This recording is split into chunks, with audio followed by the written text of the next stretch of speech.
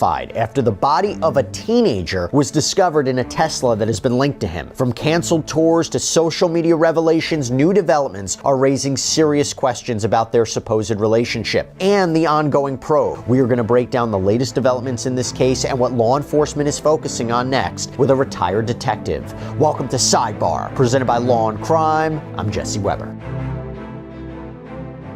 The investigation into Houston-born singer David, D4vd, real name David Anthony Burke, continues to widen after the body of 15-year-old Celeste Rivas Hernandez was found decomposed in a Tesla reportedly registered to him. Authorities are still working to determine exactly what happened here, but the fallout is growing. There's an alleged former teacher of Celeste even coming forward with troubling claims about her connection to the singer, and we're going to get there. But first, we got to look back at what we know when this case first broke. We covered it here on Sidebar, but on September 8th, LAPD officers responded to Hollywood Tow on Mansfield Avenue. And this is after workers reported a foul odor coming from a car. That car was a Tesla with Texas plates registered to David. It had been abandoned in the Hollywood Hills and towed. Inside the front trunk, authorities discovered dismembered human remains wrapped in a bag. The Los Angeles County Medical Examiner identified the body as Celeste Rivas Hernandez, who had been missing from Riverside County since April of 2024. According to reporting from KTLA, the Cybertruck had been there for about 5 days. The medical examiner's office said that Celeste's body was badly decomposed and appeared to have been in the vehicle for an extended period of time. Now, Celeste's cause of death was listed as deferred, but around the time that she went missing in 2024, there were rumors that circulated that David was dating a teen girl named Celeste. This is according to screen captures of messages that were posted in 2023 in chat rooms, namely Discord. Now, Celeste, who had just turned 15 the day before her body was found, was remembered by family as a wonderful daughter, sister, cousin, and friend. Her brother previously told NBC Los Angeles that she disappeared after leaving the family home to see a movie with David. Reports also noted a striking detail, that Celeste had a tattoo on her finger reading "shh," and multiple photos showed David with a nearly identical tattoo on his hand. Now, in the past week, both of David's remaining U.S. tour dates, San Francisco and Los Angeles, were canceled, along with at least 9 European shows that were listed on Ticketmaster, including an October 1st stop in Norway. A scheduled Grammy Museum appearance in Los Angeles was also pulled from the venue's website. His label, Interscope, later told TMZ that all promotion for David, including his deluxe album release, was being paused. And David, by the way, was also the face of a new collaboration between Hollister and Crocs. But he was scrubbed from the campaign just days after it was launched, according to the New York Post. Now, a spokesperson previously told NBC News that David was cooperating with authorities, but to be clear, there's no formal arrests. Now, investigators are digging deeper into this case. We are too, and for that, I want to bring on a special guest. I want to bring in Matthew Irvine, who's a retired detective and law enforcement instructor. Thank you so much for coming here on Sidebar. We really appreciate it. Thank you for having me, Jesse. So based on your experience, how do police, by the way, when they're dealing with, I wonder if this is a big issue in LA, but how do police deal with prioritizing cases when you have a celebrity, a famous person linked in some way to a crime? How do they deal with that?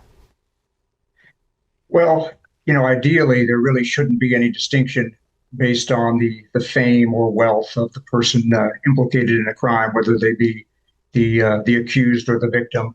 In reality, there are always pressures that are brought to bear on investigators, be it from within their agency or from the media or the public. And the challenge for the investigator is to remember, as Harry Bosch says, everybody counts or nobody counts.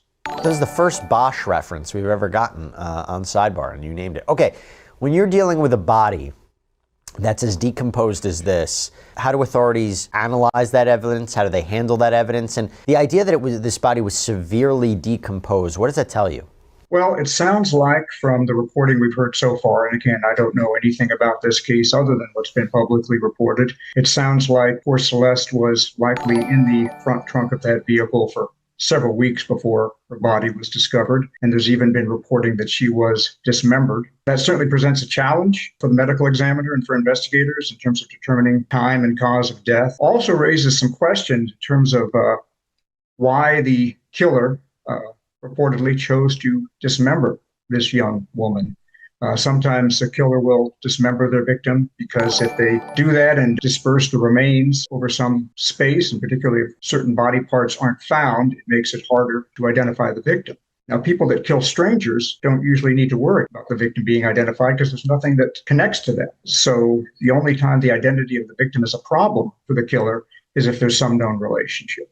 Look, I'm going to say this. I cover crazy stories all day, and I'm not going to lie to you. Sometimes it makes me think about myself, loved ones, family. If something should happen, would my family still be able to cover the big expenses like the mortgage, utilities, the day-to-day bills? Look, I know life insurance, that's not something you want to be thinking about. But the truth is, life is hard to predict, and it's important to start looking for options before anything bad happens, okay? And the problem is traditional life insurance, it always felt complicated and intimidating. There's a lot of paperwork, there's the online body have the means in this car. That, I wonder, is that something investigators are looking into? How can someone have the ability to do something like this?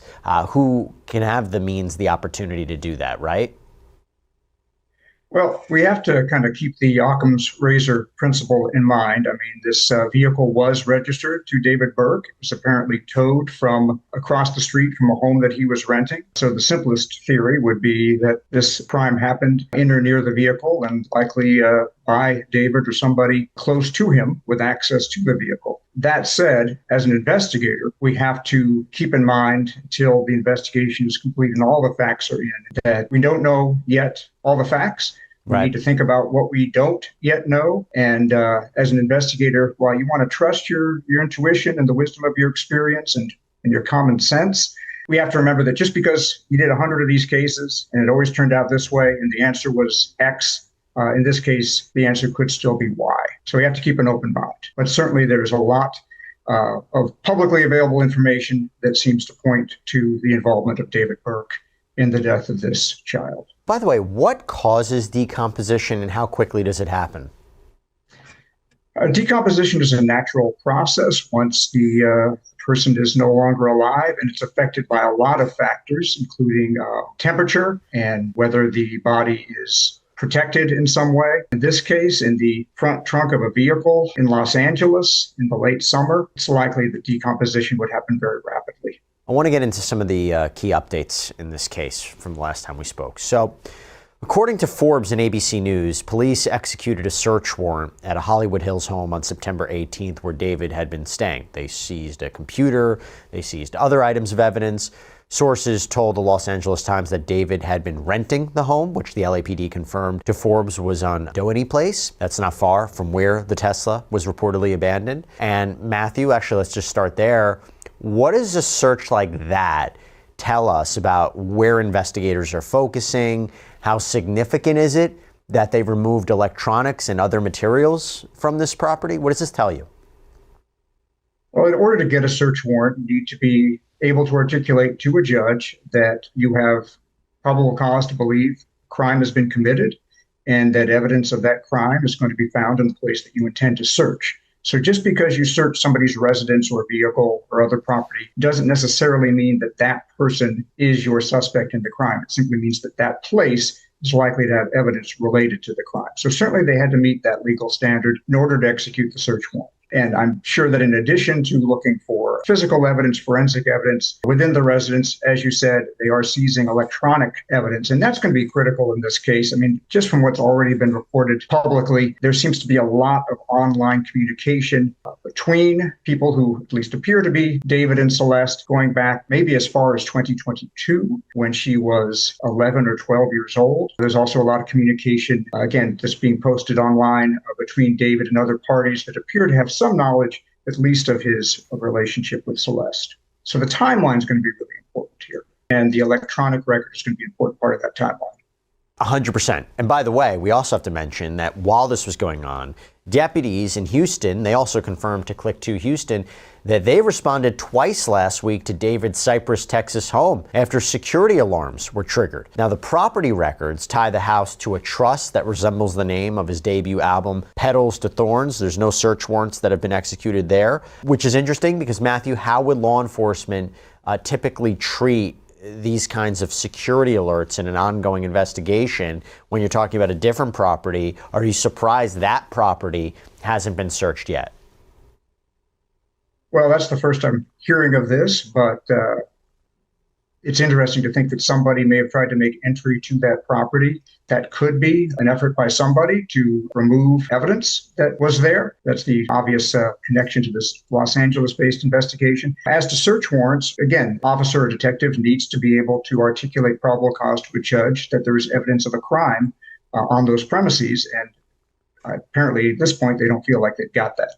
Now, I want your perspective on this too. So TMZ obtained messages from a Discord moderator that was tied to David's online community. And the administrator insisted that they believed Celeste to be 18 or 19 years old and denied knowing that she was a missing, 15-year-old. Part of the message that was obtained by TMZ reads, "We, the Discord and Twitch staff teams, want to clarify what we knew and didn't know regarding Celeste.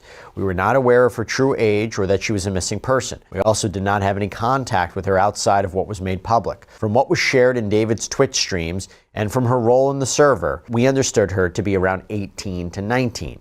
Now, it's not clear which administrator made this statement, but Matthew, that's interesting, right? It is interesting, but I don't really know how relevant it is in terms of this criminal investigation. What's important is what David knew. And all the publicly available information appears to show that he knew her age, that he first communicated with her when she was a middle schooler, again, possibly 12 or 11 years old, and that when she left home with him in the first part of last year, she was only 13. And as you know, we've been talking about her a lot as 15-year-old Celeste Rivas Hernandez. And as you said, it's important to remember she never lived to see her 15th birthday. Right. She was found in the front trunk of that car the day after she should have turned 15. So this really is a child. And throughout her relationship with David, whatever it was, she was unquestionably a child.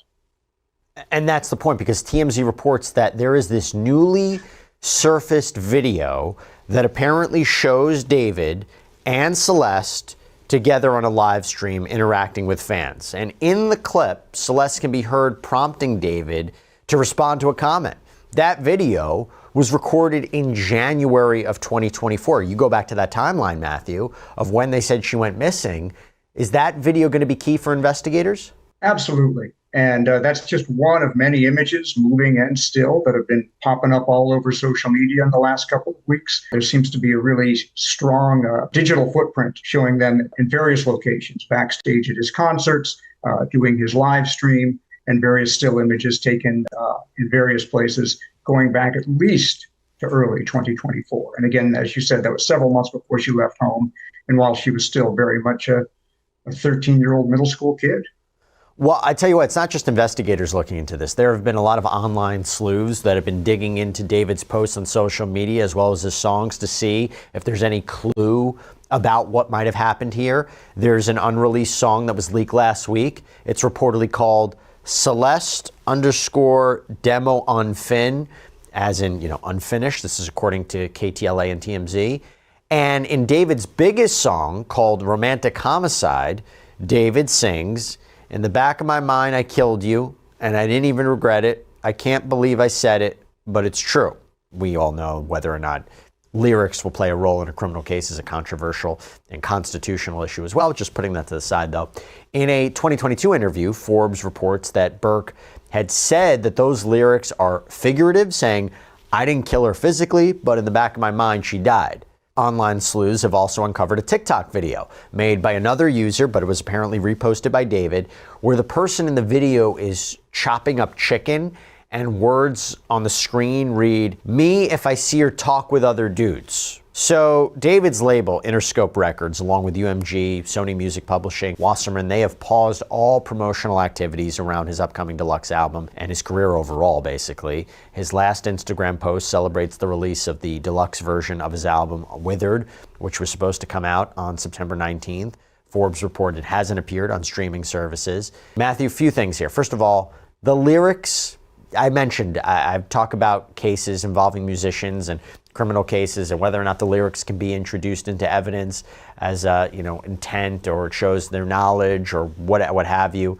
But do you think that there's something of value there, or are people maybe reading into it too much? I think there's certainly something of value. I mean, we need to be careful in treating song lyrics as autobiographical or confessional. Johnny Cash saying that he shot a man in Reno just to watch him die, and nobody thinks Johnny Cash killed anybody. But as you said, it's the totality of what he is putting out there, not just the lyrics to Celeste or Romantic Homicide.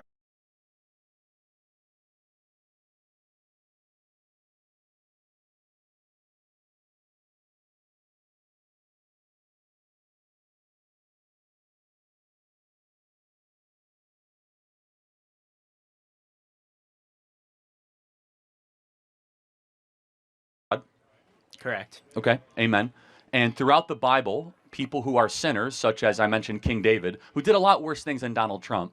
I'm not sure if you're familiar with the story of King David. He literally not only committed adultery, he got the person he committed adultery with, Bathsheba's husband, sent him to the front of the line, got him murdered and killed so that he continued to commit adultery. Yet he was a man after God's own heart. We have Samson, who literally, when God came upon Samson, he was in a bed with prostitutes and was in the Hall of Faith in the book of Hebrews. We are not electing Donald Trump as a pastor of this country.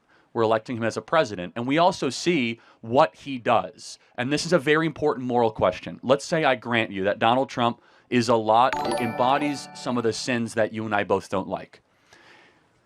Is it matter more of what he's done in his personal life? Or does it matter more, for example, when you invade a sovereign country like Iraq and commit war crimes against millions of people? Well, Donald Trump has contrasted multiple Christian values, but I don't. Well, hold on, this is important though. Have we ever heard the mainstream media or yourself come up and say, how could a Christian vote for George W. Bush? Have you ever heard that argument? No, but... Well, hold on. George W. Bush invaded a sovereign country under lies and pretenses, and thousands of American soldiers died, and hundreds of thousands have PTSD, and millions of people had their lives displaced. We never say that George W. Bush was a bad Christian. Yet Donald Trump was the one that didn't declare any new wars. Blessed are the peacemakers. Donald Trump was the one that fought for the unborn and got abortion, Roe versus Wade repealed, and we have abortion laws across the country that are pro-life. The point is that it's easy to nitpick at Donald Trump's personal life, but what he actually did to impact the country was far greater than other presidents that called themselves Christians in years past. Okay. It still doesn't quite make sense why a Christian would vote for him, but I appreciate your input. I guess I put that very vaguely. I don't understand how Christians are okay with so much that he does, because he also refuses to accept responsibility and take accountability.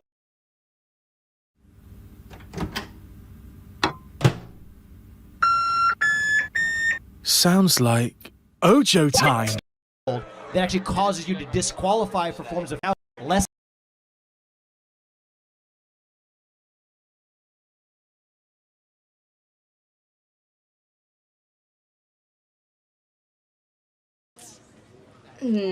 Okay, I think we have an answer the obligation. question. Yeah. Here's the thing. Yeah, we're obligated because we're citizens.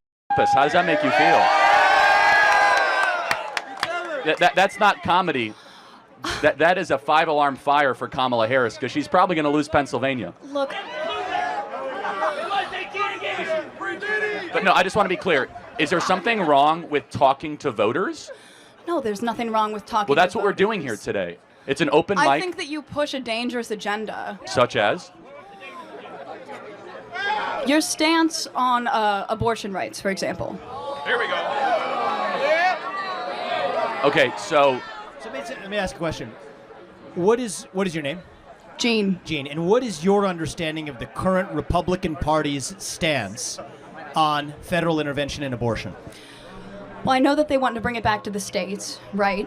So it sounds like you do know that the Republican Party's current stance on abortion is they're against a federal ban on abortion. I do And we're understand talking about that, a yes. presidential election as the Yes. important election that we're talking about here. I understand that, yes. Great. So, again, I think this open dialogue is great. I think it's great you're here challenging Charlie, and I think it's great that he's willing to travel campuses across this country to talk to the next generation.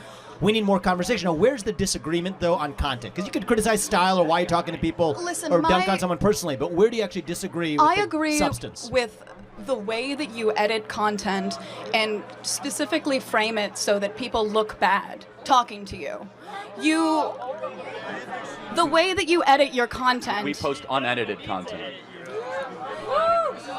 Let me just ask you one thing though, because personal insults can fly in all directions. Where is an area where you have a disagreement with the conservative movement, with Donald Trump, with Charlie Kirk, perhaps with myself? I was a presidential candidate last year. I think we need to talk about that more in the open, and the more we do, the stronger our country is going to be. We got a long line of people, but I want to hear from you one substantive area where you have an authentic disagreement, and I'd be glad to address it. I'm sure Charlie would too.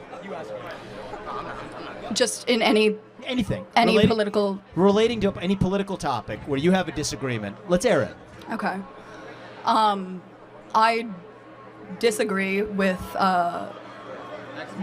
some of the laws that are being pushed in Congress that are against the LGBTQ community and the trans community. Okay, so let's talk about that. I'm going to give you my view, and then I want to hear yours. Okay. My view is that if you're a fully grown adult, 18 or above, you're free to live how you want, dress how you want, marry who you want if you want, if you're over the age of 18. I agree. But you are not free to indoctrinate children in schools who are not yet of the age of consent. You are not free, just as you're a 17-year-old or a 15-year-old can't get a tattoo on their own, I don't think that you should be able to go or until the age of 18. And so the lines that I draw here is that men are free to claim to be women and swim in swimming pools. You're not free to claim trophies in a women's sports competition. You're not free to enter a women's locker room. You're not free to change a language, and you're not free to actually indoctrinate our children who are under the age of 5 in schools. Do we agree on the fact that adults should be able to live freely while still treating children differently? If so, we're on the same side of this issue. Listen, I agree with the majority of what you said. However, I don't think that you're understanding the implications of the laws that are trying to be passed. Look, we got a head start in the conversation. We got a long line behind you. But my only ask is, forget the personal attacks or the stylistic attacks. Focus on substance. The more we debate that, the stronger we're going to be as a country. Thank you for coming. Thank you. I don't think you're focusing on substance, though. That's the issue. Hold on. Look, he intentionally tried to provoke substance out of you, and you said, well, I'm worried about some laws Congress should pass. I have to ask, what laws are you talking about? Can you be specific?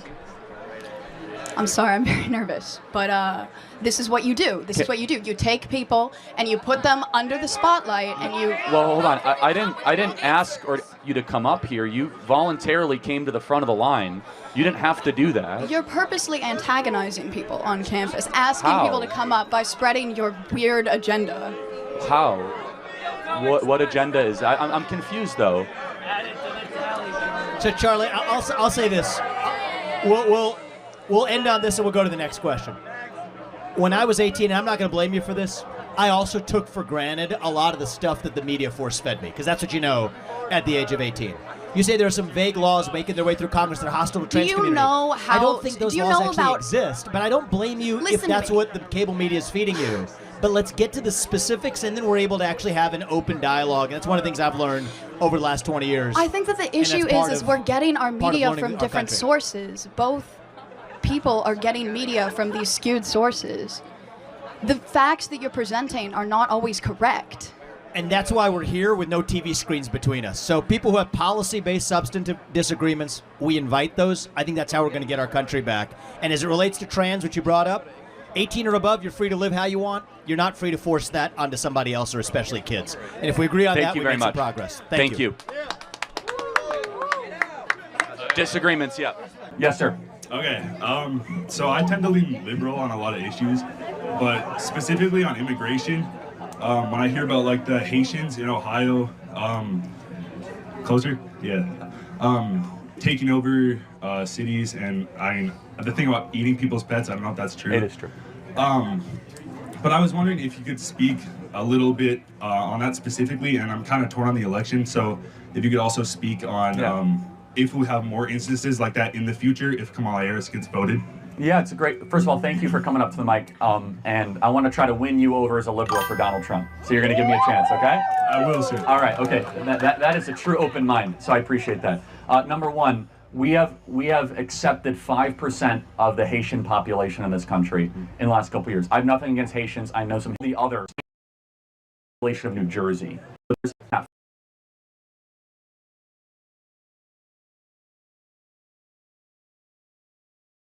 And just general, I guess my studies. Not only does affirmative action like help, minorities, people of color, but also women in general.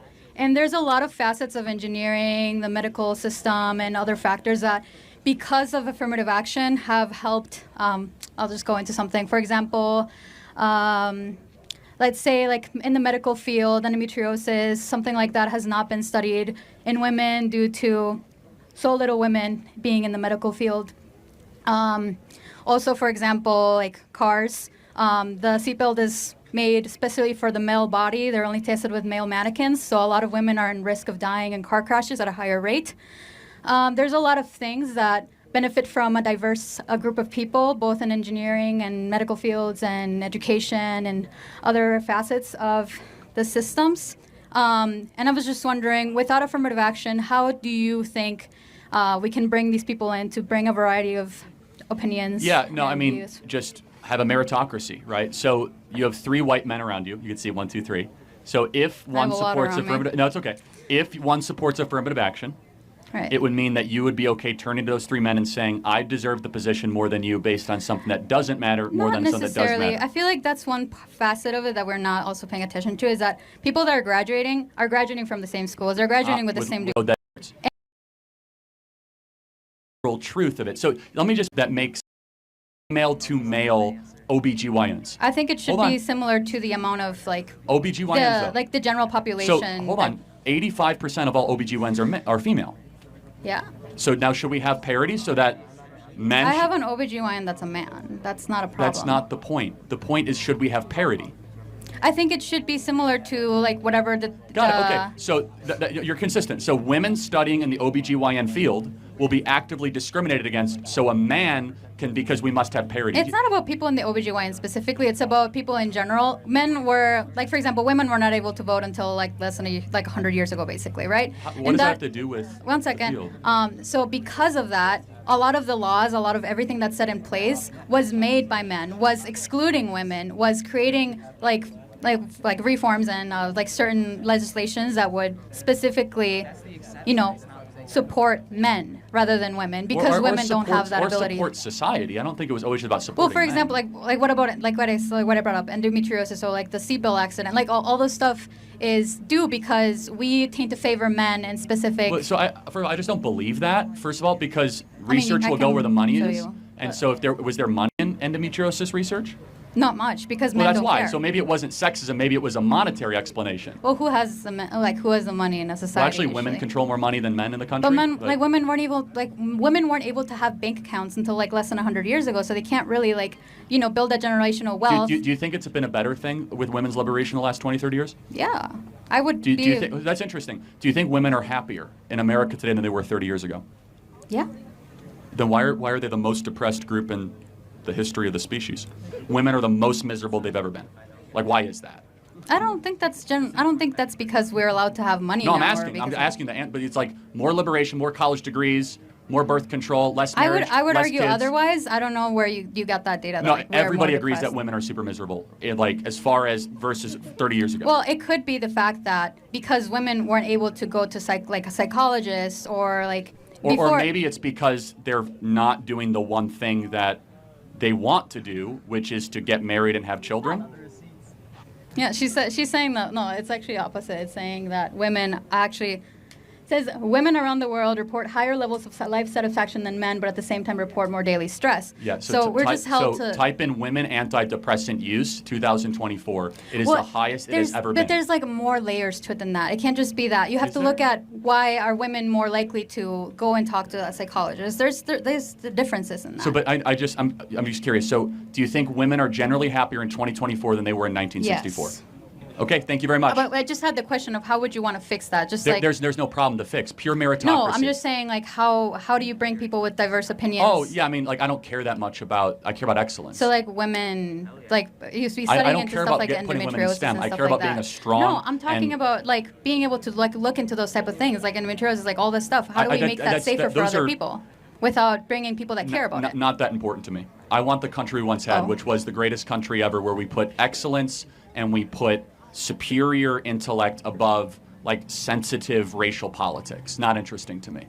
Okay. Because it was a bunch of white men that were like running the country, and all of a sudden we decided. I'm not saying that's a bad thing. I'm just no, saying good. that. Like that's fine. I mean, but when we used to have a country that was based on merit, we were more successful, and we were a better run country, and we're objectively not now. Yeah. We're a country I'm just saying that in we can't even engineering, there's protect a a lot president of- from getting shot. Yeah, there's a lot of parts in engineering that because we don't have a diverse look of opinions, then we are putting them we're putting certain people into more danger, like women in cars. That's like one example. Okay, thank you. That's okay. All right. Thanks. You're voting for Trump? No. Yeah, I was gonna say. I can't. Yeah, well, you lied to get a hat, and that shows your I character. didn't lie. I said I would wear it. You said if you wear it. I said only if you vote, but that's fine. All right, next question. Hello. Hi. About that.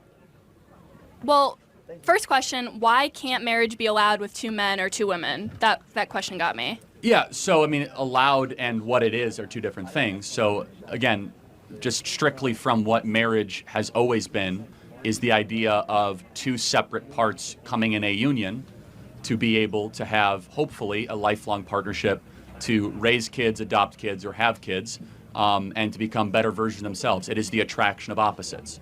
And so if you want to redefine marriage, that's fine, that's your contention, but I take a classical view of marriage. Based on, what is that based on what? The Bible? The natural law. Is that the Bible? Well, natural law is separate than the Bible, but it's harmonic with the Bible. That's correct. Okay. Because what would you say? What is the purpose of marriage? Marriage is like, I love you, you love me. Let's Got it. So let's get together. Can a 25-year-old marry an 8-year-old? No, Why? because that 8-year-old is not ready. They Got it. So at are some not point, adults. so then let's build out your definition more then. Love each other, but also what? What is the purpose? What is the destination of marriage? We are 2 adults. We love Got each it. other. Fair enough. Okay, we love each other. End of story. Well, let's give me another thing, and maybe I'll add to it. Okay, but is that it? Just is it about union, partnership, friendship? What is I think it's just let's get our taxes good. Let's just get married. I don't think there needs to be some big crazy reason. I'm not attacking you. I think marriage is holy, and by holy I don't just mean in a religious sense. Holy means separate, meaning it should be elevated, it should be celebrated. It's something that is so above the rest, and you just think it's like a tax advantage, and it's fine because actually most Americans agree with you. Yeah. I think marriage is something where we should drop everything and be like, wow, 2 separate parts have just made a lifelong covenant with one another to learn about the other and to grow with each other, and it's difficult, and I think that we've lost that. I mean, I'm Jewish, and in Judaism, there's the when you get married, the religious marriage, and then there's the government marriage. You have to get married For twice, sure. basically. So I That's think right. what you're talking about is probably the religious marriage, with a priest. I'm talking about governmental marriage. I'm even talking about government. I'm just saying traditionally our governmental marriage, again, I'm in the vast minority of opinion in the country, this has been the classical view that it's a man and a woman coming together in something sacred and something holy or elevated. Again, that's not... I would say that's just a Christian marriage. It's not necessarily Christian. In Judaism, in traditional rabbinical Judaism, Orthodox, homosexual marriage is not recognized. That is true. So it's not Christian. In Islam, homosexual marriage is not recognized. Okay. So it's not just Christian. Okay. So it's Abrahamic. Abrahamic. All right, we agree. Why do we care if there's no father? I grew up without a father. I feel like I'm doing fine. I'm doing great. I'm in college. Why are we so towards the father? Why does he need to be there so much? So just looking at, try to answer my question for me. Do you think, what kind of is there any time, and you're being very vulnerable, and I appreciate that, when you were growing up, and maybe not, where you said, I wish I had a dad around? My mom says I did wish for that once, at a wishing well. But my mom was great. She supported your mom's me, a hero, provided for sure. me. No, I'm not. This is not a knock on single moms. Right. But was there ever a time maybe where a more masculine figure would have been helpful? I can't really, not off the top of my head. Okay. What? Can you give me an example of Yes. when a masculine figure would be helpful when in my life? a boyfriend might have broke up with you, and you didn't want to talk to your mom because she just didn't get it, and you wanted a strong, stable man to say you're beautiful. I if my father was like, "You're beautiful," that'd be cool. But like, if my mom was also like, "You're beautiful," I don't really see a difference between like my mom saying it and my father saying it. Wow. Okay. Yeah. That's. I don't see the world that way, because there's being a father to a daughter, there's a very unique bond between a father and a daughter, where it's you fall in love again, but not romantic love. You fall in a different type of Greek love, which is called storge, which is a father-daughter love, where you have such affection for this incredible being, and your task is to shepherd that vulnerable, innocent girl through life all the way up until the marriage aisle, to kind of connect the two topics together, right? Wow. Where then you hand it off to another man, because women are worthy of protection. So you're saying like there has to be a man in the woman's life. Not the has woman to. can't be Not- like alone. No, there are exceptions, but it is a beautiful ideal. And when that ideal falls apart, now let's talk about the technical side. In the black community, when fathers are no longer around, crime goes up, poverty goes up, because you'll understand this less, and a man in the audience who grew up without a father will totally get this. If it's just a mom in the house, the dad should come in and discipline the 14-year-old for acting like a brat. The dad comes in and he says, "Stop doing this. You need to be able to outrank the 14-year-old brat with another masculine figure." But don't you think that like there's a reason that a lot of the black community doesn't have a father, and it's because of systemic racism. It's because like black men are more likely to be in prison. Oh yeah, so why do people go to prison? For like a lot of the time it's because they're in poverty and they have no other way to get. Okay, so they commit crimes. Because Yeah, but so wait, so wait. why do they So wait, if you're commit crimes? So in poverty, we should give excuses for committing crime? Yes, because if they have like murder? I did not say murder. I said I'm saying like if someone is stealing something because they have no money and there's no jobs. That's so interesting. So you think most crimes are crimes of necessity in the black community? I'm not saying most. So like gangbanging is like a crime of necessity? That I literally never said that. I'm saying But like you're making an argument of crimes of necessity. Like they're so hungry they can't handle it. I'm talking about like crime that has to do with like getting food, getting stuff that you need to live. Right, but we have food stamps for anyone that needs it. So that doesn't exist. We have subsidized housing for anyone that needs it. So that doesn't exist. We have free health care for any poor person that wants it, called Medicaid. That doesn't exist. We also have welfare, cash, for anyone that wants it. So that doesn't exist. So what is it they're missing that they need to go, sorry about that. Well, the food, like a lot of food stamps might not cover all of what they need. And also housing is like, there's not unlimited housing. A lot of people who are unhoused have to like go to shelters, and then they get kicked out of shelters because there's a mandatory stay limit. So it's not like you just get a house. It's not a stuff thing, though, right? It's like if you need stuff, there's also tons of charities out there that can provide assistance. Churches, you will not go hungry in this country. You will not starve in this country. Yes, you will. There's no, we have an obesity problem. Street? We have an obesity problem, not a starvation problem in this country. What are you talking about? In State Street, if any one of those people went to the local Episcopalian church or Methodist church, they will get fed. I guarantee it. If they go to a local food shelter, they will get fed. Okay, but I'm talking, housing. For housing. If we have Section 8 subsidized housing. With like thousands of rules and you can't do anything. Yes, of course, yes. I mean, it's not ideal, but the point is this. So let's just go back to the crime and necessity, right? Mm-hmm. So why do people commit crimes?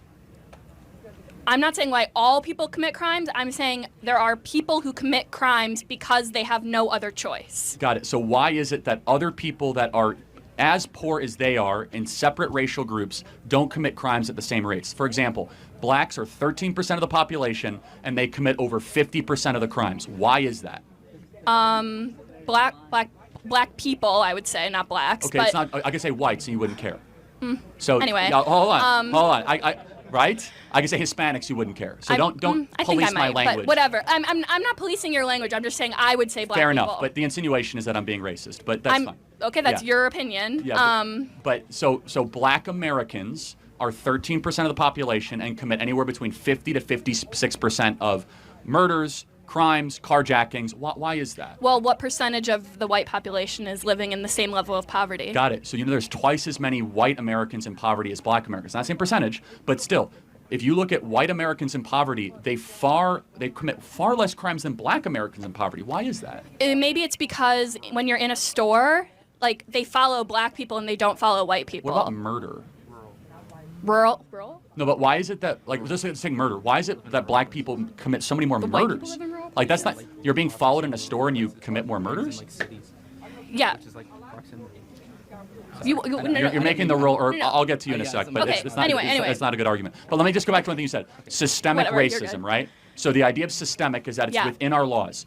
There are some black Americans here listening. What can you as a white American do that the black American cannot do? Let's see. I could go into a store and not get followed. The police could not track me down on, like, when I'm driving. I'm less likely to get shot and killed while I'm driving. There's a lot of things that I can do. Okay, so just be clear. So if you walk into a local CVS here, how would you guys be treated differently? Well, they would probably say hello, and they would probably just walk, let me in and not follow me, and then. So these are a lot of probablys. I don't believe you, but I'm talking about laws, right? So what in the legal code of America can you as a white individual do that the black individual can't? Because systemic means it's in our code, right? It's for example, like Jim Crow, totally get it. That's systemic racism. What is systemically your advantage? Maybe housing codes, because I know redlining isn't a thing anymore, but there is, isn't there people who are white are more likely to be given loans because of, they have less, I don't know, that's just it's back from redlining. It's a lot of the same stuff. So, I don't buy into any of that. So I just kind of go. You don't buy into redlining, or you don't buy into redlining. I don't buy any of that stuff that happens. In fact, it's the opposite. Loans are now given favorably to black Americans in certain cities over white Americans. Okay, but you think redlining? I believe I know redlining existed. Okay, I don't debate that. Of course it has. But because of DEI and because of affirmative action, there's actually a preference given. But so let's go back to fathers, right? Okay, let's go back to fathers. So something happened to black America since 1965. So in 1965, You mean the war on drugs? Right. Well, so if that's your contention, that's fine. So in order to go to jail for the war on drugs, you have to be dealing drugs, right? Or you have to be caught with drugs. So if you don't which is one of the main jobs that you can have in a poverty-stricken. If there's no jobs, you're going to do drugs. I mean, you're going to trade drugs because that's the only option you have. It's such a difference in worldview. You're making excuses for criminals. Yeah. And what an insult to poor immigrants that came to this country that didn't commit crimes and worked 2 or 3 jobs and worked themselves out of poverty and didn't decide to go deal coke. Well, my father is a white immigrant from Poland, and he committed crimes, and he's fine now. So did he go to jail? Yeah, he did. I thought there was systemic racism. I thought that doesn't happen very much.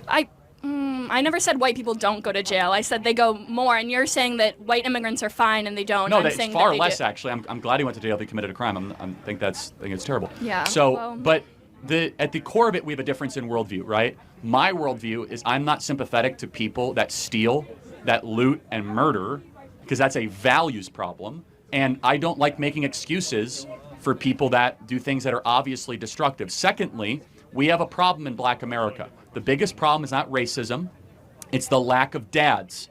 If dads are around, kids flourish. And you know who agreed with me? Barack Obama. Barack Obama used to make this a central piece of his campaign. He came to this campus back in 2012, drew like a 100,000 person crowd, and talked about how we need to rebuild the black family and put dads back. Why doesn't the Democrat Party talk about that anymore? I'm fine with having fathers. I'm not against having black dads. For sure. I'm saying, but don't we agree? Has anyone heard that mentioned on the national scale in the last 10 years? Yeah, I mean, we've heard about Probably not. Yeah, and because there's bigger issues. No, there isn't. See, that's the issue, is that this is what makes us different. As a conservative, I focus on if you have family breakdown, don't worry about climate change, don't worry about systemic racism. All that stuff is like these crazy abstractions. What do you think create family problems? Systemic racism creates family problems. If you take away black people from their families, then they're going to have broken families. Okay, but that's interesting. How are you taking them away? Aren't they leaving? They're not staying with the women they're impregnating. So, for example, there 13% of the population is black. Not every single person ends up in jail, obviously, and yet there's huge child abandonment. because there's a cultural expectation that is different in Black America than in white America, which is it's okay to impregnate a woman and abandon her in Black America. It's not based on what? What is that based on? That's a good question. Where does it come from? It's just based on... No, I'm saying, what is that, like, your view of Black America? Well, it's not a view. It's true. I mean, don't take my word for it. Look at Thomas Sowell and Shelby Steele that have done amazing analysis on this. It's that in Black culture, that is not considered to be a stigma. In white upper middle class culture, for those of you that grew up in Waukesha or Libertyville or grew up in Hinsdale or grew up in Naperville, you guys all know those neighborhoods. If you impregnate a girl, a woman, and you just like abandon her, that's frowned upon. That is a social stigma in upper middle class white culture. And it's not in Black culture? No. In fact, it's glorified by the rap culture. It is. I think Yes. rap culture is showing what happened. I don't think it's. Do you think that the songs that are the most popular in Black America are uplifting Black America to be better versions of themselves? I think the most popular Like Nicki Minaj, Cardi B. Do you think that they're like empowering people to be great? Well, I do think Cardi B and Nicki Minaj are empowering, but when you talk about like wow, Black, like let's go like Kendrick or whatever, like they're talking about their life experiences and they're saying this is what happened to me, and people relate to that because that's also what happened to them. It's not saying this is the greatest thing in the entire world. Does it lift up the audience to become better? I would think so, because it's like how? Because it's saying we all relate to this. We can all, like, this is our story. We can be, like, better than this. Even though it's, like, I mean, there's better, there's not better. It depends on what your worldview is. But I think that rap is good because it can, like... No, I'm not saying it's bad or good. I'm saying, like, just the essence, the core, the ethos is not exactly about, like, quitting drinking, quitting drugs, and getting married and having children. No, it's about what you have done, not about, like... No, but just like to be clear, like, in Black rap culture... Is it generally glorified to go sleep with a lot of women? I mean, that's your view of it. I'm asking a question. Is it in Black rap culture? Yes or no, guys, in Black rap culture? Is glorify women? To be able to sleep with a lot of women. I mean, I think that's one aspect, yeah. Okay, so let's just take that aspect. Because it's a luxury that people can do. And, like, it's one of the things that people can do and everyone can relate to. Or a lot of people can relate to. Shouldn't ideally your culture try to elevate and try to challenge the individual to virtue and goodness, not try to bring them down to the lowest parts of their... I'm not saying that they are bringing them down. I'm saying that this is what they are doing, and they are sharing their experiences. They're not saying, this is the best thing in the entire world. They're saying, this is what I have been through. Like sleeping with a lot of women. Yeah. Or like gang violence and, you know... I mean, if that's what, like, a lot of people have been through gang violence because that's what's happening in their neighborhoods. They feel like that's the only option. And you might know that that's not the only option, but when you are living in that neighborhood and you don't see any jobs, this is how your family was raising you, what other option do you have? And once you're in it, it's really hard to get out. So, got it. You talk about systemic racism and that being a major driver of Black America's failure to launch, if you will.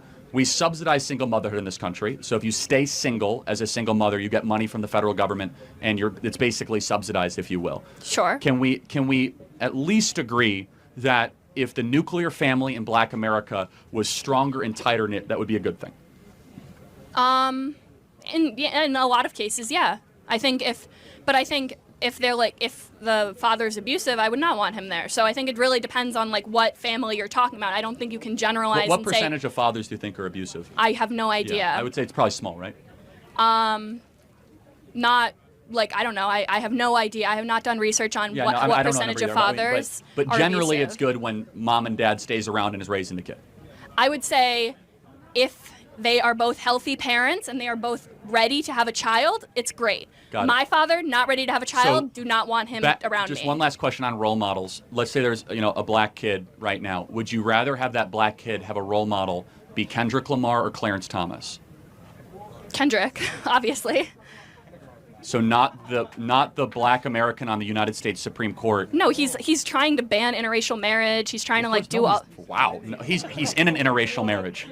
He literally He's married to a white woman. Yeah, I know. The Roe v. Wade thing goes against. He's trying to ban his own marriage? Yes. I thought I've heard I'm sorry everything. to break it to you. So we agree that there should be better role models, maybe? When have I ever said that there should not be? I'm agreeing with you that there should be fathers if they no, are I know, right it's for fine. that. We're agreeing. And last question, you're voting for Kamala, I'm guessing? How can you tell? Yeah. Okay, what's her Obviously. greatest accomplishment? Probably capping capping the insulin at $35. She did that. Yeah. What else? I mean, you said her greatest. I'm just saying, like, that's the thing that goes off the top of my mind is like, big pharma. I'm sure you're anti-big pharma.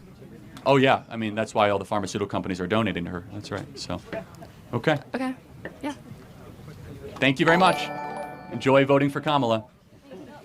Yes, hello. How are you? Good morning. I'm good. How are you doing? Good. My first question relates with Donald Trump's morals and characters. Morals and character. Excuses are often made for him, but that has not been the case for most presidents, and I'd like to discuss that with you. Donald Trump has continuously shown low morals and poor character, and I understand that you are a pretty strong evangelical Christian. Is that correct? And I don't think Donald Trump exemplifies strong Christianity. So I'd like to know what you think about that. So, great question.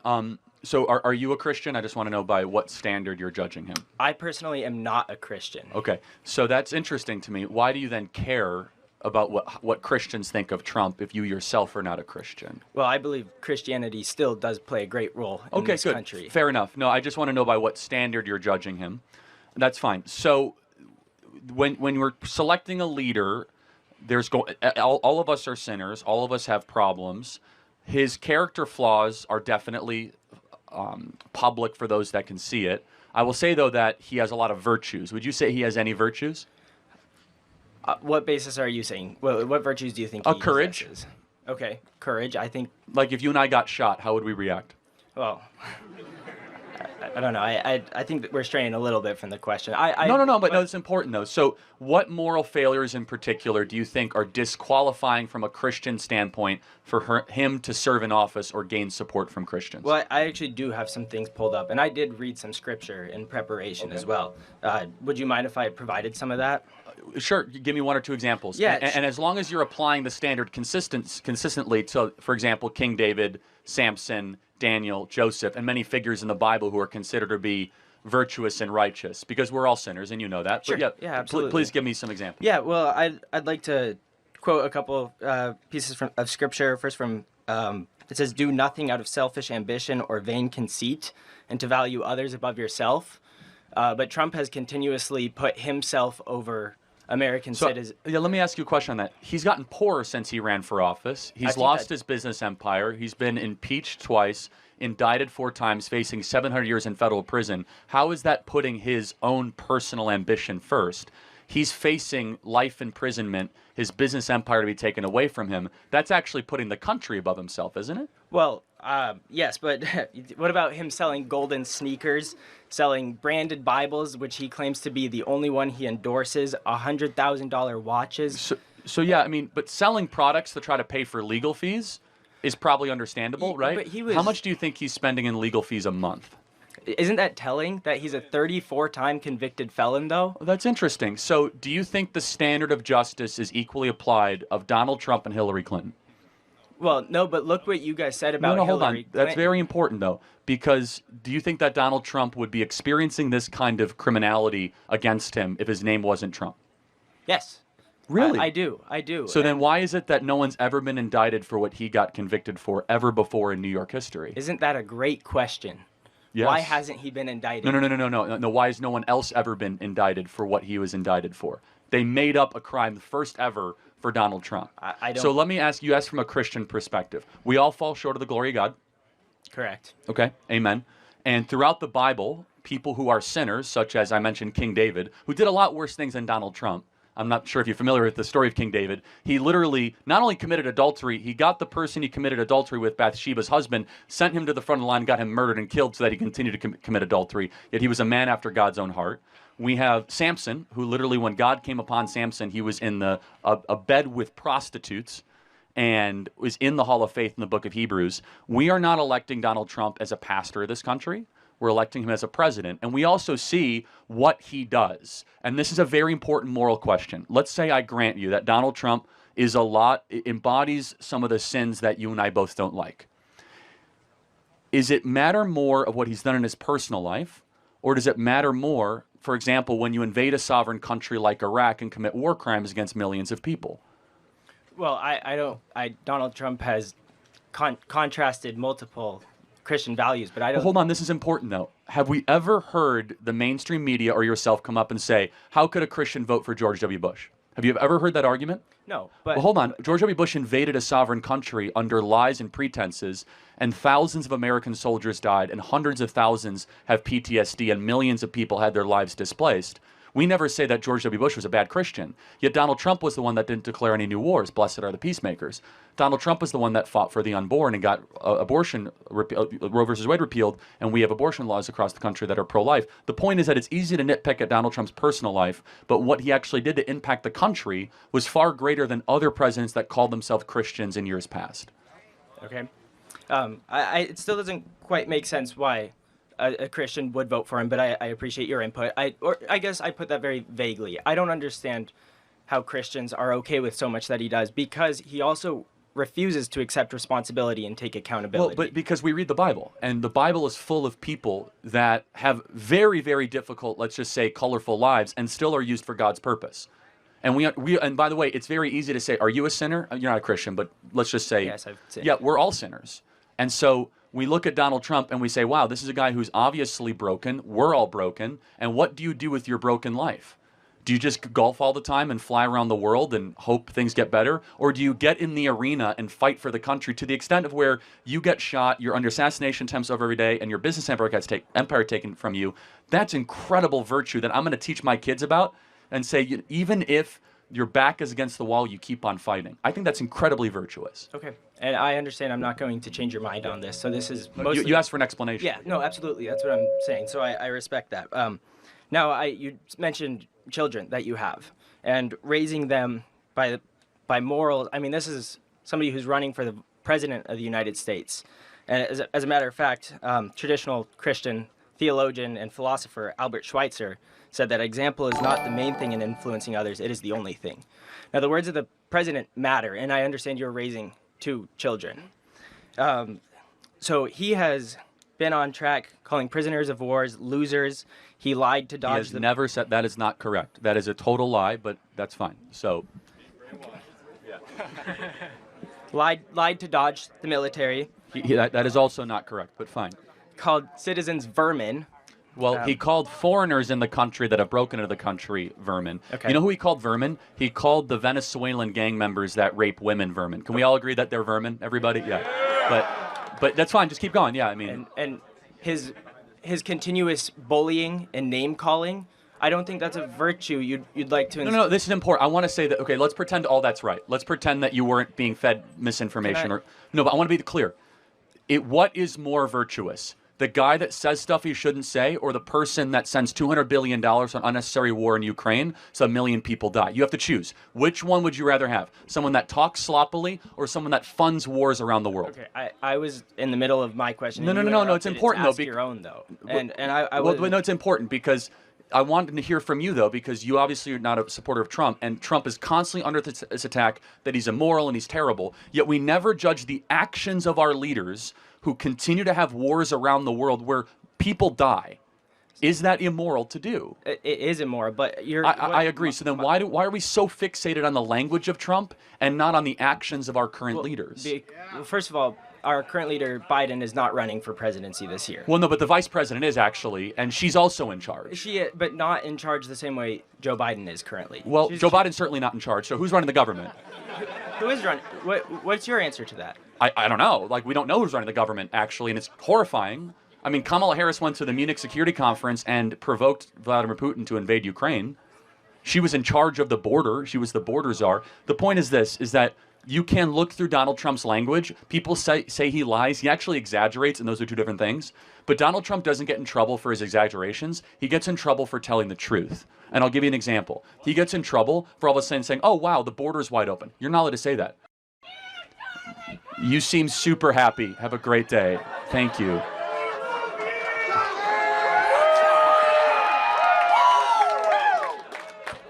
Gracious. I love you, Charlie! Thank you, guys. No, but I want to try to find some common ground here and try to see where you could. Well, I'm not going to make an excuse for everything a human being has done that it's not myself. Sure. But I will say that his track record of action has been very good for the country, and that is irrefutable. Well, okay. May I finish? In summary, yes, and then we'll get to another question. Okay. So what I was going to say is, right now with Hurricane Helene and Milton, he is profusely lying and criticizing the Biden and Harris administration. But local officials. How? By saying he's siphoning money out for illegal immigrants. No, that's totally true. That's not true. FEMA said it's not true. You guys could hold on a second. FEMA literally says in their press release that they had a fund dedicated towards the southern border being a natural disaster, and they spent billions of dollars accommodating foreigners in this country with luxury hotels and interior flights. You can look at it yourself. FEMA gets money appropriated, and they decided to spend that money on the southern border and not on hurricane relief or tornado relief. Okay. That's a fact. And by the way, I'm not alone in that. A lot of senators agree. You could look it up yourself. I don't know, but see that's not a lie though. But you're accusing him of being a liar when he's telling the truth. You just made my point. No, but you keep interrupting me. You're not letting me finish anything. Because you're not. First of all, this is not your hour. This is my hour. You're asking me questions, right? Yes. Secondly, well, but does that mean you get to respect me differently? Well, I know I'm totally respecting you, but if you're saying something that's not true, I'm not going to waste our time on that. Make one final point, please, about Donald Trump's character. Local government officials have commended the job that Biden and Harris have done in giving them the aid they need. But Trump, in his rallies, he is making up stories, and he is taking advantage of people when they are most vulnerable for political. This is not true. For political points. Okay, why don't you go yourself to West North Carolina and tell me if it's going well? Okay, tell me if it's going well, because it's not actually. You could talk to local official after local official. I don't know where you're getting your information from, but please make one final point, and then we'll get to the next person. Okay. Yeah. Let me ask you a hypothetical. You're not a Trump guy, right? Correct, but I also know I'm not changing your mind. No, but I want to try to find morally where you're coming from. Would you rather have a president who sleeps around, exaggerates, and sells merchandise for himself, but we have no World War III and a good economy? I think that's an exaggeration, exaggeration. Well, hold on, one second.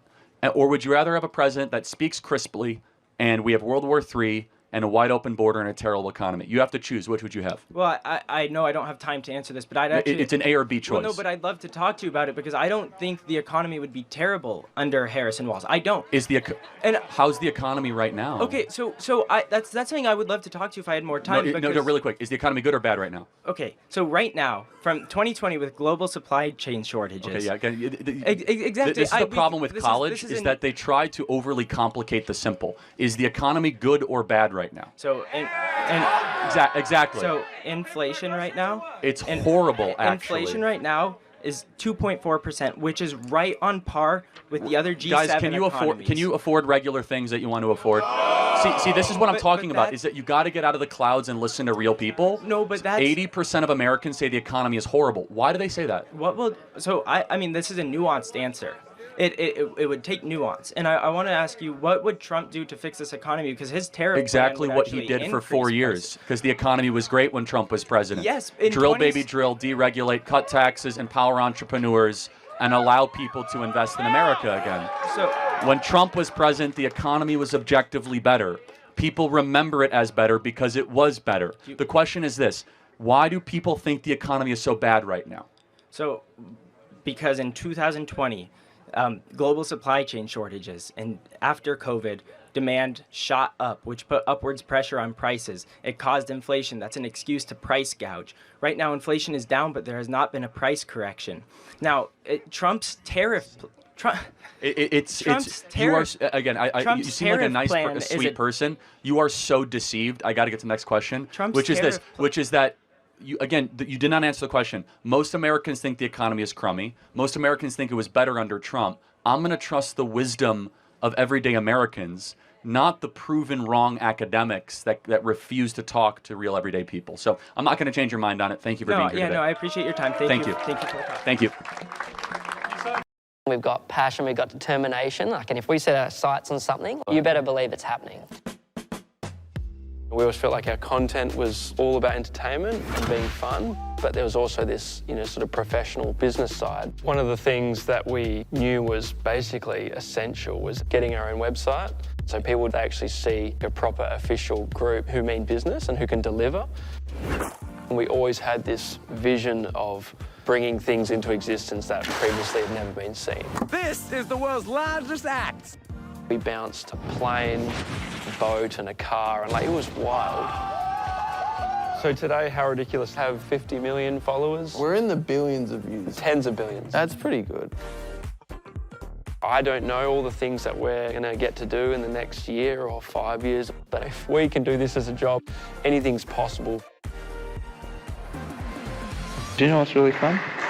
Making a website on Wix.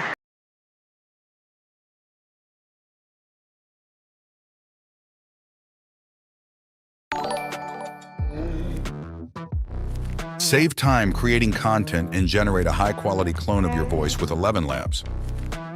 Change the way you record podcasts, voiceovers, and branded content with the #1 AI-powered voice-generating technology. Stop searching for the perfect voice and stop wasting time re-recording take after take. Try 11 Labs for free and start elevating your content today.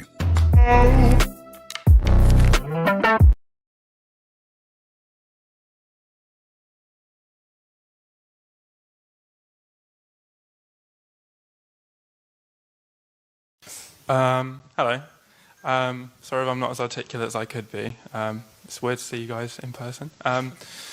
I am kind of interested in the wordplay, specifically Charlie, because I've seen the most of you online, but also Candice, but I'm afraid I have nothing to ask, but specifically Charlie. A lot of the wordplay you use, and a lot of the sources that you draw on, like the statistics, you're very good at just ramping off statistics and throwing them into the person that you're arguing. I was wondering, where do you collect your sources, and do you make them easily accessible? Of course. Would you like to name an example that I can cite for you now? I don't question that the things that you're saying are factual. It's more how they are phrased and how they are put to us. So, for example, the thing that you've just said now about abortion, could you quickly remind me so I don't trip over my own Sure, words? I'll do the first one. I say, a celebration of a pregnancy, why do we call that event a baby shower, not a fetus shower? Right. So that in itself sounds like, oh, right, well, that means there's a cultural acceptance of the idea that it's a baby pre-birth. But that's just a linguistic, cultural way. So I call it, I'm pro-choice, for example, but I would still call it a baby shower. That doesn't mean I culturally accept the idea that it's a baby pre-birth. I'm just using a linguistic standard. There's deeper meaning, though. Let's play this out. It's fun. So if the individual that has the baby shower decides right after the baby shower to have an abortion, what is that inside of her called? I don't want to do this, if that's all right. I don't want to do abortion. I know, but you see all of a sudden your argument can I use a different up? example if abortion is kicking up too much dust? Say that again. Can I use a different example of a fact? That's fine. Okay, that's so perfectly fine. the first thing I saw with you in was your political debate with Hassan. Yeah. That was the first thing I saw of you. And you said, you'll probably still remember it, but it was that the worst 10 cities in America were run by Democrats. Yeah, the poorest, most murderous. Yeah. Right. So I looked it up because I wanted to read up on it, and there wasn't a source in the video mirror I'd seen. And that was correct. But it was also correct that of the top 10 cities, most of them were Democrat. And across the board, on average, most cities are Democrat. So the fact that you took it out of the entirety of the fact, which is that most cities are Democrat, the top best cities are Democrat, and the worst cities are Democrat, and you chose to only say that the worst cities are Democrat. Top best cities are Democrat? Well, so he means the most he means the wealthiest. In the same way that, yeah. So the study that I found that mirrored your statistic said that. So cities tend to be more, urban areas tend to be more to the left, just as they are. But when Republican mayors are actually allowed the chance to govern, the results are remarkable. And so let's juxtapose cities versus states, or even if you want to extrapolate what my argument was really talking about. In the laboratory of democracy theory, which we all believe in, which is when certain states are allowed to have juxtaposed policies and contrast against each other, you see huge differences. So the most prosperous, most job-creating, most entrepreneurial states are ones with Republican governors and low-tax, low-regulation type policies.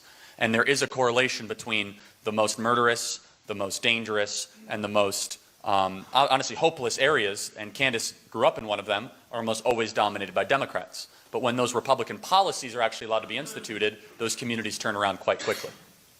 So, And another one was that you said, I think it was the life expectancy in Cuba was 15 years lower than that in the United States. Yeah, if the government doesn't kill you, right. Right, democide. But I looked it up as well, and I found there was no information on that. And in fact, the Google definition, which draws on, it cites many different studies, and it fills it all in and it pulls it all together, and it chooses the most reasonable response that's backed up by facts and logic. It said that it was actually a year older than the US. So how do you, especially when you're, like, I think it's called galloping, when you're throwing so many points in a debate, do you not think it's unfair and unreasonable and maybe at points even manipulative to be phrasing things in a certain way that might be, when beyond scrutiny, it's like me who had to Google all of these statistics, which pan out to be not as obtrusive and anti-left as you say they are? Do you not think that's at the worst incompetent, and at the best incompetent, and at the worst malicious? So you're entitled to your own opinion, not entitled to your own facts. Let's talk about the Cuban one. I reject the own Cuban government's health statistics completely and totally. I don't believe the socialist governments of Cuba's health statistics that they submit to the World Health Organization or the United Nations, because objective, independent analysis of their own health standards are nearly 20 to 30 years behind life expectancy that their own government produces. So what you're looking at is corroborated by people that want it to be true, and we can have a 30-minute discussion over whether you believe the Cuban health statistics, but the answer is, show me another statistic of anything I've talked about in the 300 hours that Candace and I have done, public speaking. Everything I talk about, everything I do is rooted in years of research and backing and data, and I'm happy to talk about each specific one. I don't want to monopolize the time here, but I reject the premise and the insinuation that somehow I'm being reckless, because facts are not reckless. In fact, it's the basis of why we're here and why what we believe.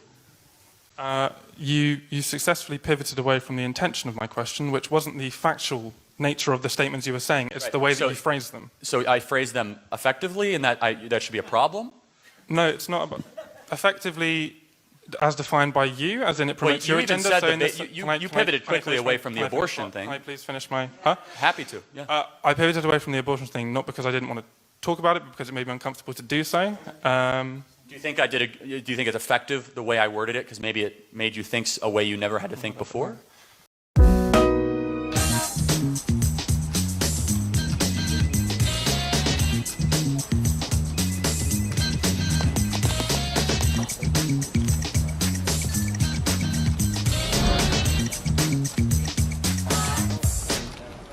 Excuse me.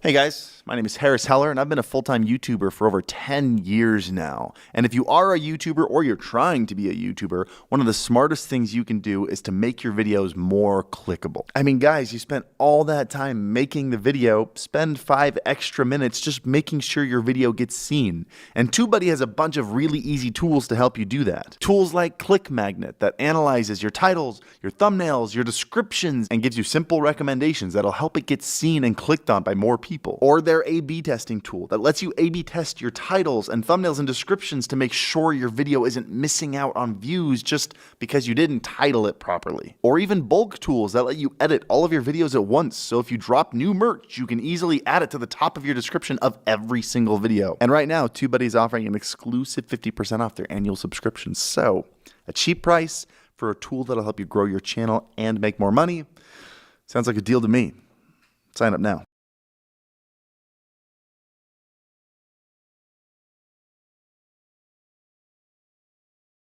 The point is, like, I could do that for every issue. It's more that, so you say, like, oh, we shouldn't trust the Cuban health statistics because they've got an agenda to promote, and that probably makes a lot of sense. But similarly, there are people whose prime objective, as if they're still stuck in McCarthyism, is to obliterate any form of socialism and communism as an opposition to free market capitalism. And so, similarly, in the same way that we shouldn't trust the authorities in Cuba. If the root of this is capitalism versus socialism, is there an example where socialism is really thriving and worked, as a concept. This is what I don't understand. It's weird to me when people come up to this discussion and it's like, at your core, you're just what, defending socialism, defending Cuba, defending, what are you defending? That's not the root of my question. I get what you're saying is phrasing things in a way that maybe aren't fair because you could find something on the internet that maybe supports communism and socialism. That's essentially what you're saying, right? No, you're mischaracterizing me, actually. Okay, how am I mischaracterizing you? You're mischaracterizing me because you've generalized what I'm saying, which is that I've looked into talking points that Charlie's raised. I've found the exact studies that he's referenced and know that they do because they actually mirror the things that he's said verbatim. So they're cited. And So I do use studies, is what you're saying. I never said you didn't, Charlie. I'm not sure where you're coming from. That's why I'm saying I'm not mischaracterizing you. I get what you're saying. You're saying, Charlie, he's saying that you say facts, but there are also alternative facts that would maybe present socialism and communism in a better way. You're saying it's unfair because of the way he's saying them, not because of... Because from what I'm getting, you're saying that he's... That's called a debate. Yeah, essentially what you're saying is he's too good at presenting his argument. Because you're saying... No, let me finish. You've just said you went and looked over the things that Charlie said. You found them to be backed by studies, which would mean they were factual. So he's not lying. He's not mischaracterizing or using wrong data. Let me finish. You've been allowed to talk for a while now. And then, but the way he presents them in an argument when you say he's galloping maybe make his opponent afraid to talk. Or I don't know what it does. Basically, to them. However, the bottom line is, the bottom line is, you're saying Charlie's using facts. I don't get how that can be a disagreement. That Charlie uses facts in his arguments. You're saying that he's not presenting other facts that would defeat his debate. Yeah. So you're basically saying he should do also the job of Charlie Kirk and whoever's debating him, which is just ludicrous. In the same time, that's essentially what you're saying is that Charlie should say, okay, you should look at a socialist country and say Venezuelan people are killing their pets to eat food, etc. However, in this situation, they had really good weather and it was sunny, etc. I don't understand how you want him as one side of the... I'm going to finish. And by the way, another good use of this time would have been if you actually had the alternate facts and just debated Charlie. Just said yes. While you were here, as opposed to debating the concept. There's no point having your own opposition without actually getting the facts yourself to come and debate, rather than saying he uses facts too well. Reach future fans, A&Rs, and beyond. Introducing Buzzing, fan-powered playlists based on what real fans are playing, replaying, and playlisting in indie, rock, metal, pop, hip-hop, rap, R&B, and electronic. Subscribe to Artists or Artist Pro to earn your spot on Buzzing. Because in music, it all starts on SoundCloud.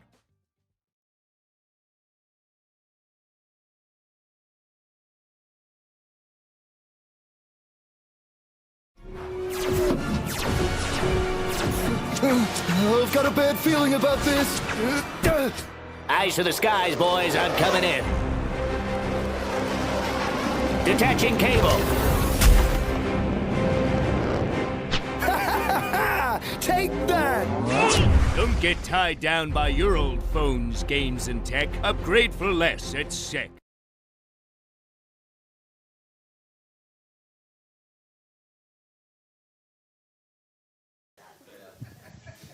Yeah, final point, and I'll let my attorneys answer the rest of the question.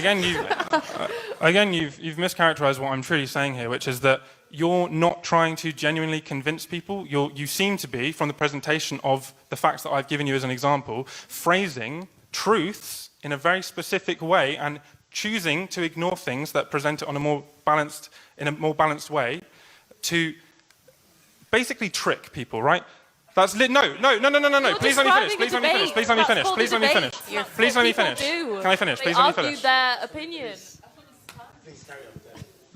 Look, fact. No, seriously. Hear me out, man. Facts are unfair. Facts, right? Facts don't care about your feelings, right? Facts are objective statehoods, right? But the way that you choose to present them, right? It's like saying if a statistic is 68%, you can't just rearrange the 68 to say 86, right? Hear me out, because that is just lying. You could rearrange it to say 32, no? You could rearrange it to say 32, the other way around. Those are both factual things. If you say 68%... Do I need the mic? I can hear me. Oh, sure. The way that you're choosing to... the way that you're choosing to talk about statistics, the things that you're choosing to neglect that present things in a more balanced way, indicates that your objective here isn't to convince people based on the whole truth, but in fact to play off of people's inability to quickly respond by asking for sources. Like if you provided a source sheet, I'm struggling to articulate this, but it's just with the example I gave you about the Democrat cities, right? That's a pretty condemning statistic that the worst cities, to summarize, are mostly Democratic. Yeah, but you didn't present the whole statistic, and that was a very purposeful choice. If you look up that study, Charlie's not going to debate himself. I don't this is very because confusing it's not to a game, me. Candace, is But it? no, It's but not you a just game. said when he goes on campuses and he debates with people that he's not presenting facts that would try to destroy the fact that he just gave. That's the No, concept they're the of a same debate. facts, Candace. I don't see what you're That's not why it's understanding but here. that's They're what the it's same called facts. a debate. Because it's not about the point of a debate. If you care about humanity, if you care about improving people's welfare, should be to present objective facts based on independent studies and decide which is what Charlie does, but choosing to neglect the entirety of the factual statement. Okay, I think this is now turning into like a Yelp review of Charlie Kirk, and I'm not really getting because the he's point an of it. influential man, and his practices and everyone's practices need to be but I'm scrutinized, saying and that yours this are is- semantically I wish deceitful. you actually had. I wish you actually would just debate Charlie. That would I think would be more Yeah, productive in closing, for everybody I do here. appreciate you coming up and saying this. I will issue a challenge to the world. Anyone can come prepared with any hundreds of pages of documents to debate me, and I wish them well. Thank you.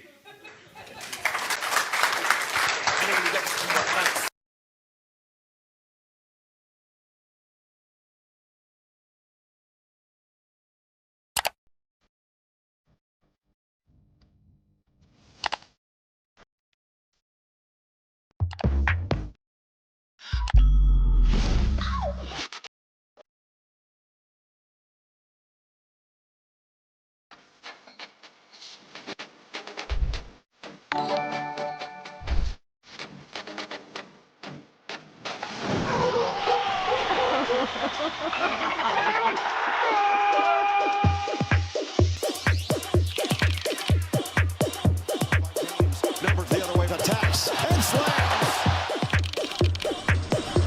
Dreams do come true. I am showering on Netflix.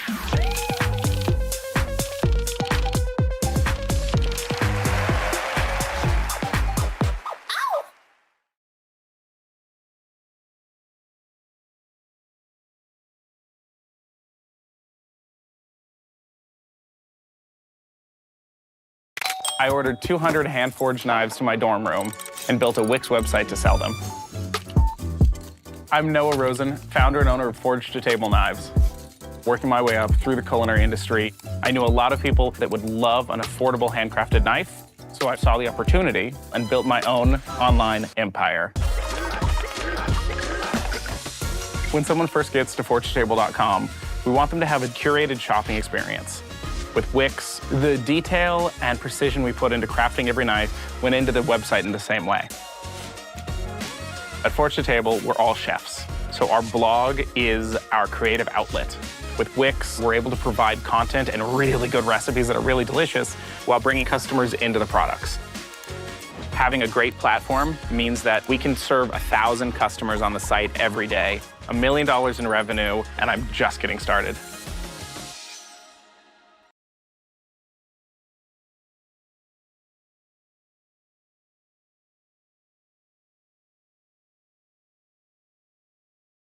When you're your age, for example, you don't have any right to be cynical about the political. It's like, what the hell do you know? Hello. Hello. I just wondered whether you thought pursuing a political life, whether directly or more obliquely in your case, is still a noble endeavour, or whether the political domain has become so infested, such a talking shop, that you just can't get anything done, and the most worthwhile thing may be just to stay away from it and focus on other things. Well, I don't think in many ways that it's worse than it, all things considered, it's no worse than it usually is.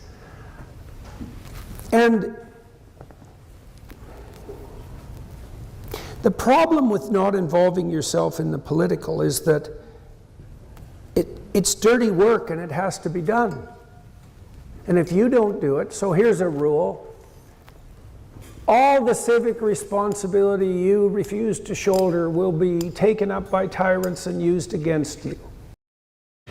Careful, the bitrate is dangerously hot. Go to Artlist, the ultimate platform for creators, and give your videos a voice. Generate studio-quality voiceovers with Artlist's powerful new model. C'est comme c'est encore froid, non? Choose the language, up the emotion, or add effects.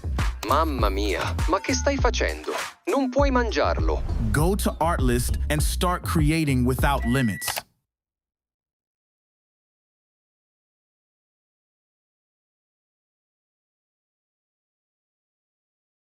I still can't find my site, even on page 5. Wait. SEMrush shows me exactly which keywords work. Top terms my audience searches for, high traffic, and easy to rank. Discover your winning keywords with SEMrush.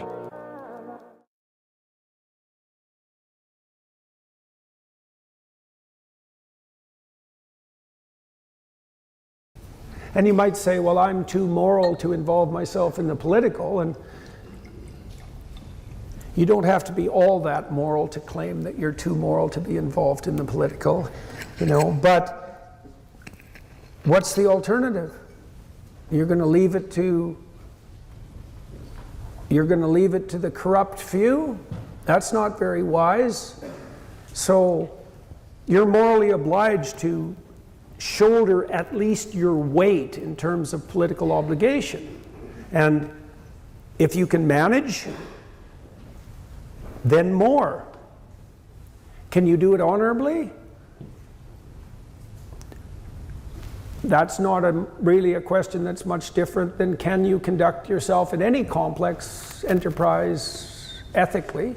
It's difficult, and there's additional temptations that come along with political power. Those are the temptations of power, generally speaking, and that's a blandishment that is notoriously difficult to resist, but that doesn't mean that it's impossible. But as I said, the core of the issue is, well, if good men don't hoist their political load, then the pathological will take their place. And that's not a good idea. It's a perennial problem, too. I mean, one of the things I've observed about the political realm, I have friends in Canada, for example, one man in particular who I know who would make a wonderful prime minister, is extremely competent and deeply ethical and charming and witty and careful, but he already runs a remarkable set of enterprises, and he'd have to abandon all of that, as many of the people who have taken political office in the US have had to in the last month. He'd have to abandon all that and arguably take a position that's of less consequence than the one that he already occupies. But there's a genuine problem if the most competent refuse political office, because who does that leave us with? Well, we see who it leaves us with, generally speaking. So, and besides that, when you're your age, for example, you don't have any right to be cynical about the political. It's like, what the hell do you know, fundamentally? Well, seriously, it's like, well, I'm cynical about politics. It's like, well, you're 25. What gives you the right to be cynical? Are you a captain of industry? Do you have 5 children and 10 grandchildren? Have you had a successful marriage? Have you proved yourself even in the academic realm? No. What? Well, right. Good.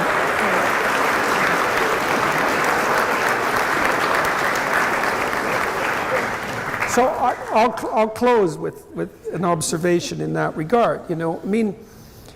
People move from, if they mature, people move from naivety to cynicism, right? And cynicism is actually an improvement over naivety, because it means that you've opened your eyes to the malevolence, let's say, of the world. The mistake is stopping there, because, well, you could become cynical about your own doubt. I suppose that's the end of that voyage. And you become cynical about your own doubt, and you think, oh, I see, I have a moral obligation to be optimistic.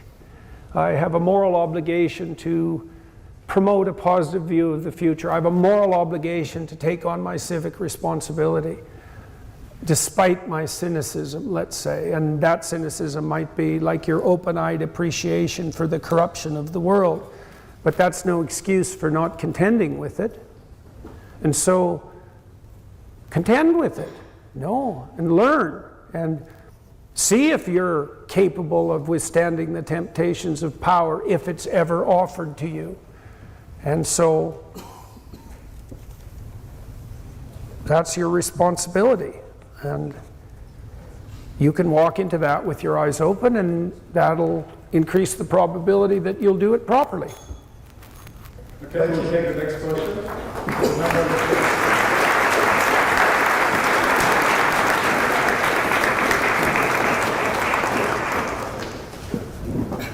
Hello. Check the mic, please. The mic's in the... Right there. Okay, thanks. Thank you so much, Dr. Peterson. It's a pleasure to meet you. I'm currently reading your latest book, and you talk about toxic compassion. So my question is, how do we manage to behave in a way that empowers people instead of disempowering them? Sorry, how do I manage to? Still care about people, but in a way that doesn't disempower them or become toxic. In how you mentioned toxic compassion. I still can't hear you well because there's feedback in the mic. Just tell me, and I think everyone else heard that. Yes. How do you manage to be compassionate without it being toxic compassion when you talked about Eve? Oh, there we go. How do you manage to become compassionate without the compassion being toxic? That's a really good question. Yeah. First of all, it's a good question because of the admission that compassion can become toxic. Right? Well, you can think about this biologically. Let's start with that. So, human beings have the largest dependency period of any animal. And so you could imagine that that could go very badly wrong, right? Because anything difficult can go very badly wrong. And so you could imagine that it takes wisdom to apply maternal compassion with discernment. Okay, now, so here's a conundrum that women are faced with, for example. So because our infants are born at in such an undeveloped state, they're basically helpless for the first 9 months, let's say before they can start to crawl. And even then they're pretty helpless, but they're really helpless when they can't even crawl. And so the only attitude that you are allowed to have towards an infant is compassion. The infant is 100% right in its distress all the time, right? And you're at its beck and call, and rightly so. But then as the infant moves towards autonomy, you have to pull back from that compassion. You have to allow space for autonomy, and you have to encourage that separation. Now that's hard. It's hard because you've made a bond with the baby, and maybe you found your identity in that bond. You might well have, and so you're actually upset that you have to sacrifice the intensity of that relationship to allow for the autonomy of the child. That might be particularly true if your own identity is somewhat lacking, and so that maternal instinct can start to become parasitical, for example. And so that's a difficult thing to contend with psychologically, and genuinely difficult. The way that we mediate that institutionally is with marriage, fundamentally, because men are temperamentally less agreeable than women, and the classic situation around children in a family, and this can vary by sex, but this is the stereotypical perspective, is that the woman will protect and the man will encourage. And then you might ask, well, how much should you encourage a child compared to how much you would protect them? And the answer is, it depends on the child. And so this is actually something that has to be fought out between parents, and even for women who are more disagreeable, the propensity for them to protect is strong, not least because they did function as the primary protectors let's say for the first 9 months. That's a difficult thing to modify. And then of course it is a matter of contention. You know, if a child is misbehaving, for example, under what circumstances do you discipline and under what circumstances do you console?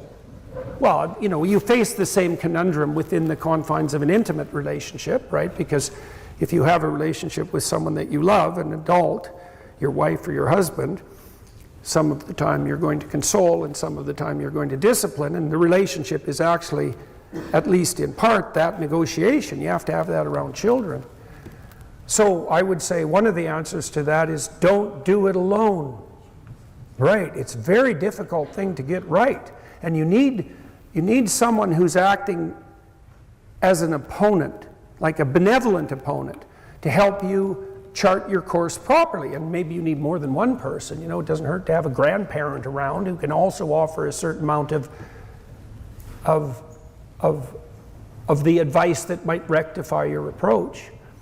I would also say too, you know, like it's certainly the case that the maternal presence for children is very important, particularly in the first year, but really cardinally for the first 3 years. And so then you might say, well, how much of an individual identity should a given mother have in those first 3 years? And the answer to that should be something like enough individual identity so that the mother has better things to do than to infantilize her child.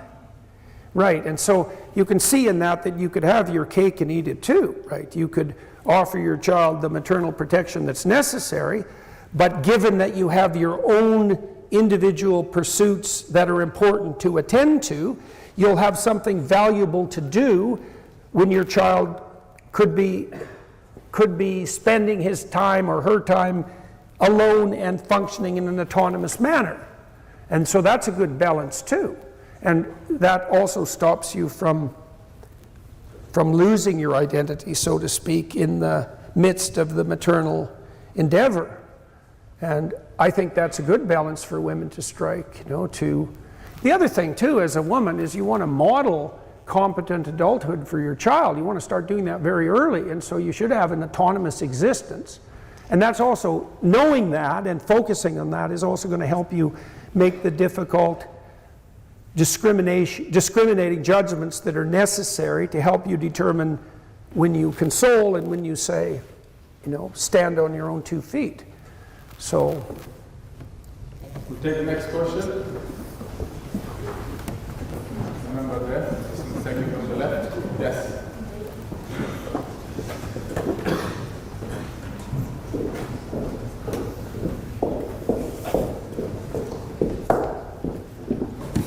Hello. Hello. In your last interview with Stephen Barrett, you said one very important phrase, which is that...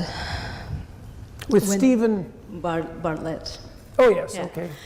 When you said that bad things happen when good men hold their tongue, it really struck me.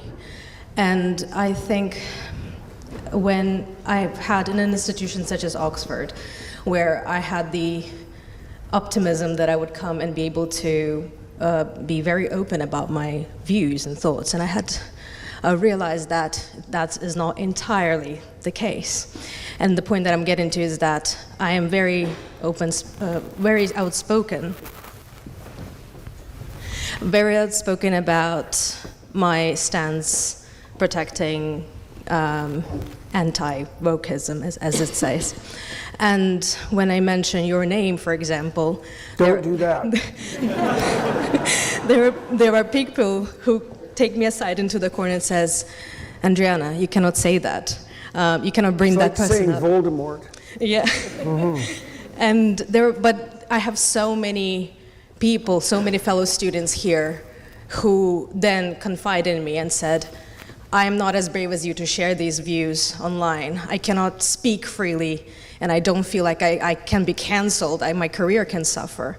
I also fear that every single day, but your phrase really inspired me. And so my question is that how do individuals who depend on building a career in an economy such that is driven by wokeism can survive and still stay true to their moral stance.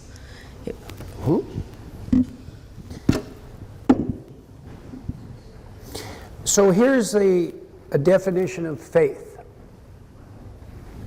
Okay. Faith is the willingness to assume that no matter what happens to you, if you tell the truth, it's the best thing that could possibly happen to you. Now, this is a very weird thing to understand. Now, the reason people lie or remain silent, there's two reasons. One is to gain an undeserved advantage, and the other is to escape a deserved punishment. And so people will lie and manipulate or remain silent to, you could say, to twist the fabric of reality so that it makes itself manifest to their benefit. But the question is, benefit by what standards and over what time frame?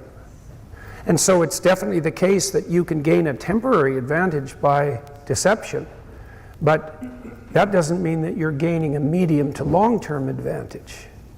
Right, and so then you might say, well, how do I play things out so that I balance short-term, medium-term, and long-term advantage optimally? And the answer to that is you say what you think. Right, and then there's all sorts of things that might happen, including the things that you just described, and it's also potentially the case that you might pay a price for in your career, but you got to ask yourself, do you want to walk down a career road to a destination that requires you to hold your tongue? Like, if you're not popular because of what you say with people who might hire you, you might thank your lucky stars that they don't want you around, because you don't want to be anywhere near them. And if you do say what you have to say and someone comes along and says, you're just exactly the sort of person we're looking for, then you get to go and work with those people, and that means that you have a life that's actually yours instead of the life of whatever lie you happen to be telling for the sake of convenience. And so, and I would say too, you should be afraid of saying what you think, but you should be a lot more afraid of hiding. Right, you start hiding. I saw this with professors, and it's still happening now. It's like, so the undergraduate says, well, I have to write what the professor wants or I won't get the grade. And then, which is, by the way, far less true than you might fear, even among relatively woke and ideologically corrupt professors. And then you're a graduate student and you think, well, I can't really say what I think because I haven't got a faculty position yet. And then you're a junior faculty member and you think, God, I'm not tenured. But when I'm tenured, I'll say what I think, and then you get tenured and you think, well, I'm not full professor yet. And then you're a full professor and you're a 35-year-old coward who hasn't said a true word in 20 years. And now you think all of a sudden, because you're secure, you're going to be brave. That's your theory of courage, is it? The more secure you get, the braver you'll be. Well, that's as stupid a theory of courage as you could possibly hope to develop. So start now and grow a hide, like a thick hide, and see what happens. Like my experience, and it's not only my experience, but my experience with the people I know is that I know lots of people who paid a price for abiding by their conscience, and a lot of them are riding pretty high at the moment. Is your marketing team feeling stuck with search and social, with limited growth? Experience growth with Realize. Realize outcomes at scale beyond search and social. Right, things swung around in a remarkable way, and that tends to happen. Now, it doesn't always happen. Sometimes you tell the truth and they shoot you, and that's the end of that. But I mean, Jay Bhattacharya, I know Jay, and Jay is an epidemiologist at Stanford, and a good one, and he wrote the Great Barrington Declaration and got pilloried by his compatriots for doing so, but Stanford has a pretty solid tenure arrangement, and also Stanford has the Hoover Institute, so people who are more conservative have a bit of protection, but Bhattacharya was dragged through the mud in a pretty major way, and now he runs the National Institute of Health. Right. And he's not the only one that such things have happened to. And so I would say, you know, the truth is a long-term and profound game, and you got to decide if you're going to play it. And there'll be costs just like there are to everything. But if you're going to align yourself with anything in your life, you might as well align yourself with the truth, because then at least you have reality on your side, and that's a good deal as you're progressing forward. So take your lumps now and learn how to do it, and you'll be fortified optimally when you make your way out into the world. When I applied to graduate school, I wrote a very strange letter, and I did that on purpose. I told my potential advisor as clearly as I could exactly what I was like, for better or for worse. And there's no doubt that many people read that letter and thought there isn't a hope in hell that I'd give that guy an interview, but the person I did end up working with read the letter and thought, that's just the person I'm looking for. And I had a great relationship with him. I still work with him. It's 45 years later. If you lie, then the life you have isn't yours. The life you have is the life of the spirit of the lie. And if that's the life you want, then go ahead and lie with silence or with commission. But if you want your life, then tell the truth. Your truth. Your truth is you. And the life you have, if you tell the truth, is your life. Well, what possible threat would be sufficient to entice you to give that up? Right? Thank you. Yeah.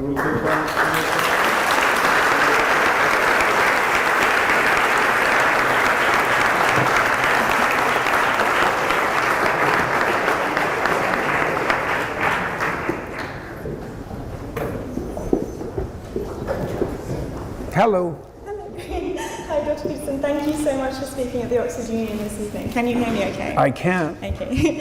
I'm a theology student at Wycliffe Hall here in Oxford. I was wondering what your stance is on cultural Christianity. And by that I mean the expectation to go to church, to abide by Christian morals, things like that, without necessarily having a personal conviction or pursuing a personal relationship with God. Whilst I see the benefits in cultural Christianity, in that it provides a framework for the structure of society, I wonder if it only goes so far. Do you think there should be more emphasis on developing one's personal relationship with God instead, or as well as cultural Christianity? Well, I would say that... Sorry, I just want, if we can do a short answer, because the time is very short. We can take one more question. A short answer? Thank you. I don't know. And I believe in you. I believe in you can do it. When I was a kid, I used to, 13 years old, let's say, I liked to be cynical about those who attended church, you know, those people who are Christian 1 hour a week and then were ordinary sinners the rest of the time. And when I got substantially older, I realized that aiming upward toward the divine for 1 hour a week is a lot more than not doing it ever. Right, and then I would also say that to some degree everyone who's a Christian is a cultural Christian, because nobody can manifest the full, depth of the faith in their own life, right? We all fall short of the glory of God, and so better a cultural Christian than nothing at all, you might say. And then also, doing a good thing badly is much better than not doing it at all. So, and maybe you start with practice and maybe you're not even committed to it, but you at least have the possibility that will grow. You can go to the gym once a month and for 15 minutes, and that's better than nothing. And maybe in 5 years it's 3 times a week and you're in pretty good shape. And so you don't want to be cynical about people's stumbling attempts to make their way uphill. And I would say that's even the case if you're culturally Christian merely to camouflage yourself properly in the cloak that your neighbors expect.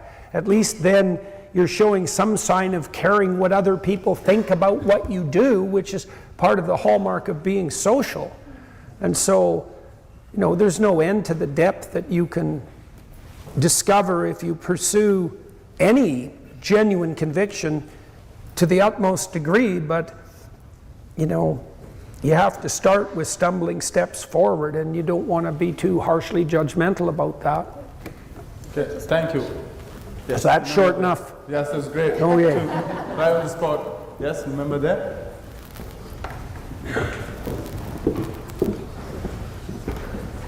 Hello. Hello. My question is in regards to a comment you made on Joe Rogan's podcast a couple years prior, where you called being transgender a sociological contagion and compared trans people to Satanists.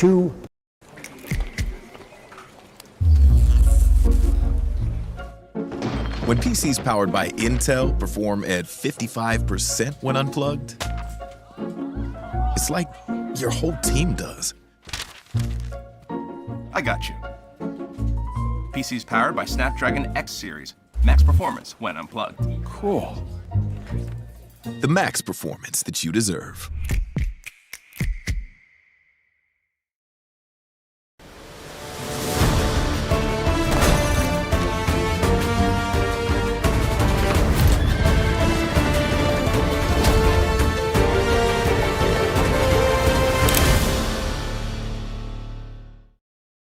To Satanists? No, I don't think so. You called being transgender equivalent to participating in satanic rituals in the 1980s. This is a quote. Sorry, I didn't catch that last part. You called being transgender and you compared that to satanic rituals that occurred in daycares in the 1980s. I see. So that's very different than the proposition that you laid before me. Right. You do have a history of different. intense anti-trans comments, so I wanted to question you on that. In the United States, trans youth have the highest rates of suicide among any demographic.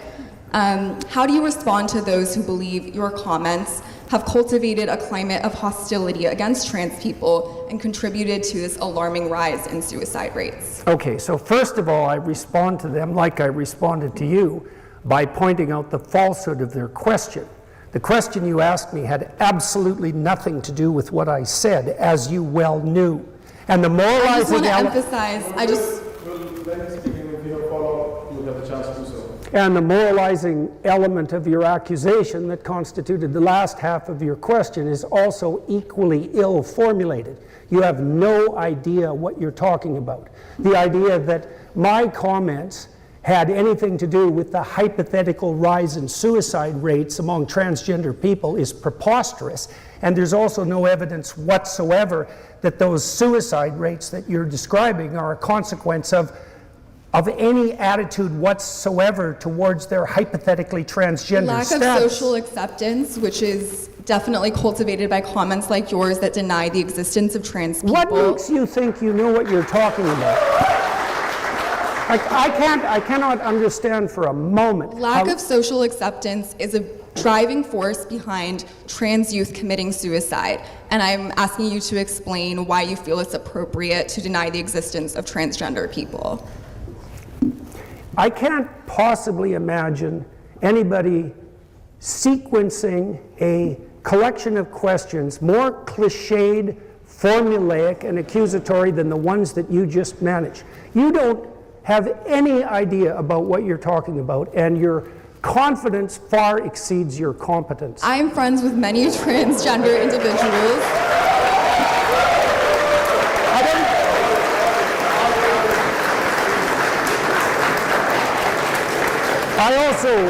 I also don't know who educated you at this fine university, but they're doing a damn dismal job. I would like to, Dr. Peterson, I think one of the things at Oxford Union we welcome all kind of questions, and I think I would appreciate if the substance of what she's asking... There was no substance.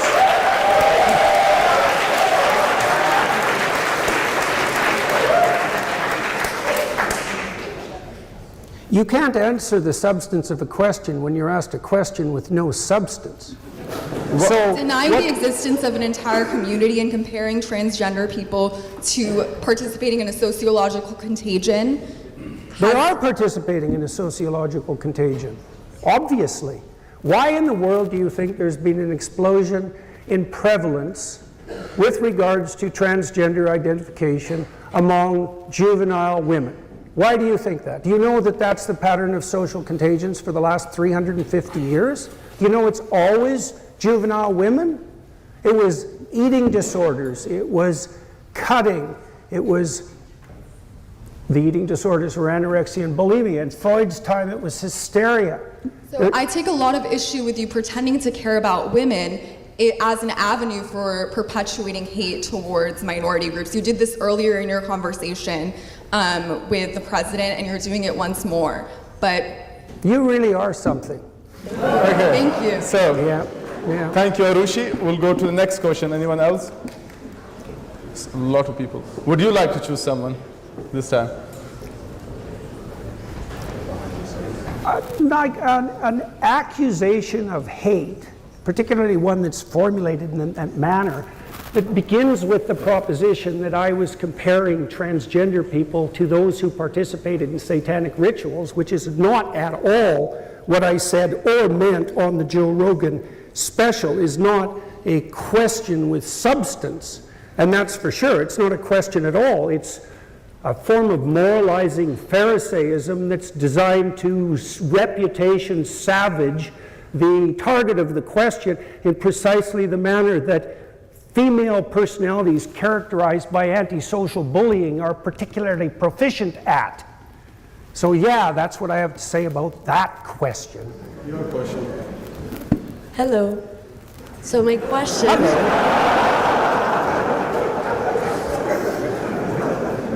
My question is, where do you strike a balance between the individual versus the influencer or the head of state when it comes to freedom of speech? Is the freedom of speech of Javier Milei or Gustavo Petro the same as any other civilian?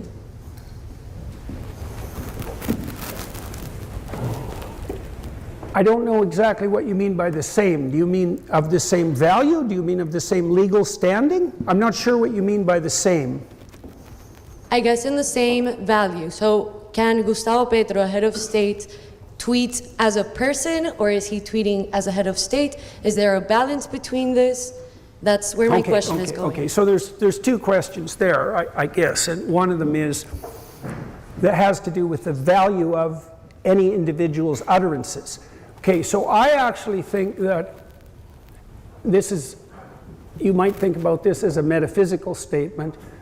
Build a website you love with Wix. For your words, create your brand, your opportunity, your breakthrough. Feeling a vibe? Run with it. From can't look away to gotta have it. Make every detail yours. Bring out what's hot. Remove what's not. Crystallize it. Instantly set a tone that speaks in your voice to your audience. Keep moving. Your site grows with you. Add solutions that meet you where you are and take you where you want to go. Smooth to make, easy to love. I've had 5 years of Microsoft experience, one of the world's largest companies, and I've also completed 2 apprenticeships in that same time. So I'm 5 years ahead of my peers already.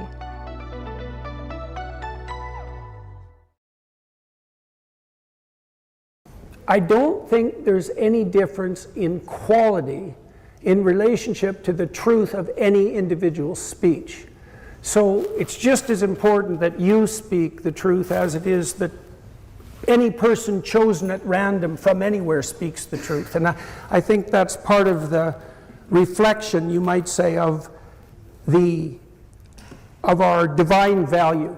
I'm part of the axiomatic presumption of free Western society is that every person, peculiar as that might be, reflects the image of God. And there's deep truth in that. It's no different really than speaking metaphysically about the ultimate value of each individual. And what that means is that the relationship that each of us has with the truth has a world-redeeming quality, and that's regardless of your position. And that's why, for example, in many of the Old Testament stories, there's tremendous emphasis on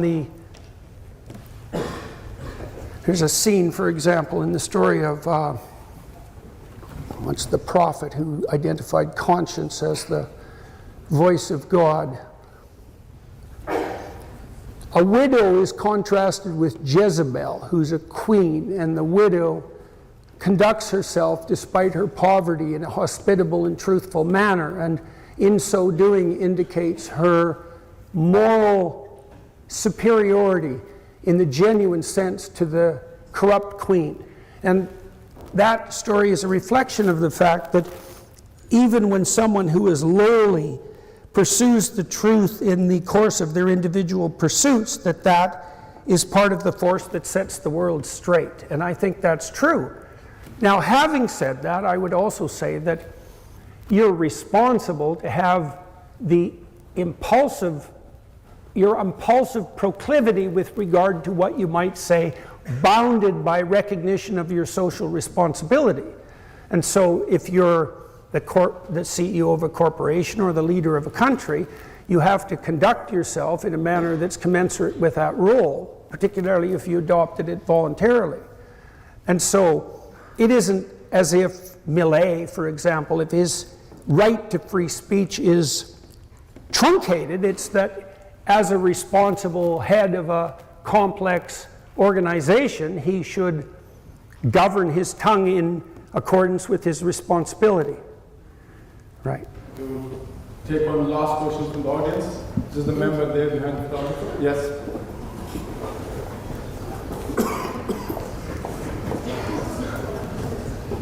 Hello. Good evening, Dr. Peterson. My question is about universities, and given that universities are coming under increasing scrutiny from the public for perceptions of wokeism, students don't trust their universities because they think they're cracking down on them. We've seen this with protests, encampments. They think the universities are holding them back in some way. What do you think the governing bodies of universities ought to do to navigate how students and the public perceive them, and what they can do to gain trust back from both those members of society? Well, they shouldn't navigate in relationship to how the public perceives them. That's actually part of the problem.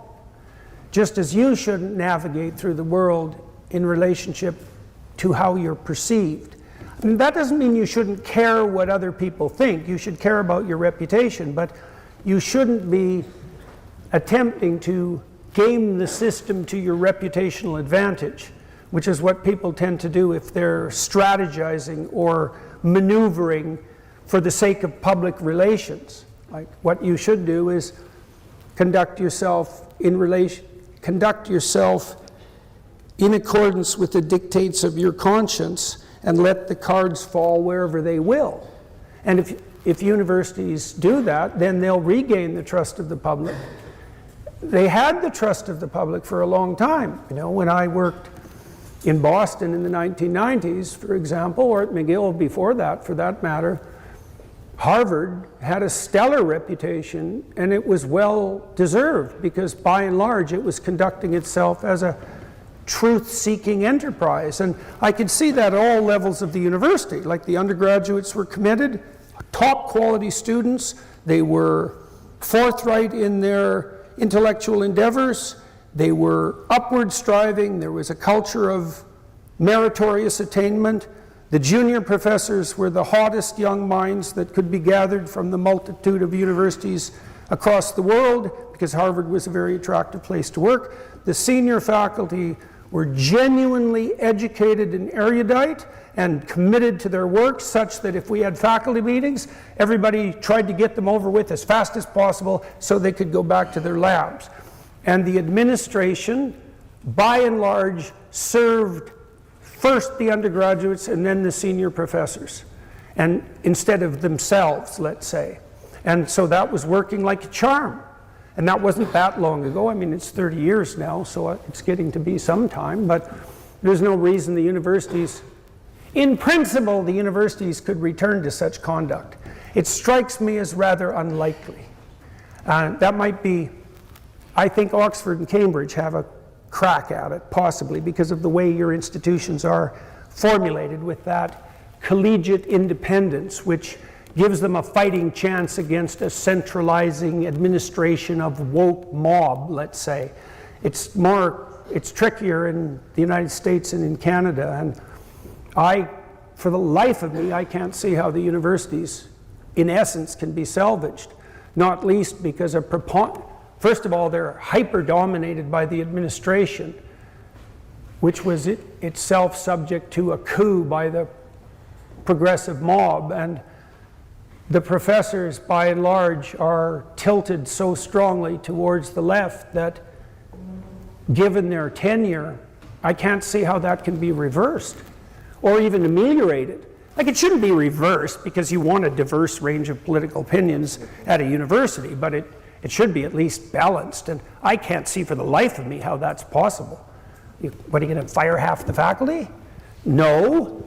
Definitely not. And even if you wanted to, where the hell would you find the new professors to replace them?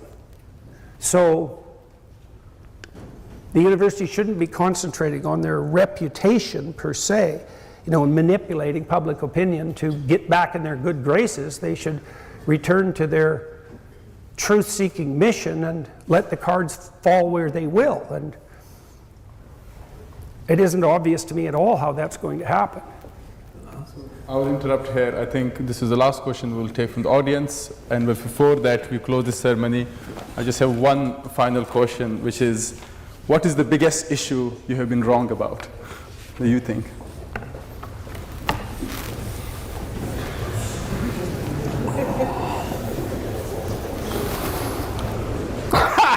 I was a socialist when I was 14.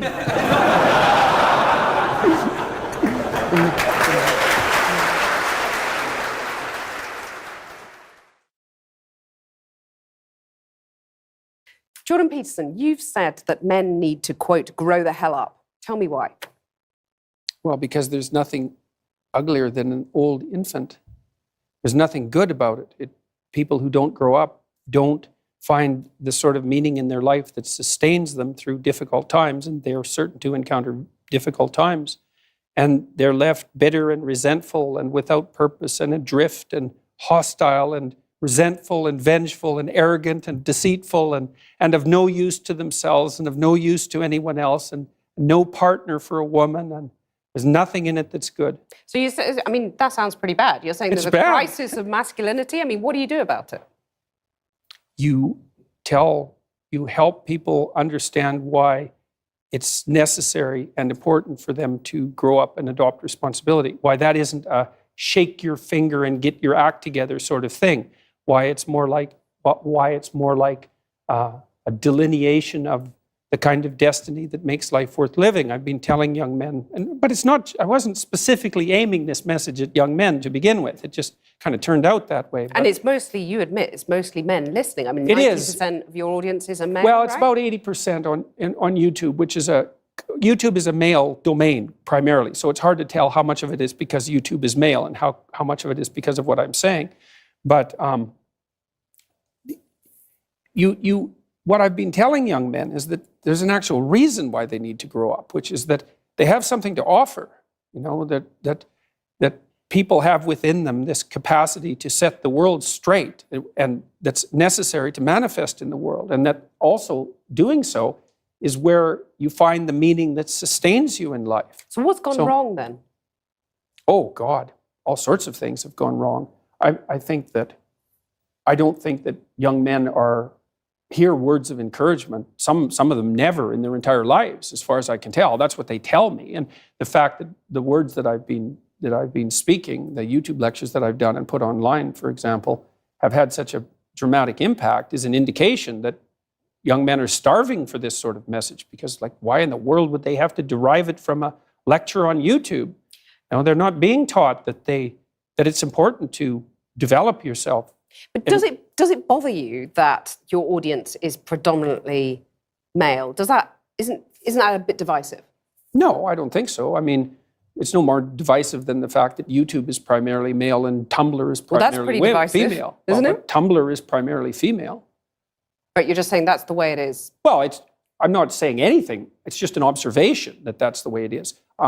There's plenty of women that are watching my lectures and coming to my talks and buying my books. It's just that the majority of them happen to be men. What's in it for the women, though? Well, what sort of partner do you want? Do you want an overgrown child? Or do you want someone to contend with that's going to help you and that So you you're can saying rely on? women have some sort of duty to sort of help fix the crisis of masculinity? It depends on what they want. No, I mean, it's exactly how I laid it out. Like, women deeply want men who are competent and powerful. And I don't mean power in that they can exert tyrannical control over others. That's not power. That's just corruption. Power is competence. And why in the world would you not want a competent partner? Well, I know why, actually. You can't dominate a competent partner. So if you want women domination... want to dominate, is that what you're saying? No, I'd say women who have had their relationships their relationships with men impaired and who are afraid of such relationships will settle for a weak partner because they can dominate them. But it's a suboptimal solution. Do you think that's what a lot of women are doing? I think there's a substantial minority of women who do that. And I think it's very bad for them. They're very unhappy. It's very bad for their partners, although the partners get the advantage of not having to take any responsibility. But what gives you the right to say that? I mean, maybe that's how women want their relationships, those women. I mean, you're making these vast generalizations. I'm a clinical psychologist. Right, so you're saying you've done your research and women are unhappy dominating men. I didn't say they were unhappy dominating men. I said it was a bad long-term solution. Okay, you said it was making them miserable. Thing. Yes, it is. And it depends on the time frame. I mean, there's intense pleasure in momentary domination. That's why people do it all the time. But it's no formula for a successful long-term relationship. That's reciprocal, right? Any long-term relationship is reciprocal, virtually by definition. So... Let me put a quote to you from the book, where you say, there are whole disciplines in universities forthrightly hostile towards men. These are the areas of study dominated by the postmodern neo-Marxist claim that Western culture in particular is an oppressive structure created by white men to dominate and exclude women. But then I want to put minorities too, dominate and exclude minorities and women. But I want to put to you that here in the UK, for example, let's take that as an example, the gender pay gap stands at just over 9%. You've got women at the BBC recently saying that the broadcaster is illegally paying them less than men to do the same job. You've got only 7 women running the top FTSE 100 companies. Yeah. So it seems to a lot of women that they're still being dominated and excluded, to quote your words back to you. It does seem that way, but multivariate analysis of the pay gap indicate that it doesn't exist. But that's just not true, is it? I mean, that 9% pay gap, that's a gap between median hourly earnings between men and women. But there's that exists. Yeah, but there's multiple reasons for that. One of them is gender, but it's not the only reason. Like if you're a social scientist worth your salt, you never do a univariate analysis. Like you say, well, women in aggregate are paid less than men. Okay, well, then we break it down by age, we break it down by occupation, we break it down by interest, we break it down by personality. But you're saying basically it doesn't matter if women aren't getting to the top, because that's what's skewing that gender pay gap, isn't it? You're saying, well, that's just a fact of life. Women aren't necessarily going to get to the top. No, I'm not saying it doesn't matter either. You're saying it's a fact there are of multiple reasons for it. Yeah, but those reasons, why should women put up with those reasons? Why should women be content I'm not not saying to that get they to the should top? put up with it. I'm saying that the claim that the wage gap between men and women is only due to sex is wrong. And it is wrong. There's no doubt about that. The multivariate analysis have been done. So I can give you an example. You keep on talking about multivariate analysis. Let me give you an example. I'm saying that 9% pay gap exists. Yeah. That's a gap between men and women. I'm not saying why it exists, but it exists. Now, if you're a woman, that seems pretty unfair. You have to say why it exists. But do you agree that it's unfair? If you're a woman... Not necessarily. And on average, you're getting paid 9% less than a man. That's not fair, is it? It depends on why it's happening. I can give you an example. Okay. There's a personality trait known as agreeableness. Agreeable people are compassionate and polite. And agreeable people get paid less than less agreeable people for the same job. Women are more agreeable than men. Again, a vast generalization. Some women are not more agreeable than men. Yes, that's true, but that's right. And some women get paid more than men. So you were saying that by and large, women are too agreeable to get the pay rises they deserve? No, I'm saying that that's one component of a multivariate equation that predicts salary.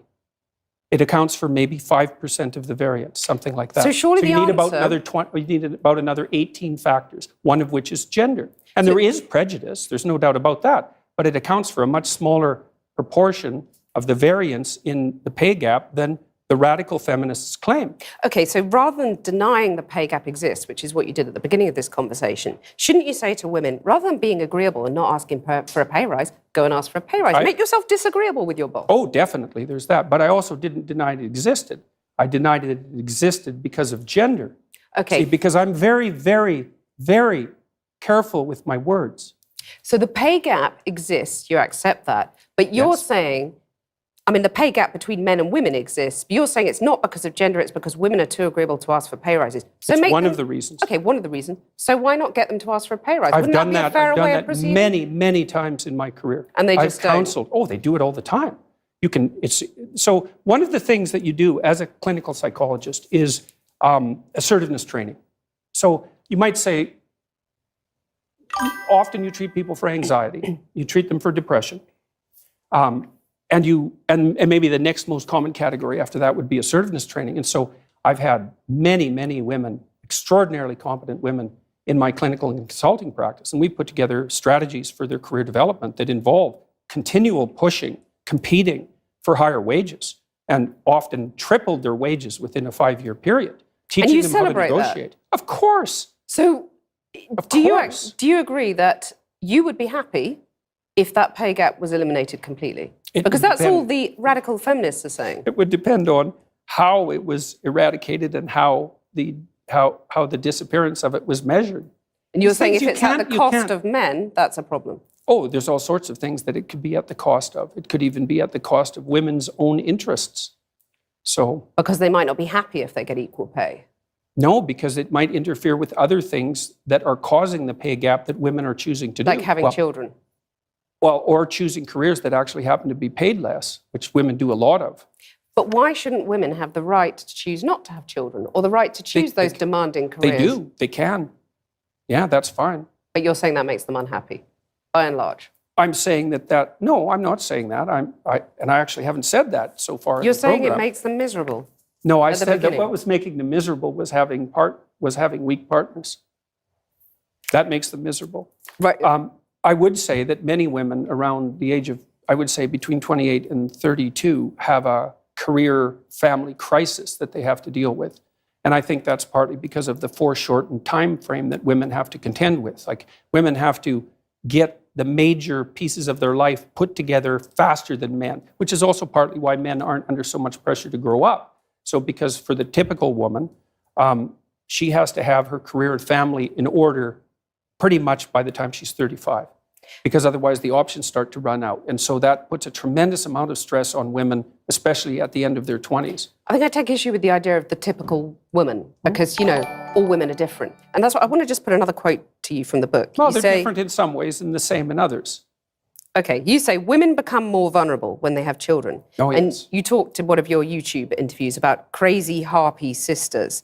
So, simple question. Is gender equality a myth in your view? Is that something that's just never going to happen? It depends on what you mean by equality. No, Being if you treated mean that fairly, men and women getting are the same opportunities?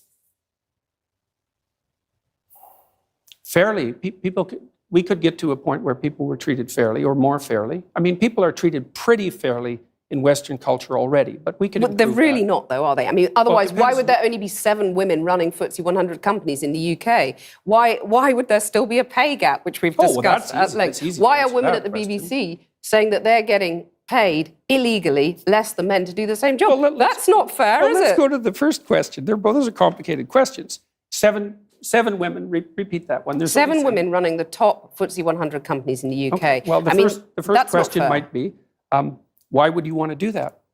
Why would a man want to do it? I Well, mean, there's a lot of there's money, a it's certain- an interesting There's a job. certain you know? number of men, although not that many, who are perfectly willing to sacrifice virtually all of their life to the pursuit of a high-end career. So they'll work. These are men that are very intelligent. They're usually very, very conscientious. They're very driven. They're very high energy.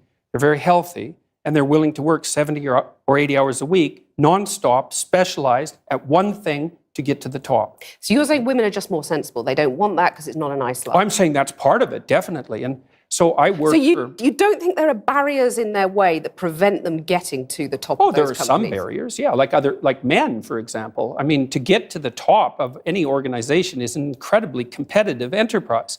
And the men that you're competing with are simply not going to roll over and say, please take the position. So let me come back to my absolute question. all-out warfare. Is gender equality a myth?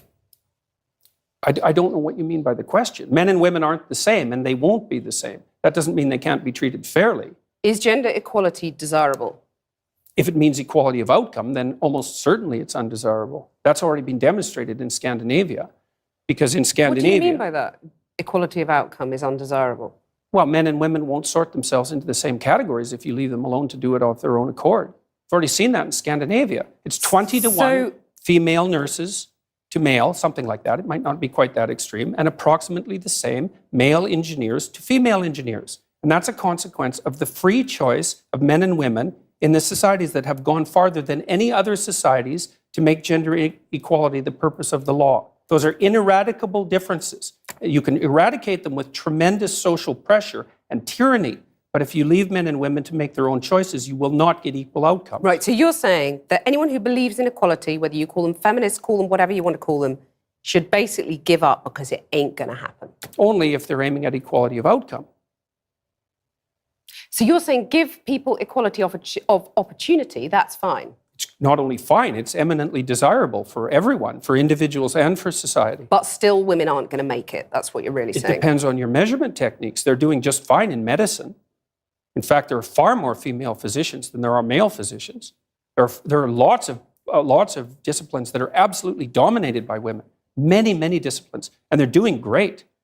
So... Let me put something else to you from the book. You say the introduction of the equal pay for equal work argument immediately complicates even salary comparison beyond practicality for one simple reason. Who decides what work is equal? It's not possible. So the simple question is, do you believe in equal pay? Well, I made the argument there. It's like it depends on so who you don't defines believe it. in equal pay? No, I'm not saying that at all. Because a lot of people listening to you will just say, I mean, are we going back to the dark That's ages because they're actually here? not listening. They're I'm just listening very projecting carefully, what and they I'm think. hearing you basically saying women need to just accept they're never going to make it on equal terms, equal outcomes is how you defined it. No, I didn't If I say was that. a young I said woman that equal... watching that, I would go, well, I might as well just go and play with my Cindy dolls and give didn't up say trying that. at school because I'm not going to get the top job I want because said there's that someone sitting there saying it's not possible and it's said not that desirable, it's equal going to make outcomes you aren't miserable. desirable. That's what I said. It's a Yeah, bad it's not social desirable. goal. I didn't say that women shouldn't be striving for the top or anything like that, because I don't believe that for a second. Striving for the top, but you're going to put all those hurdles in their way, as has been in their way for centuries, and that's fine. You're saying that's fine. No, I really The think patriarchal I system really is think just that's fine. silly. I do. I think that's silly. I really do. I mean, look at your situation. You're hardly unsuccessful. Yeah, and I have How do battled you quite manage hard to get where I've got to. Exactly. Good So that's for you. okay. Battling is good. This is all It's about the fight. inevitable. But you talk about men fighting. I mean, let me just put another thing to you from the book. Why You're wouldn't saying you have to real... battle for a high-quality position? Well, I notice in your book you talk about real conversations between men containing, quote, an underlying threat of physicality. Oh, there's no doubt about that. What about real conversations between women? Is that something, or are we sort of too amenable and reasonable? No, it's just that the domain of physical conflict is sort of off limits for you. Well, you it's just said rather that I've unfortunate. fought to get where I've got. Yeah, but what does that make me? Well, a sort of proxy man or I something? don't imagine that you've. Yeah, to some degree, I suspect you're not very agreeable. So that's the thing. Successful women. I'm not very agreeable. Right. But I've noticed that successful- actually in this conversation. At least and we I'm can have sure a it joke about served your career well. Successful women, though, basically have to wear the trousers, in your view. They have to sort of become men to succeed, is what you're saying. Well, if they're going I've had to fight to succeed, if they're therefore going to I'm an compete honorary against man. men, certainly masculine traits are going to be helpful. I mean, one of the things I do in my counseling practice, for example, when I'm consulting with women who are trying to advance their careers, is to teach them how to negotiate and to be able to say no and to not be easily pushed around and to be formidable.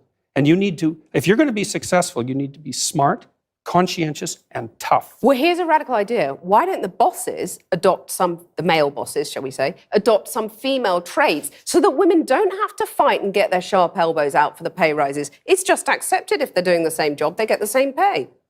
Well, I would say partly because it's not so easy to determine what constitutes the same job.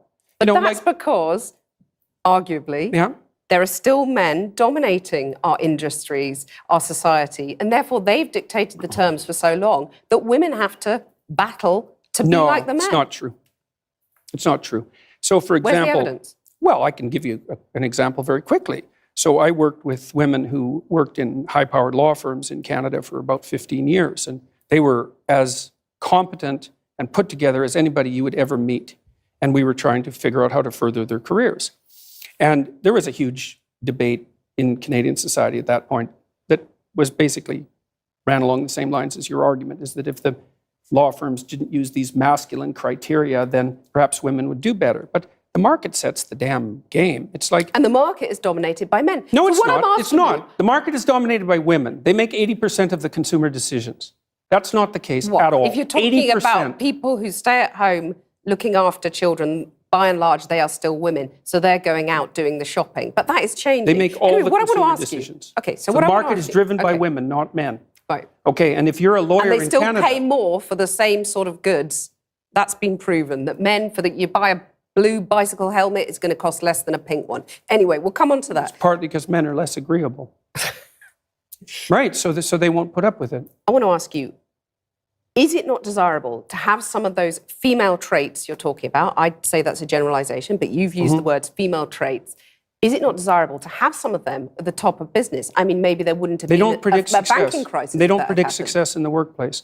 The things that predict success in the workplace are intelligence and conscientiousness. Agreeableness negatively predicts success in the workplace. And so does high negative emotion. You're saying that women aren't intelligent enough to run these top companies? No, I didn't say that at all. You said that female traits don't predict success. But I didn't say that intelligence wasn't. I didn't say that intelligence and conscientiousness Well, you were saying that intelligence and traits. conscientiousness by implication are not female traits. No. I mean, that's very dangerous territory. I'm not saying that at all. Are women less intelligent than men, by and large? No, they're not. No, the data on that's pretty clear.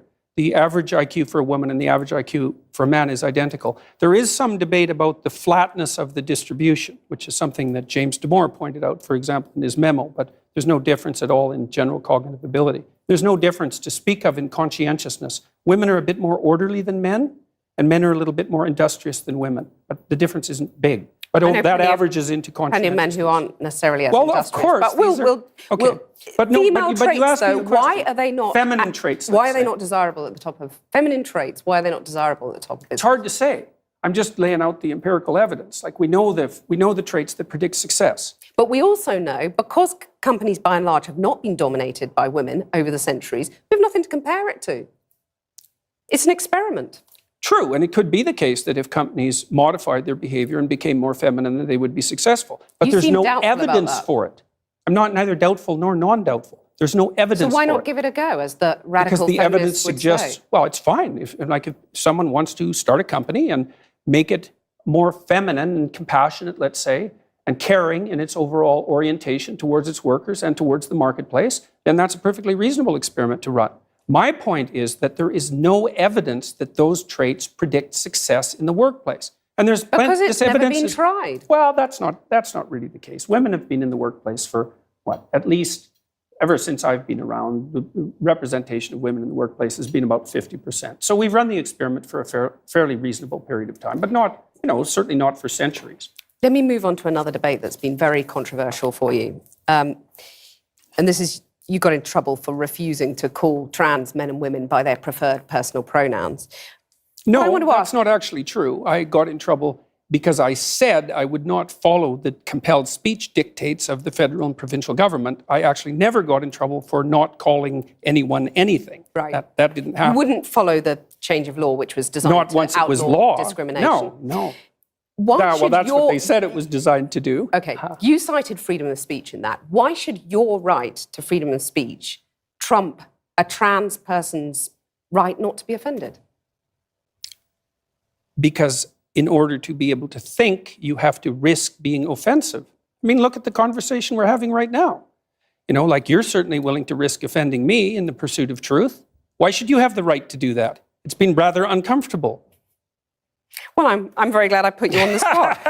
Well, I'm very glad that I have exercised my freedom of speech. You get my point. It's like you're doing what you should do, which is digging a bit to see what the hell's going on. And that is what you should do. But you're exercising your freedom of speech to certainly risk offending me. And that's fine. I think more power to you as far as I'm concerned. So you haven't sat there and I'm just trying to work that out. I mean,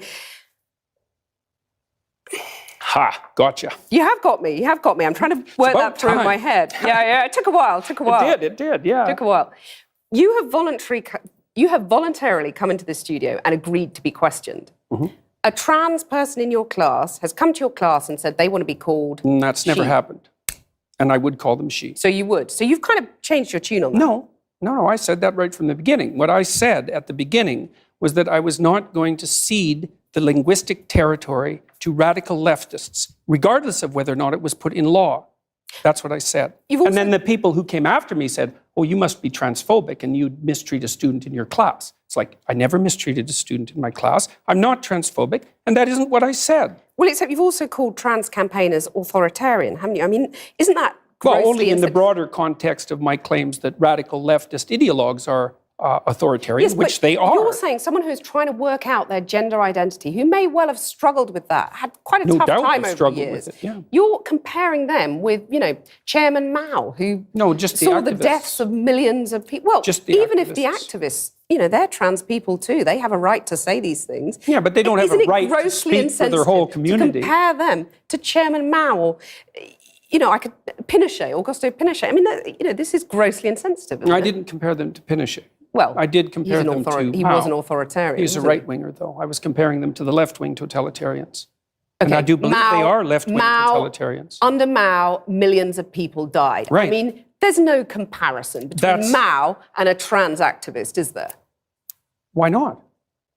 Because trans activists aren't killing millions of people? The philosophy that's guiding their utterances is the same philosophy. The consequences are... Not yet. You're saying that trans activists could lead to the deaths of millions of people? I'm saying that the philosophy that drives their utterances is the same philosophy that already has driven us to the deaths of millions of people. Okay, tell us how that philosophy is in any way comparable. Sure, that's no problem. The first thing is that the philosophy presumes that group identity is paramount. That's the fundamental philosophy that drove the Soviet Union and Maoist China. And it's the fundamental philosophy of the left-wing activists. It's identity politics. It doesn't matter who you are as an individual. It matters who you are in terms of your group identity. You're just saying these things, though, to provoke, aren't you? I mean, you are a provocateur. I never say anything. You're like anything. the alt-right that you hate to be compared to. You want to stir things up. I'm only a provocateur insofar as when I say what I believe to be true, it's provocative. I don't provoke. Maybe for humor. You don't set out to now provoke. And then.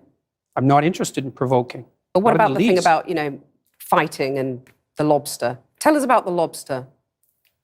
Well, that's quite a segue. Well, the first chapter I have in my book is called Stand Up Straight with Your Shoulders Back. And it's an injunction to be combative, not least to further your career, let's say, but also to adopt a stance of ready engagement with the world and to reflect that in your posture.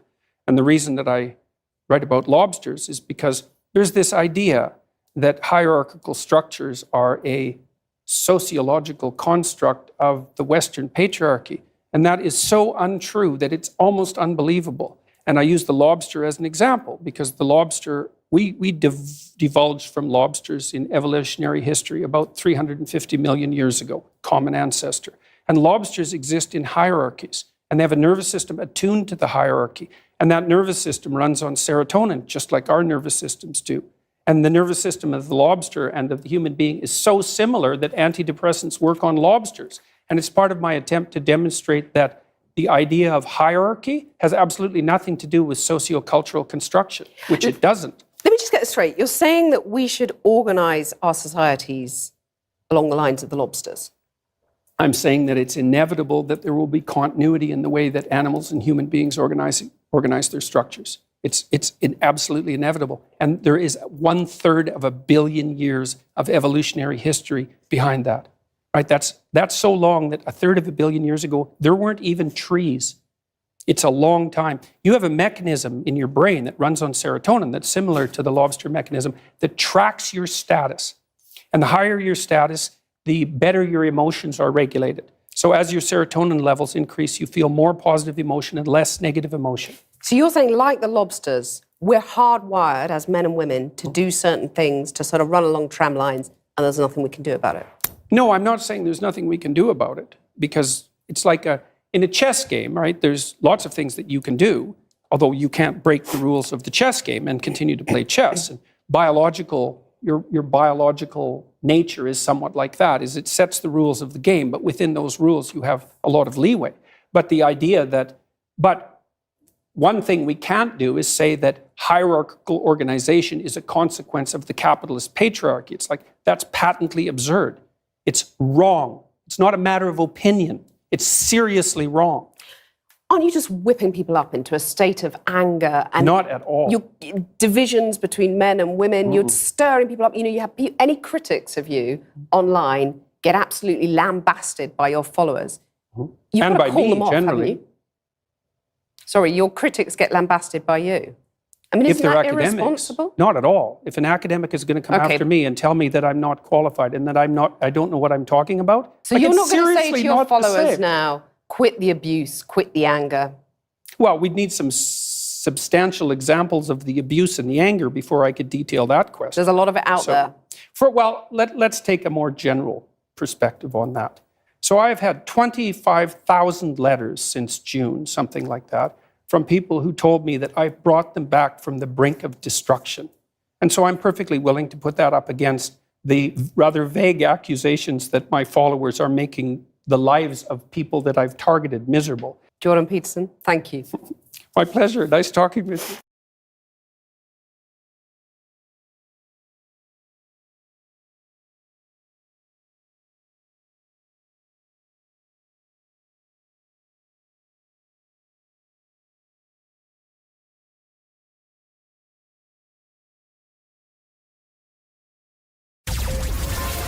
Yes, you are running a business, so of course you're working hard. But your web hosting isn't working at all, darlings. If it can't cope with the visitors, you can't grow the business. Try Ionos. It loads up to 3 times faster, so you get much happier customers at unbeatable price. It is easy peasy way to get hard-working website that is nice. Try Ionos, your digital partner at ionos.co.uk.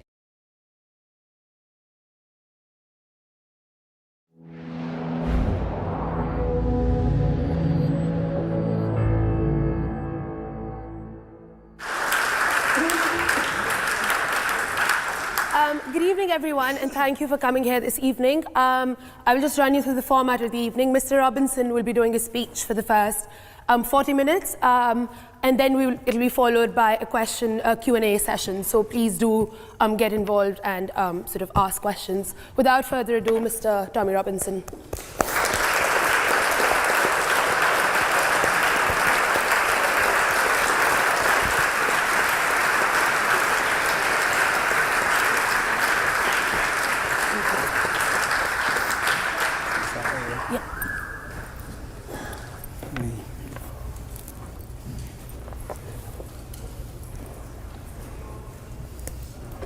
Okay. First of all, I'd like to say it's a privilege and honour to be standing here today. This is a long way from the streets of Luton Town to now be at the Oxford Union. I think it's a good day for freedom of speech. You've all heard, I was getting called a little fascist as I was walking in here. There's protests outside from Unite Against Fascism who, the definition of fascism is trying to stop people have a difference in opinion of you, which is what I have. So I think they're showing themselves up as fascists. I'd like to thank, I know there's probably been a backlash against the union for inviting me here today. It's been a good day for freedom of speech, but also a bad day. I had a speech prepared that I was going to come here and talk about, everything I had prepared to say. I was visited 4 days ago by probation, and I was warned about my licence. I'm on an early release from custody, so I'm on a licence. And certain things that I was going to say would result in me getting recalled back to prison. Now, even though, which I said, obviously I haven't got the same freedom of speech as what everyone else has got then, they said, no, not whilst you're on licence. And I was going to expose certain things about the police, but that'll have to hold now. What I want to do is I want to take you all through a journey of my life and talk to you about life stories growing up in Luton. By the end of it, I want you to understand where I come from and who I am. And why. I think why is the major question. Why was the English Defence League a phenomenon? Why was it born in Luton? Why was it started? What are the reasons that brought it there? I'm going to talk to you about Luton. I was born in 1982. When I was born in 1982, we had one mosque. I just want you to understand the demographic of the town. In 2014, we now have 30 mosques. The projected government growth forecast for the Pakistani and Bangladeshi community of Luton by 2030 is to increase by 70 to 77%. This would not be a problem if we didn't experience the problems we see related within the community. At the same time as I talk you through this, I don't want for 1 minute for you to think I'm tarring all Muslims as bad. I'm just giving you a projected view of my life. I want you to understand the stories that have happened. I'll start with my cousin, Jeanette, or my cousin's cousin. She was sexually abused. She was groomed. It's what we now know as grooming. She was raped. She woke up one day. She was found running semi-naked from Bury Park. Bury Park is the area where a lot of the Muslims have congregated and live. It's where these 30 mosques are. She was picked up by prostitutes in the street. Her dad collected her. If I talk about the failures from the police, when the family, I want you to understand and try and picture this as though it was your family relative. When the family were going to the police, when the girl is missing for 2 days, 3 days, yeah, and there is no response, and up until the Rotherham report, people wouldn't believe these stories because they are unbelievable. They would say she's a drug addict because in the end she was a drug addict because she was hooked on heroin that they were giving to her. She would climb out of the bedroom window to get back to them for her fix. The failures everyone now knows from the police force on these issues, but I want to just talk you through. When I was at school, the high school I went to, you had the Muslim playground and you had the non-Muslim playground. That's the same in pretty much every school in Luton. It wasn't divided through racial lines, it's divided through religious lines. We didn't cause that division. My friend at school, I was seeing a girl called Charlotte. She's from a lovely Irish family. And I was 12 years old, and my friend Razwan was seeing her friend Lisa. And I can remember Lisa phoning up Charlotte hysterical because Razwan's family had all gone up to Lisa's house to threaten the family to say that they couldn't see or speak to each other. As a 12-year-old boy, this was a light bulb moment for me to think, what is this about? There was another boy around the corner from where I live called Jamie. He fell in love with an Asian girl at school. He got violently attacked for that. When they went to sixth form, Luton sixth form is the main sixth form in Luton town. I could have gone to sixth form. I got 11 GCSEs, I got an A in maths, 5 Bs, 5 Cs. As a young English lad in the town, to go to that sixth form, I have to be prepared to look at the ground. And I'm not prepared to look at the ground. And that's because there were Pakistani Muslim gangs in that sixth form, extremists in that sixth form. Now, Jamie went to sixth form. His girlfriend went to sixth form, who he's in love with. They couldn't even acknowledge that they knew each other, okay, because of the fear of what would happen. I had another friend, John English, on a night out. I'm just taking you through stories. John English, his girlfriend's name was Akvinder. She was a Sikh actually, but she was from Letchworth. But we were out on a night out in Luton town, and these Muslim lads just come over and spat straight in her face. So these are instances, and I'm not saying it's all Muslims. I'm just talking, saying there are problems. I've seen them, okay, growing up through Luton, and I'm asking that you all try and envisage yourself, take yourself out of where you've grown up. Many of you may have grown up in working class communities and towns, but try and see it. We talk about racial abuse. I don't know how many people have been a victim of racial abuse. I was a victim of racial abuse at the age of 12 when I was attacked on the way home from a swimming pool by a Pakistani gang. I was called a white pig. My friend had his hat taken off him, we were spat in our face and slapped. Another incident, twice in one night, walking to the under-18s nightclub. Whilst I'm talking about racial abuse, I'll talk about Mark Sharp. Mark Sharp was murdered in 1995. Any of you can Google this murder, yeah? He was my uncle's friend and his son was my age. He was going to get a takeaway. He was in his car, a van. He was going to get a takeaway when a car braked in front of him. He swerved around it and he gave a hand gesture. He was followed. He didn't know he was being followed. 4 Muslim Pakistanis were in the car. They phoned for reinforcements. More come. He was not aware of this. When he got outside the kebab shop, he come out, his son's with him. They beat him. They hit him so many times, they were hitting him with bats, with poles, with sticks. Read the murder, it will shock you, okay? He was not going down. He would not go down. One of them jumped up in the air with a knife and snapped it off in his forehead. He survived for 3 days, and then he died. Many of his friends, and what I'm trying to envisage and ask you is that you just take yourself, think of this is someone you know in your family, this has happened to. The judge in court said, you can take, if you wish to a verdict of manslaughter, you can take into account the fact that he aggravated them enough to make a young Asian male act in this way. They got 4 years in prison for that, if you want to talk about justice. That's not justice. They were out within 2 years in the town of Luton Town. Most of the people in Newmarket and his friends left Luton after that incident. I could stand here all day and talk about other incidents that have gone on. I'm going to show you a video now. I'll ask you to watch. A series of attacks on the homes of elderly people in Luton are racially motivated. The victims fear the aim is to force them to stand up and move out. This is the latest attack, a beer keg thrown through the window of a 74-year-old great-grandmother in the middle of the night. It's the third time it's happened. The last was on Christmas Eve. You can imagine Christmas Eve and somebody throwing a brick through your window, how it felt. When everything's supposed to be jolly and happy, you feel down, innit? And they are throwing brick through my window and run. They are cowards. In the next street, another couple who've been targeted repeatedly. At night time, I personally can't sleep, and you don't know what next they will do. You wonder sometimes if they're going to put petrol or boom or something through the letterbox. And around the corner, this house. It looks unlived in. In fact, it's been home to one couple for 60 years, now so terrorised they won't take down the boards. Because it always happened between about 1 and 4 o'clock in the morning, and you were really worried, sick, wondering what was going to happen next, because they weren't just little bits of stones of things. These were real house bricks and lumps of concrete that they'd thrown through the window. Meanwhile, families are doing what they can to protect themselves. I am one of the old type, determined black woman. I am not going nowhere. If they don't like me here, they can go. I'm quite happy where I am. Scared, but most of all angry, they're not moving. Now, again, maybe take it to the community you live in. You know these people, because I know the Palmers and I know the Howards, yeah? You can imagine eruptions these sort of incidents cause in your community. There was actually 30 people's houses that were attacked at these times. There was 88 attacks before the police acted. The way we see, what we're seeing in the Rotherham report is it shows the police inability, conspiracy with the police and different organisations, social services, where they downplayed it and suppressed it because they didn't want to be deemed as racist, yeah? So crimes went up, they facilitated the rape of a generation of kids for 20 years due to not wanting to be called racist. Similar things, when the police haven't acted, they haven't acted in towns and cities and communities like Luton for incidences like this. That's what, again, what I want you to understand is, I know those families. I remember these times when these things were happening.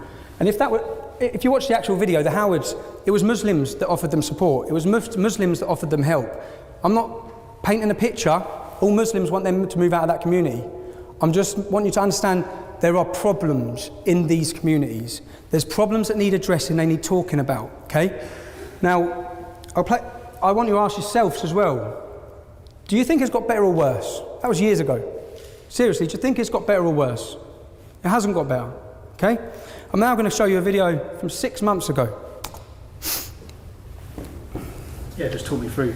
Tell me the story. Okay, well, about 5 years ago, I got rid of my car, and I became more prominent in the streets of Newham, and I started noticing people get out of things as they would pass me, or people were spitting very close to me in the streets. And after about a few months, I realised actually they're spitting at me, and I faced quite a lot of anger. I faced quite a lot of just aggression from various younger Muslims in the community, simply because I was a Jew, or rather a conspicuous Jew in the college. And one time I was cornered in the college. I was shoved into the corner and I was made to justify the existence of Israel. Well, I've got post-traumatic stress disorder. Jeez. And I experience a lot of panic attacks. Yeah. So it's, yeah. You've been living under a barrage of abuse and threats and intimidation for years? Yes, 5 years now. And, you know, it's been coming up for 300 incidents, attacks on me and my home. And it probably wouldn't be so bad if I knew that, you know, maybe the authorities would have my back, but unfortunately they don't. I do think every morning, you know, I'm still here, and I go to bed at night. I live today, you know. I've seen the image of your property. It's like Fort Knox now. Yeah, yeah. I mean, my friends that. I had to stop my friends coming to the house because I couldn't guarantee their safety. So I never have friends at the house. I always meet my friends outside. I can't have family to live with me because it's too dangerous. I live in... See, this is 2014 in the Borough of London. 2014, do you know what it's like to see a grown man brought to tears? Do you know how many families I meet that are brought to tears in Luton and towns like that? The reason why I'm showing you these videos, I want you to understand this is real life. This is not made up. When we're talking about issues and the reason why we're passionate about these issues, we're not making it up. And at the same time, he's the first to say the vast majority of Muslims are not involved in this in any way. But there is a problem.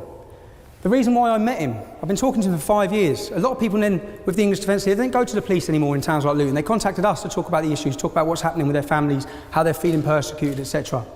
I went to meet him because he's moving to Israel, because he feels he has to move to Israel if he wants to be safe.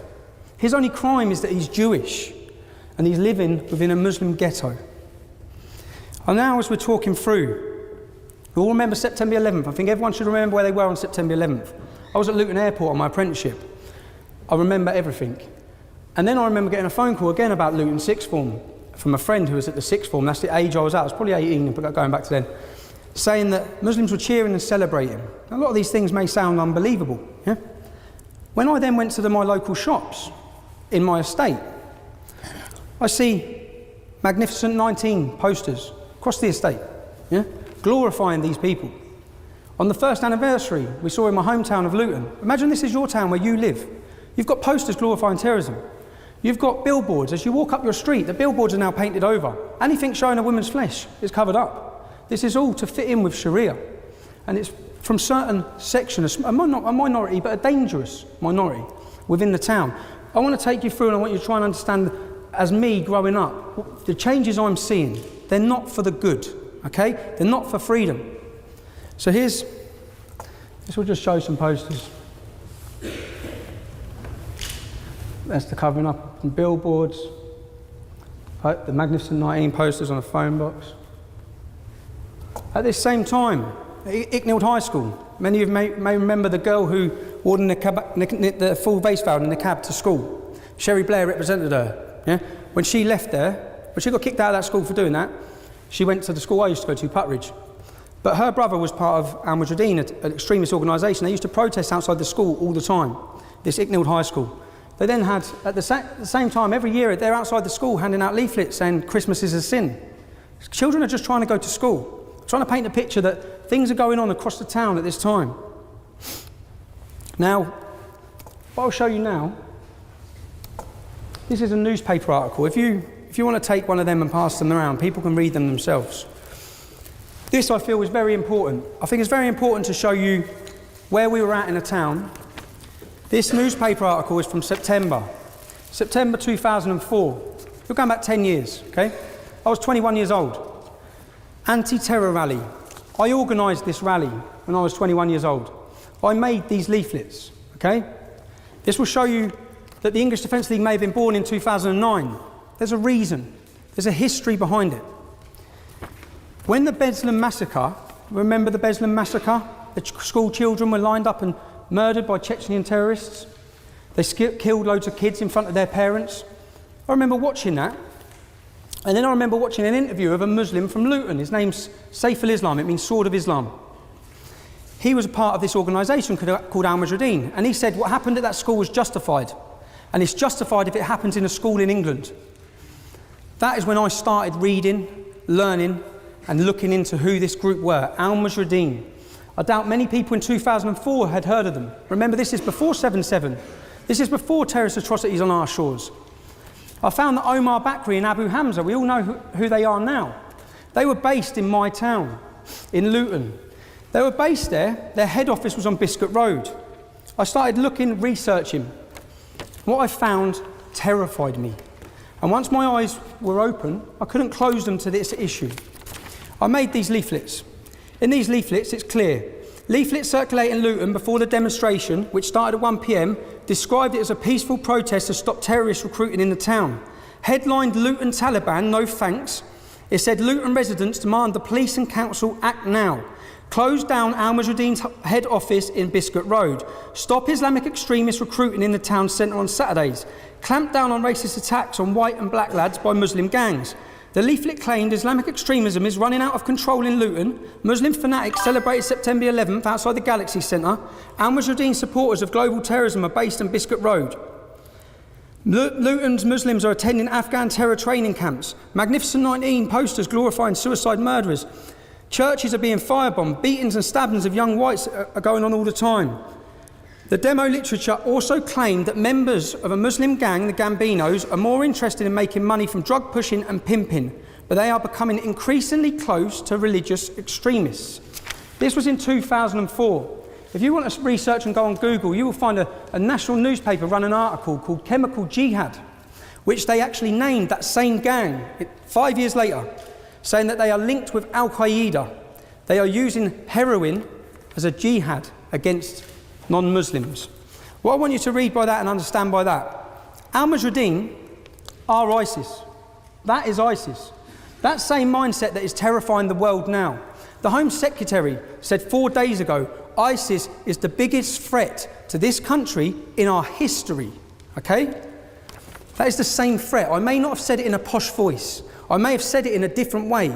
We understood who these people were, what their thoughts were, and how dangerous this ideology was. You have to remember that this was before 7/7. 7/7, the terrorists collected their bombs in Luton.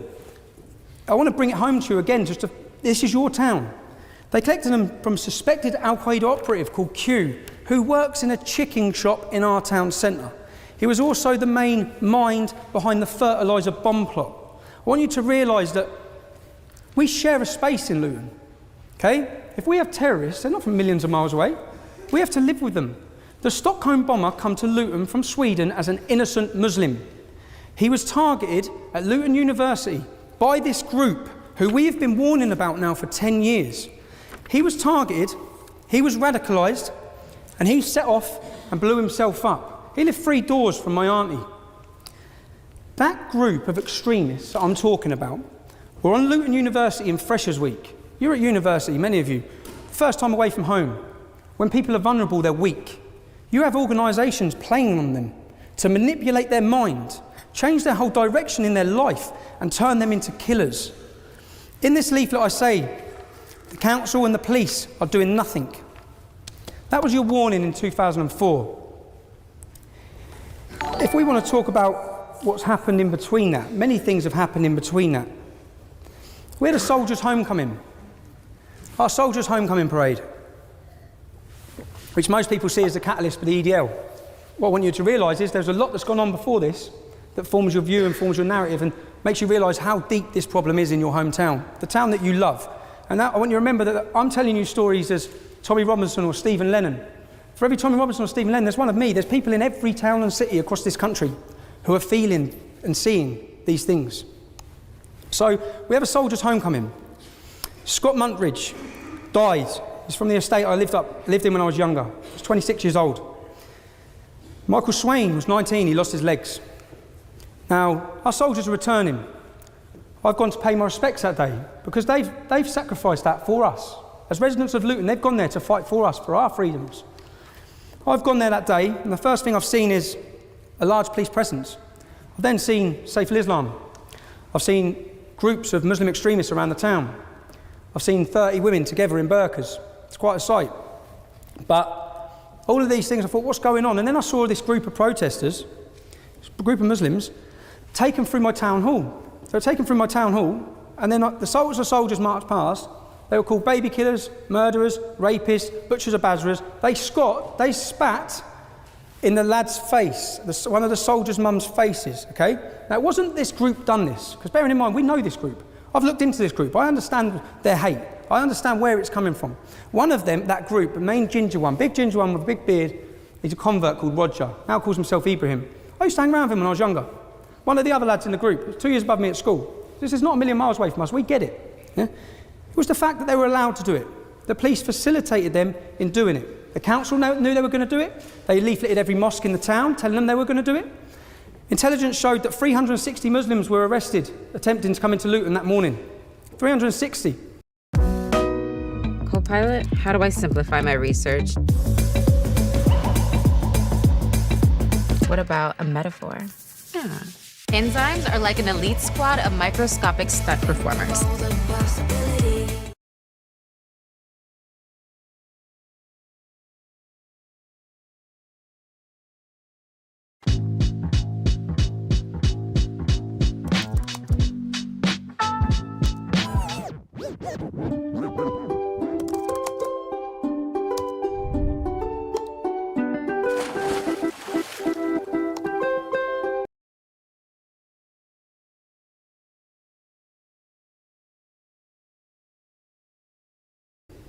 70% of their births were in countries outside of the UK.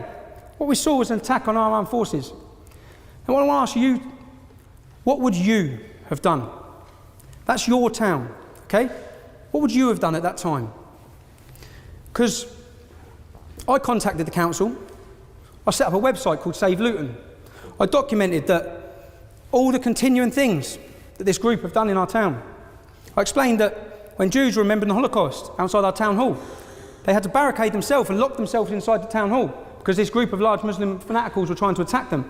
In this video, there's a 5-year-old girl who's screaming and crying. They attack the multi-faith march every year. Now, in Luton and towns like Luton, when two kids continually cause a disturbance or a nuisance, you get an ASBO. Yeah? You ASBO them from hanging around together, and you ASBO them from an area of the shops. Okay? What we did is we set up a petition asking for this group to be ASBO'd. Quite reasonable. That's what you should do. Well, that's what we did. 5 years later, you now see they're talking about ASBOing terrorists. Exactly what we were asking them to do before any protests, before we took to any streets. Now, we know the police suppress what's going on in the town. We know the Labour councillors, you've seen it with Rotherham, are hiding the facts. We know what's happening in our own town. As I've said, we've foreseen ISIS. We've foreseen all these issues that are going on because we're living it. We're living amongst it, we're breathing it, it's where we live. And we decided then, every community in Luton is allowed to celebrate their identity and their culture. We have St Lucian Day. When it's Paddy's Day, my mum was a Paddy, but when it's Paddy's Day, they have a 3-day festival. We have, when it's Eid, if you want to see any Muslims, come to Luton for Eid, because you will have fairgrounds, you will have the biggest celebrations, everything. St George's Day, our day, okay? And I'm just trying to talk to you about how we feel in the town. So it comes to St George's Day, Icknield School, the same school that the girl tried to wear the niqab to, sends a letter out to all the parents.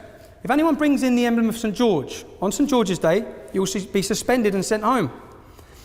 The same school, when Pakistan won the cricket, encouraged everyone to celebrate with Pakistani flags. The message this sends to our kids is they should be ashamed of being English. They should be ashamed of their identity and who they are. Now, this happened 3 weeks after, and then the headline in our newspaper, St George's Day parade banned. We were supposed to have a parade for the first year, banned. It was at that point that we said, which again, I'll ask you, what would you have done? Okay?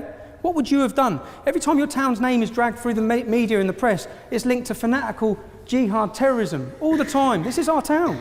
It's where we love. We want to feel safe. This group, when you read what they stand for the destruction of this. They stand for the destruction of my family, your family. All of our families now dedicated every day. And I'll try and change it for you to people to understand. 75% of Luton is non-Muslim, okay?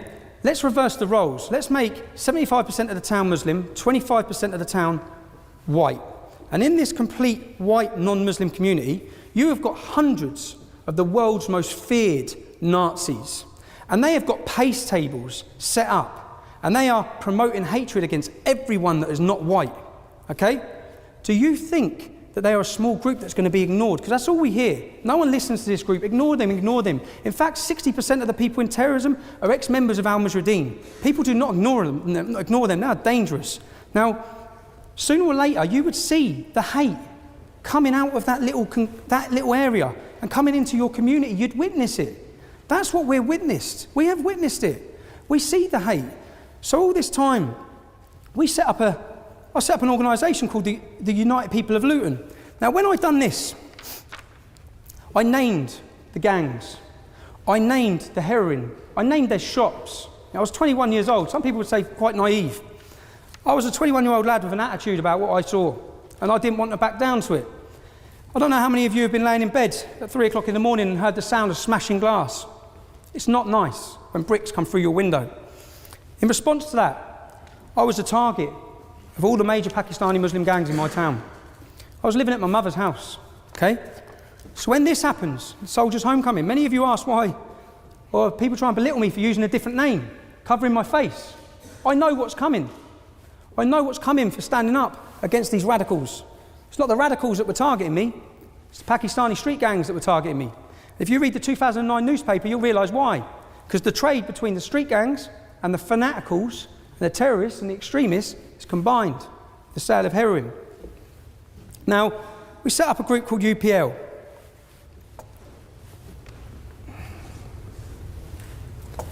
Maybe, what would you have done? Again, what would you have done? Bearing in mind the National Front and groups like this, after the Soldiers' Homecoming, wanted to attach themselves to our town. Would you have made placards that read National Front go to hell? Because that's what we done. Voters demand a St George's Day parade. I want you to understand what this was over. What it was all over. This was the start. When we met up this day for this demonstration, it was the community. My aunties were there. We were met by a police presence, a heavy-handed police presence. A horse flattened my uncle. My other friend, Isaac, little black lad, holding one of these placards, reading National Front go to hell. A police officer on a horse knocked his teeth out, okay? He lost his teeth. We wanted to get to the war memorial, that's it. We were prevented from the police from getting to the war memorial. We were held and kettled for 4 hours. My auntie had to crouch, and we in the street. We have got to the point where literally anybody can build a fully working app without knowing how to code. This is Base 44. This is a first look at the current industry-leading AI app builder, and you wouldn't believe the kind of apps that people are creating. Smart nutrition apps, inventory trackers, onboarding tools, you name it. And if the only thing stopping me from making the app is the idea, then why not build an app that gives me endless app ideas? So let's make it. Pro tip, I draft the full app spec in ChatGPT, and then I drop the prompt directly into Base 44. It gives me super detailed structure. And here it is. Everything I laid out in detail as it goes. This is pretty awesome, but I want to make it playful. So I'm going to add a swipe left and swipe right interface. The same usability we all know. Now I'm going to add one more feature. So every idea that I favorite will turn into a kickoff prompt to start building the app itself. And that's it. Just come up with your idea, any idea, and Base 44 will do the rest. So go to Base 44 and create apps with your name on it.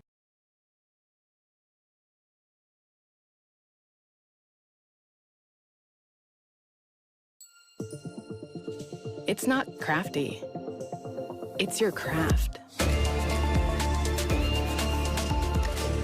It's not DIY. It's do it yourself on Wix.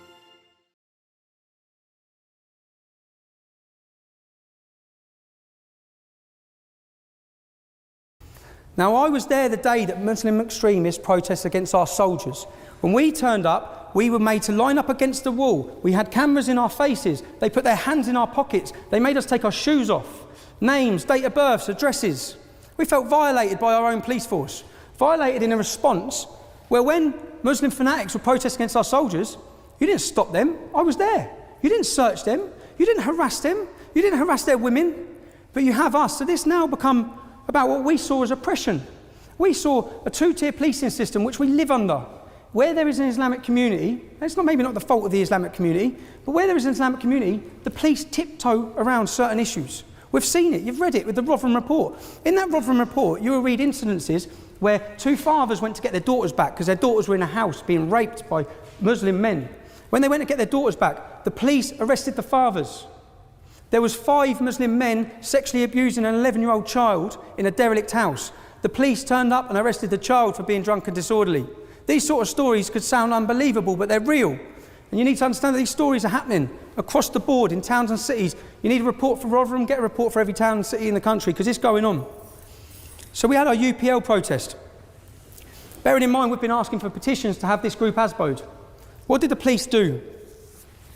After our first UPL protest, the police come to 14 of our houses. My mum's was one of them. I wasn't there. The other 13 people who were arrested were given bail conditions not to enter the town centre 7 days a week, 24 hours a day for 3 months.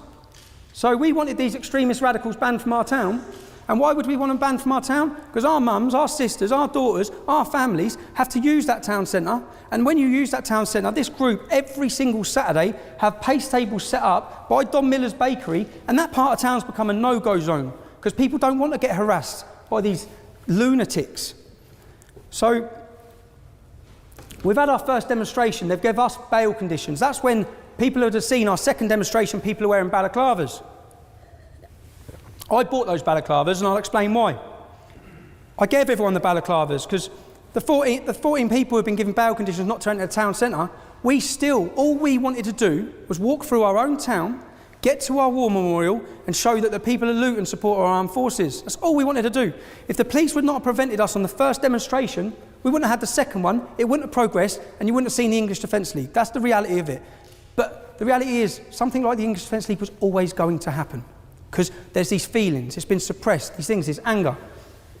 So we're looking at this group, Al Mujahideen, who have protested against our soldiers. I know their history. I then look and see that they're doing an Islamic roadshow across Britain. They're visiting every town and city. I think this, by now, at what stage do you draw a line? At what stage do you do something? They attack your soldiers. What's next? A soldier's funeral. We've seen the progression, attack your soldiers, set fire to poppies, cut your heads off. We've all seen what's happened.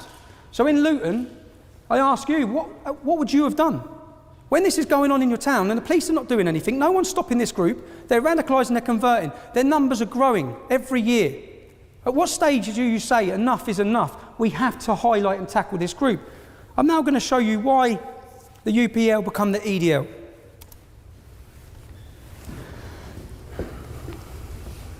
We have a young man here who wants to become a Muslim. He's only 11 years old. What's your name, man? Sean. So Sean.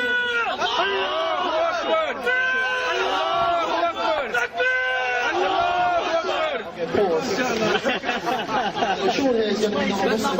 Can you repeat after me? Ashhadu an la ilaha illallah.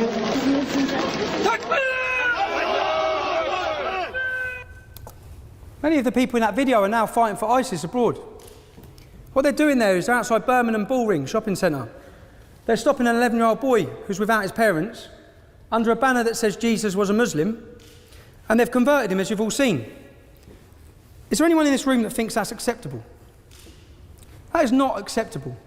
Could you imagine the reverse if hundreds of radical Christians converted an 11-year-old Muslim child walking through the city centre without his parents? There would be uproar. So I watched this group do this, and I waited. And I thought, let's see what politicians, police, someone's got to do something. Nothing happened. Then, as a group of lads from Luton Town, we decided to leave Luton and go to the Bullring in Birmingham with placards that read, "What about Sean's rights?" Sean was 11 years old. We had placards that read, "Muslim, no problem, extremist Muslim, big problem." We had one demonstration, no press reports, no media. We put it online. We decided to go back because we still felt people need to talk about this. This Islamic Roadshow had more dates going around the country. This has to be stopped. When we went back, subsequently, you can all research this as well. We were locked in a pub for 4 hours. When we come out, they put us on coaches to get us out of the city centre. We didn't know why. As they drove us out, I saw debris everywhere. Bricks, bottles, everything had been smashed up. Muslim youth, Pakistani Muslim youth, had been rioting for hours. Little did we know that Salma Yaqub, a politician, had riled a crowd with a clenched fist where she said, "We must smash the BNP, we must smash the BNP." Muslims then run through the streets, attacking non-Muslims. It later turned out that the local imam had told the Muslim youth to come out and confront us. We was only against Anjem Choudhury's group at this stage, okay? Who was coming out to attack us? Mainstream politicians. When we went to Birmingham, there were Nazis that turned up. There were Dr. Martins, and to us from Luton, anyone know Luton is a multicultural town, a very multicultural town. You won't find a Nazi in Luton, you can't find one. We've never had racial tensions, we have religious tensions. So for me, we've gone up there to highlight this issue, come under attack from everywhere. I'd ask, what would you do in response to Nazis turning up on the streets with you? A message to Anjem Choudhury. We, the English Defence League, will contest your kindness as our forefathers did. At this stage, not really much of a mention of Islam, because we're opposing Anjem Choudhury and his group. That's it. That's our tactics. Now we have Nazis on the streets. We need to let them know they're not welcome. On the first Birmingham demo, 5 Nazis were got put on the coach with us. One of them gave a Hitler salute as he got on.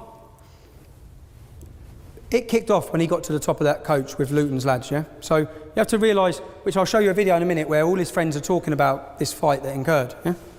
And it's a fight that incurred because we don't tolerate that. We would not tolerate that extremism coming from our community, but we see it tolerated in many communities. Now, when we set fire to the swastika, not many other groups have done that. Not many other groups have really put it on Nazis. When this happened, I had a phone call from a man called Nazi Nick, a German. You can all Google him, yeah? I had a phone call and I was told to hand over the control of the English Defence League, hand over the websites, hand over this. I didn't know who he was. I told him in no uncertain terms that it was not going to happen. We had an argument on the phone. I had highlighted myself to some of the world's most feared Nazis. I didn't know who this man was. Only later, my friends, when I was telling him about this Nazi Nick, some fella from Germany, he said, "Do you know who he is?" I said, "No." He said, "He tried to overthrow the South African government." That's when I thought, damn, I just put it on him. And from that, you can see this. I don't know if you want to read that. It says, English Defence League, since the formation of your organisation, your alliance with external enemies, the Zionists, you have blinded the disgruntled youth to today with your bastardised concept of nationalism. Our concept of nationalism was anyone is welcome to it. White, black, anyone, Muslim, Christian. If you're proud to be English, you're proud of the laws in this country, you're proud of our freedoms, you are welcome. You have attacked lone white nationalists. They wasn't on their own, but this is on about Birmingham. See, the press would not tell you that when there's trouble at the demonstrations in the early days, it's us outrooting the extremists. You have burned our swastika from the EDL and the 10. Anyway, I'll carry it on in a minute, you'll see. It's quite awkward viewing, but. EDL's come into operation. They was given it on the streets. EDL.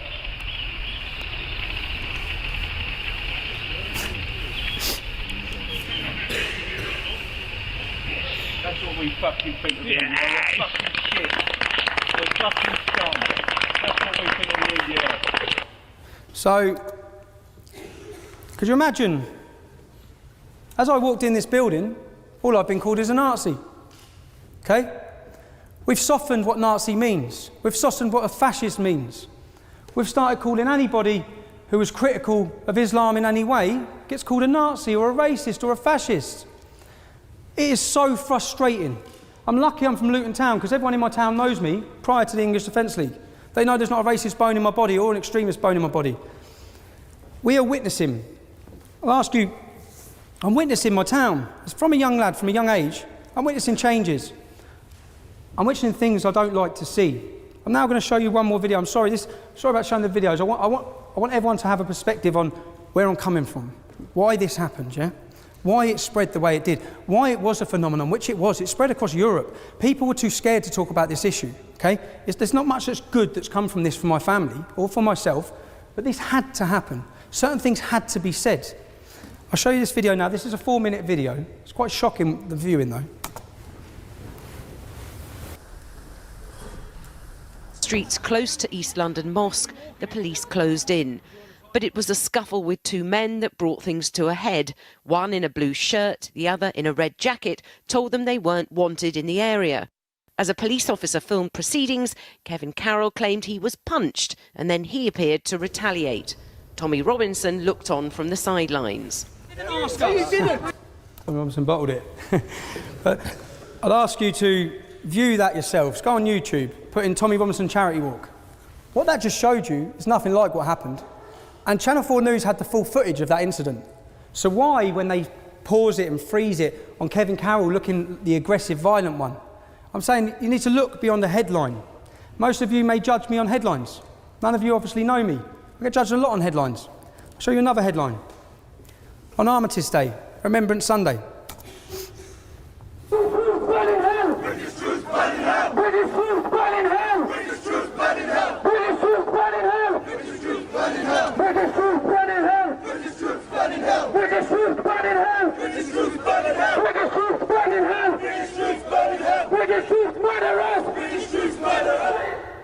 Clearly they were not searched before that demonstration in the same way that we are. Clearly, because they had canisters of lighter fluid. Some of the country's most radical Islamist terrorists, sympathisers and supporters, on Armistice Day, round the corner from a remembrance service, doing this.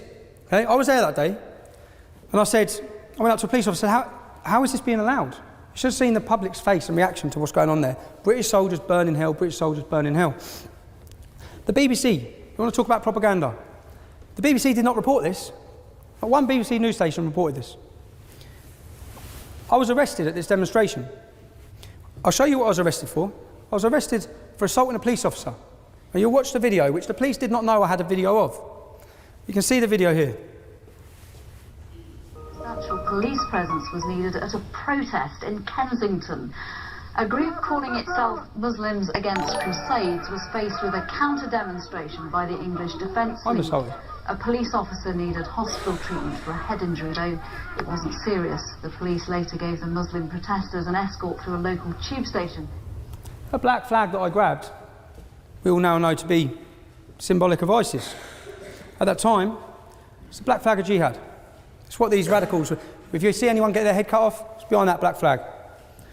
So I jumped over a fence, I saw a crime that was being committed on our streets, burning of poppies.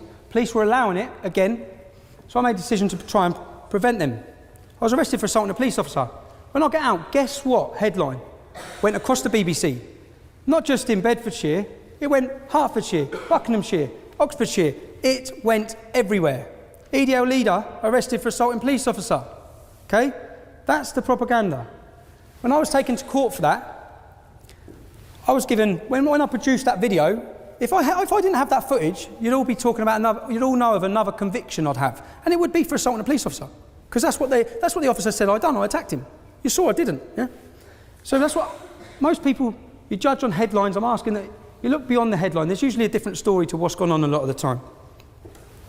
I was subsequently taken to court for that. When I produced the video, charges were dropped. They come back to my house 8 weeks later and re-arrested me again. I got charged with causing those Muslim men, I caused them alarm and distress. I intended to cause them alarm and distress. They were causing our entire nation alarm and distress, and they were being allowed to do so. I received a fine 7 times worse than the fine given out to them for burning our poppies.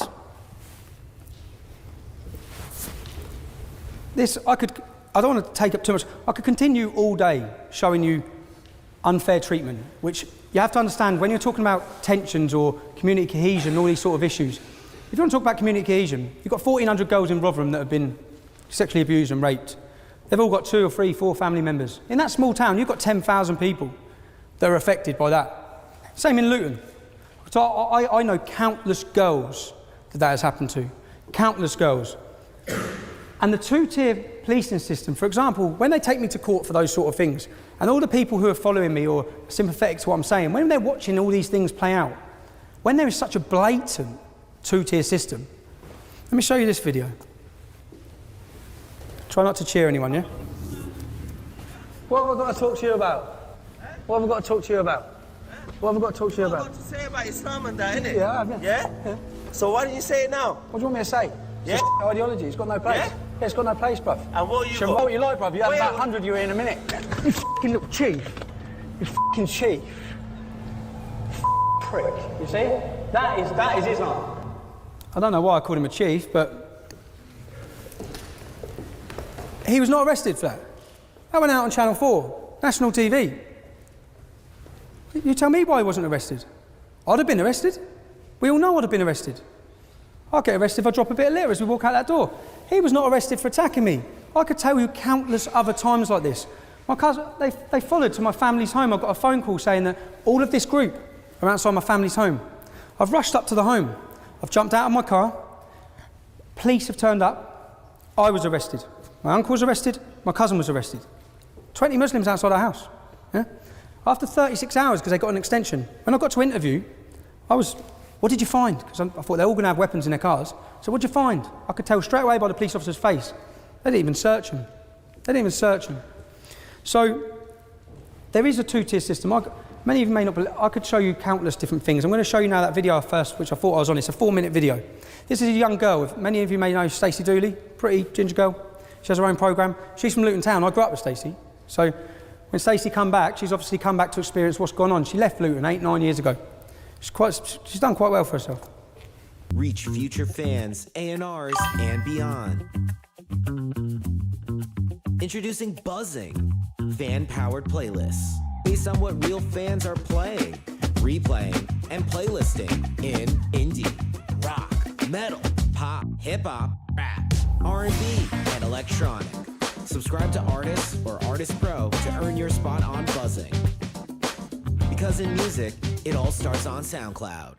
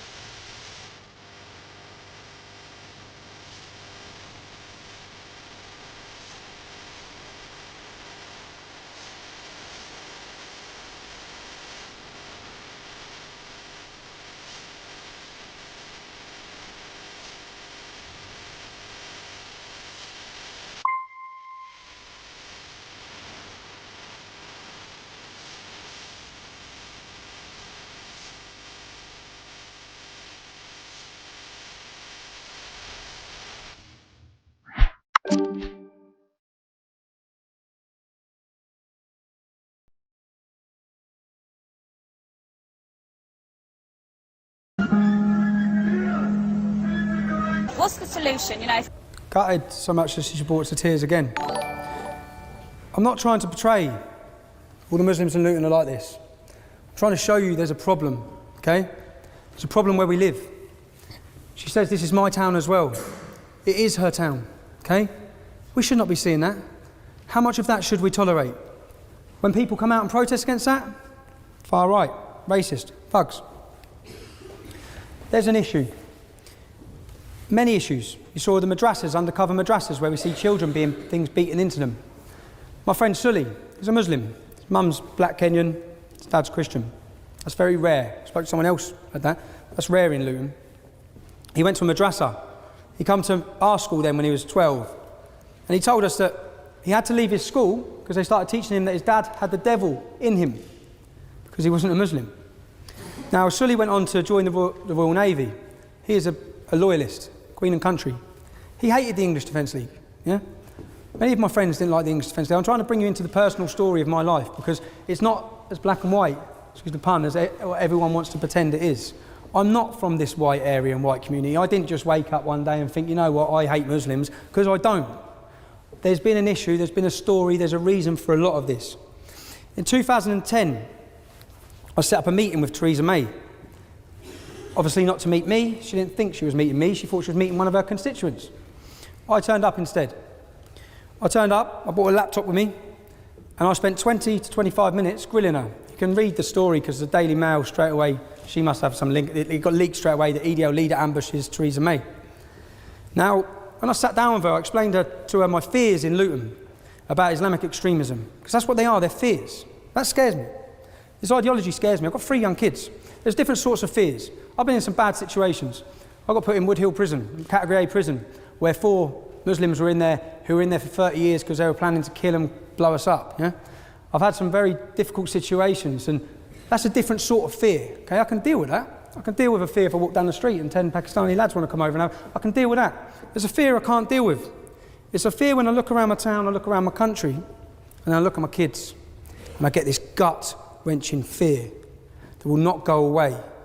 That's a lot of what drives me. It's a lot. A lot of people say there's a fear, there's a reason why people are doing these things. Now in 2010, I saw Theresa May. I explained to her about Luton Islamic Centre and the imam called Kadir Bask. They're part of my local council, yeah? Luton in Harmony programme. In that documentary, Proud and Prejudiced, that the imam was portrayed as the moderate imam from Luton. I've been on his website, okay? On his website, on the mosque website, it says we should execute homosexuals. A 12-page justification is why women should be lashed for adultery. I knew he was a school teacher. He was, so I warned Theresa May of all this in 2010. 2014, let me play a video of a conversation between me and Kadir. The problem I have is that, can you blame us when we're seeing this? Then when we see a moderate imam put forward, Luton has 30 mosques, only one Salafi, one Wahhabi, yeah? Who's the face all the time? Who's the representative that the council go to, the newspapers go to, the TV go to get their view on everything? The Salafi mosque, the Salafi imam. He has been empowered by my council to be the face, and he's not representative of the majority of Muslims in Luton, but that's what we see. Now, when I left the English Defence League, who did the radio station go straight to? Again, Kadir Bask, the moderate imam. As I was talking about Tommy Robinson, asking your questions about him, he came knocking on our door, and now he's sitting here in the studio with us. He's joined in the studio now by Kadir Bash from the Luton Islamic Centre, who we had as an arranged guest on this subject as well. So we've ended up having a bit of a Barney about all of this. And just before the news, Kadir, you said that in an ideal society there would be punishments for example, homosexuals. And Tommy Robinson had put the point to you that this is why he was concerned by your ideology, which is why he was anti-Islamic and anti-Islamisation and put Luton Islamic Centre in that camp. Do you understand why Tommy Robinson might be concerned by Islamic ideology when, even though you say we don't want it in Britain, you do use phrases like in an ideal society and then come up with a statement like that? Yeah, that's fair enough. He has every right to disagree and to criticise. Because look, you know, you can look at how the Sharia is established in Saudi Arabia, for example. Do the people fear the Sharia? They don't fear it. But actually, I haven't said that. You know, sometimes from the things that people fear is what keeps society in order. Like, you know, you fear going to prison, so you do not commit a crime. You know, it's similarly like that. It's a deterrent. The Sharia rules are deterrents. They're not implemented. How many hands get chopped off? How many women get lashed? And it just doesn't happen. Very, very, very few. So 40. I mean, it just doesn't. Okay. In an ideal Islamic society, these laws do not get implemented. They're just deterrents. Okay. Final question for Mr. Robinson. Then we have some calls, and I want you to talk to our listeners. What Kadir's saying is that gays should be too scared to be gay. I have a problem when this man is a representative of the Muslim community in my town. I have a problem. I have a problem when I first met him. I called a meeting with him. I went to meet him. It's because all these tensions were in the town, and he's the main face. He's the main person I thought to see. When he walked in, he said, Tommy, Sharia law will not come to this country in your lifetime. Probably not your sons, but the generation after that. I said, thank you for concreting why I'm resisting this, Kadir. Now, I've never understood the term, I hate to say I told you so, yeah? But I now understand it, because it's not a nice feeling. We warned of grooming. You read the Rotherham report. This is from 2010. Defend England against? The spread of Sharia law, the spread of terrorism, the spread of extremism, Islamisation, the political wing of Islam. That's what we're trying to do. Could a Muslim join the English Defence League? Of course they could, yeah. Of course they could. And yet you say you're not against Muslims. No. They could join your organisation, but you are against Islam. We're against Islam taken in its 7th century barbaric form. Well, Which your when it's direct taken- quote is, I'm not against Muslims, just Islam. Against militant Islam. And when I say Islam, taken in its 7th century barbaric form. If Islam was to evolve, which it needs to evolve, to fit in with Western democracy, which is clearly not. Clearly there's a problem. Clearly the English Defence League is a phenomenon that swept this country. And with the issues I'm talking about, Jeremy, if I ask you, do you know anyone that's hooked on heroin sold to them by Muslim gangs? You probably don't. I do. Do you know any beautiful girls that you went to school with that are now wearing a burqa that don't see their family? Probably don't. I do. Do you know anyone who's been murdered by a Muslim gang? You probably don't. I do. Do you know any 15-year-old girls that you know that you've grown up with that have been raped or pimped? You don't. So I don't expect you to understand the issues. These are all personal issues of yours. Personal issues in towns and cities like mine that are happening, and they're not happening with the Sikh community, they're not happening with the Jewish community. And indeed, they're not happening with most Muslims. No, they're happening within the Islamic community. That's what I'm saying, that it's an Islamic problem. And when I'm just a simple person, so I'm just a normal person, but when I'm looking at, I have to look for where this hatred is coming from. And talking about these girls like they're statistics, they're not statistics. These girls are, well, whose daughters do you think these are? Whose sisters? They're ours, in working class towns and communities. And people are fed up with what's going on, and it is being ignored. For 20 years, our councillors and the leaders from the Islamic community have conspired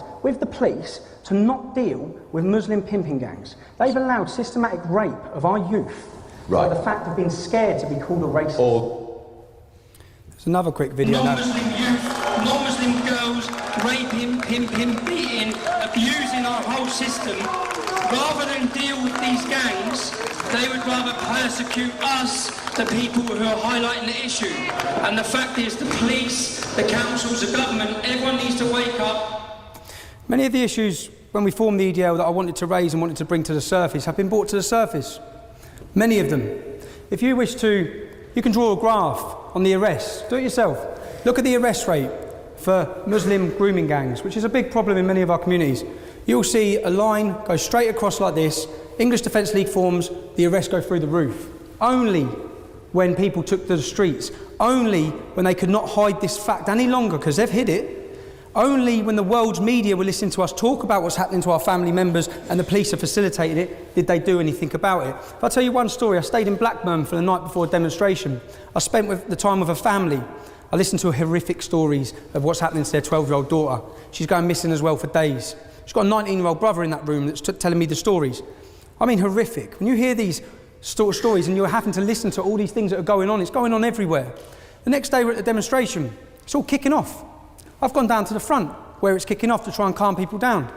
Who's at the front kicking off with the police? Her brother. There's usually a lot of reason for the anger that people are seeing, okay? To just label it and ignore it. The main reason I want to get across is why. That's the point I'm getting to, is why. Another point I'll make to you about prison. I've been in prison. Wood Hill is an ISIS training camp. That's it. Our category A jails now are radicalising and radicalising. We've got 800 coming out a year. When you go to jail, you're weak, you're vulnerable. You're now being turned to hate the system, hate the country, hate everything about us. And I'll make this claim now. At some time, this speech will be looked back upon after a prison convert has come out, maimed, killed and murdered on our streets, because it's going to happen. There's nothing being done. They're not segregated, they're not isolated. In 2012, I spent 20 weeks on solitary confinement. These terrorists are not on solitary confinement. They're on the wings, converting, making people take the Shahada, converting them. The imams, even in Wood Hill, are trying to do something. They're not trusted, they're not listened to. They're seen as stooges. People are not converting with the imam, they're converting with the radicals who are running the wings. In 2012, I spent 20 weeks. I flew to America on September 11th on someone else's passport. Pretty stupid thing to do, yeah? I got 10 months in jail for it. I thought it was quite harsh, but I got 10 months in jail. I spent 20 weeks on solitary confinement. Solitary confinement, 23 and a half hours a day. I was locked up. For half hour a day, I got let out to walk around a cage on my own. Put back in. Meals brought to your room. They're not allowed to do that, actually. You're only allowed to do that for 30 days because of your mental health. It's not good for your mental health. To get around that, they moved me from Wandsworth block, Bedford block, Wood Hill block, Wandsworth block, Wayland block. I was not allowed out of my cell because I'd be killed. My family noticed the difference in me as a person when they come to visit. Because of this, you see, fear is paralysing. And it's fear that paralysed Rotherham's police force. It's fear that's paralysed our politicians. It's fear that has paralysed the British public to put up and tolerate with many of the things that are happening in this country. My family contacted human rights lawyers. They explained, listen, our son has spent 12 weeks in solitary confinement. Listed all the things. All the human rights lawyers are like this, you've definitely got a case, this is out of order, we'll get a judicial review. Yeah, he's the leader of the English Defence League. Whoa, whoa, whoa. I mean, we can't represent him. That's how toxic it's become. That's how powerful political correctness is. My family then looked for who represented Jamie Bolger's killer. Child killer. Cut off the penis of a child and fed it to him. Disgusting, sick.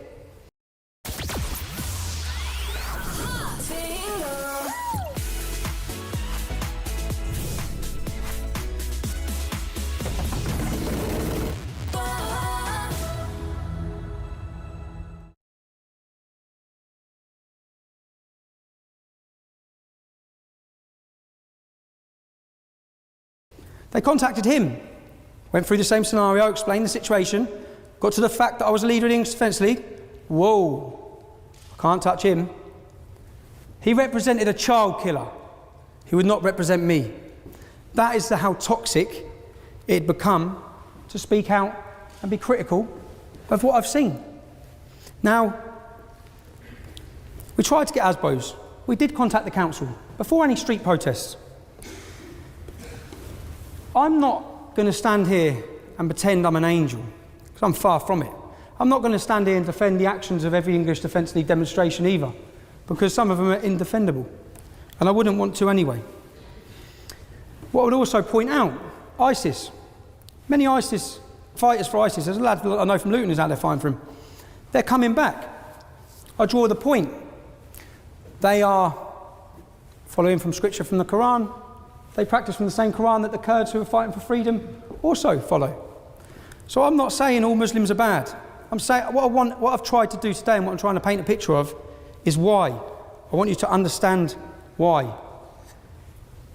If we want to talk about my beliefs, I'd rather you heard my beliefs from my mouth. I'm called far right. I'm put in a box of the right wing because in this country we like to do that. It makes things less complicated. Many of my views are left wing and liberal. I just have a problem with what I see as fascism. I have a problem which I see as extremism. And any group like these clowns that are outside today, who are government funded, okay, linked with trade unions, it's their job to oppose fascism. Where were they? Where were they with the rise of what Theresa May is now saying is the biggest threat to this country's history? My views are my views. I'm entitled to them. It's coming to an end now, but what I want you to ask yourselves again is, what would you have done on your soldier's homecoming? What would you have done witnessing the things you have growing up? What would you have done when you see your culture eroded, your identity disappearing, you see Sharia patrols, neighbours are being forced from their homes? What would you have done? As a young lad from Luton, I've made the decision. I've done what I did. I've done it, and I want you to know that it was born out of passion for what was right. It wasn't born out of hatred. To say this was all done out of hatred would be absurd. I've put my life on the line and had many negative effects from that, especially when we come down to the police. I was talking earlier about freedoms. I'm on a licence condition, I can't contact the EDL. I believe that we should all be fearful. If I went through a full story, I'd love to come back and have time to talk about this, and I'm running out of time. I'd love to talk to you all about everything that's gone on with the police, because if they can do it to me, they can take away my freedoms. They can do it to you. It should be a worry to everyone. Finally, interfaith. We have interfaith policies across this country. Rip them all up, they're useless. They're completely useless. In my town, we have Sikh leaders, Muslim leaders, Christian leaders. Twice a year, take a photo of each other, put their arm around them, stick it in the paper. That's their interfaith. It's not doing anything. It's no good. The people, if we're serious and we want to solve this problem, our country has deep wounds. If we want to solve these wounds, you know the people you need to bring together? People on those EDL demos and the young kids being attracted to those Islamist organisations. It's the only way. The only way is with dialogue. And if I talk about, many times I say we need a revolution. I don't mean we need a revolution. We need a revolution within the Islamic community. we can't solve these problems. Problems will be solved by Muslims. I'm having a meeting this week with Muslims in Luton who are running a campaign saying, "Not in my name." I watched the video, it was an hour and 20 minutes. It's a good video by the Imam. And I sat there and thought, this is what we've been asking for. We've been asking for Muslims to get as outraged as us at what these fanatics are doing. We've been asking for a clear wedge and a difference, and a clear difference between your ordinary Muslims and these Wahhabi Salafi extremists. And for the first time, I think, I'm yet to be completely convinced, but it is the only route forward and the only path forward that I see if we want to hand down a safe and prosperous Britain. I'd like to thank you again. I hope it's given you a better insight. Some of you may still hate me, but I'd like to give a better insight into who I am, where I've come from, the reasoning behind the formation of the English Defence League. Obviously, I've left the English Defence League now, and I'll try as best I can to answer any of your questions. I wish I could stand here and speak freely, but there's certain topics I can't really branch into because I will be recalled to prison. I have 3 young, beautiful children. Christmas is 5 weeks away, and I noticed the massive effect it had on them when their dad was locked in prison. So I spoke to you earlier about it. A year ago, I would have stood up here and, you know what, I'd have said whatever the hell I wanted because I felt my freedom of speech was being eroded, and I'm quite stubborn throughout the years. But I can't put my family through that. So again, thank you for inviting me.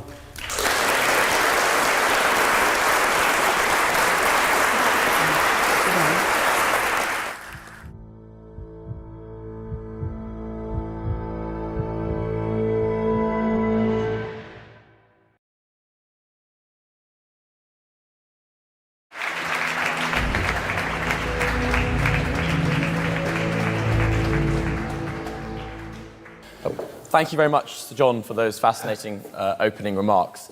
One thing that struck me throughout was from almost explicitly quoting for the many, not the few, to your comments on Brexit. I was wondering, when you look at the contemporary Conservative Party, do you find it familiar? Do you think it resembles that which you led? Or do you feel like a stranger in your own party?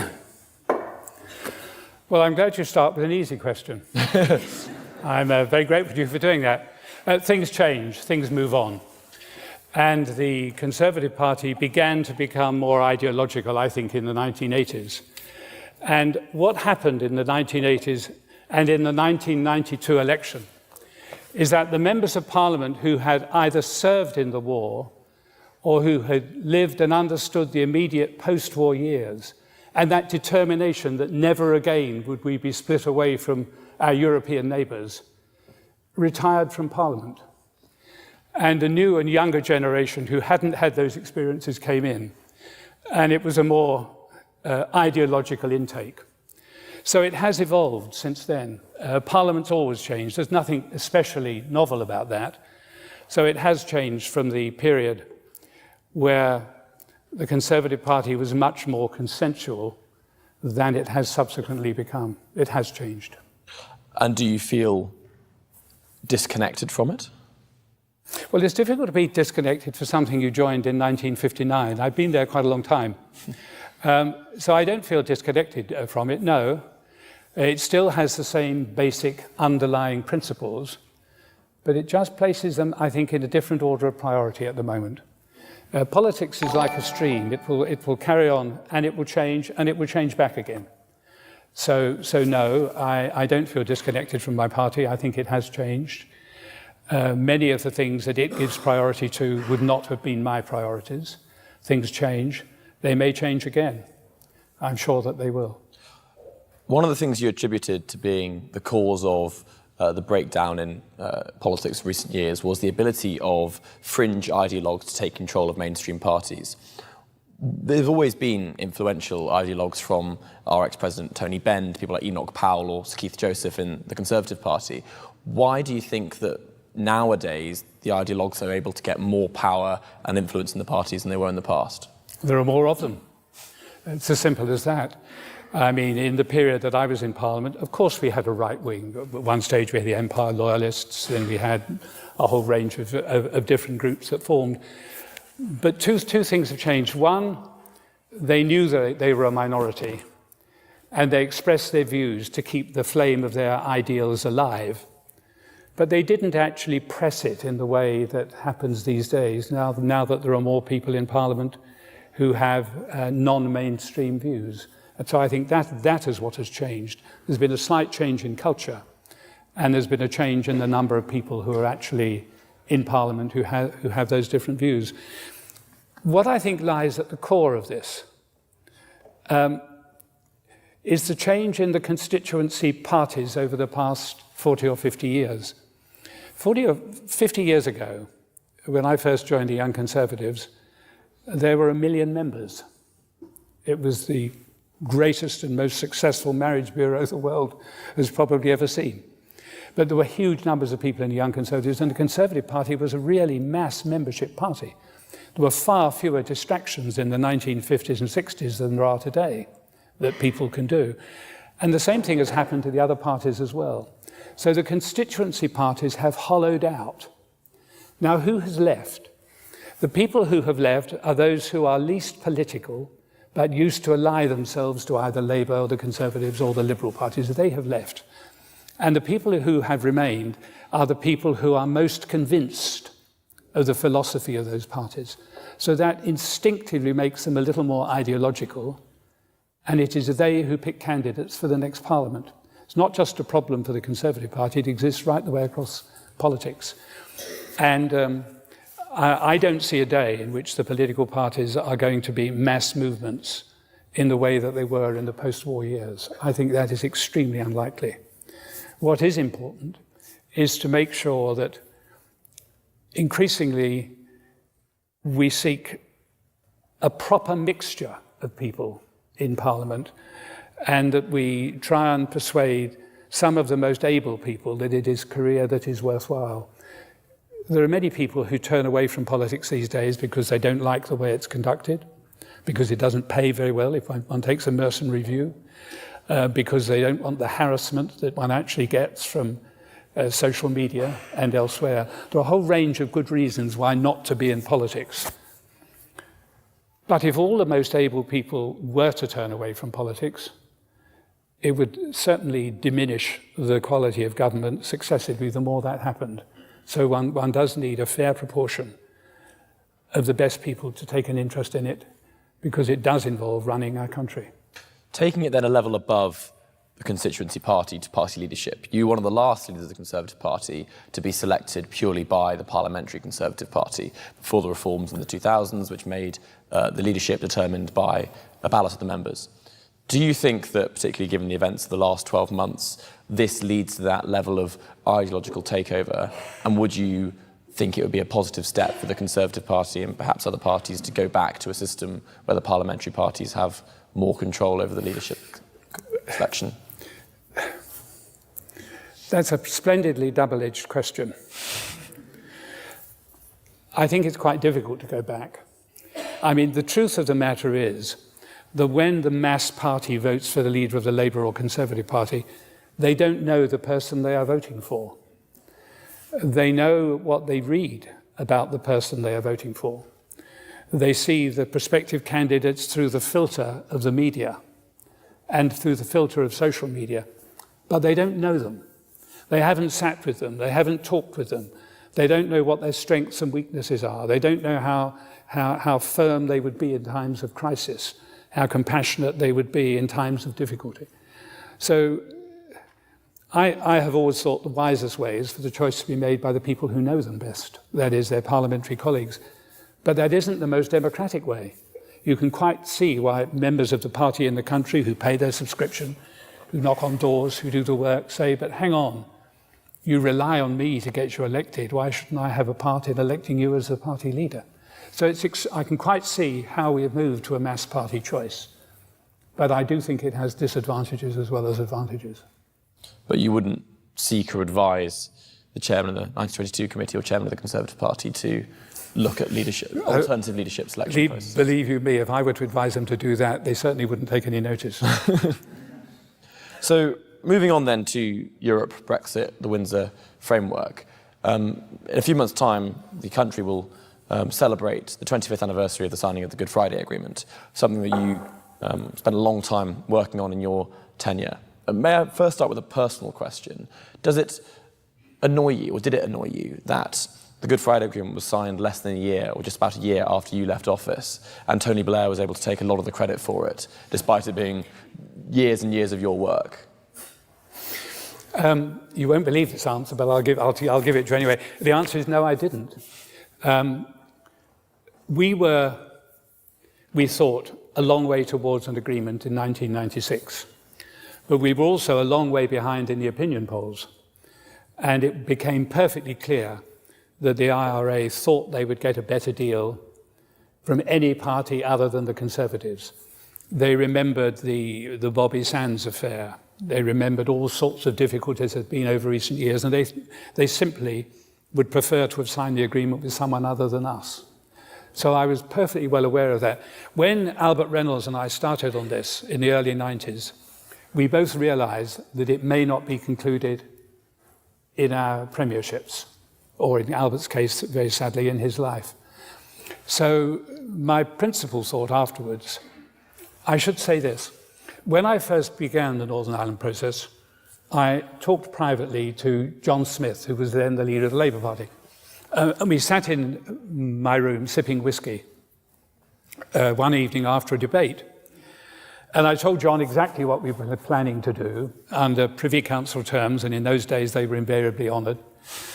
And I can see him now picking up his glass of whiskey, swilling it around, taking a large swig and saying, right, Northern Ireland, well, there are no votes in it.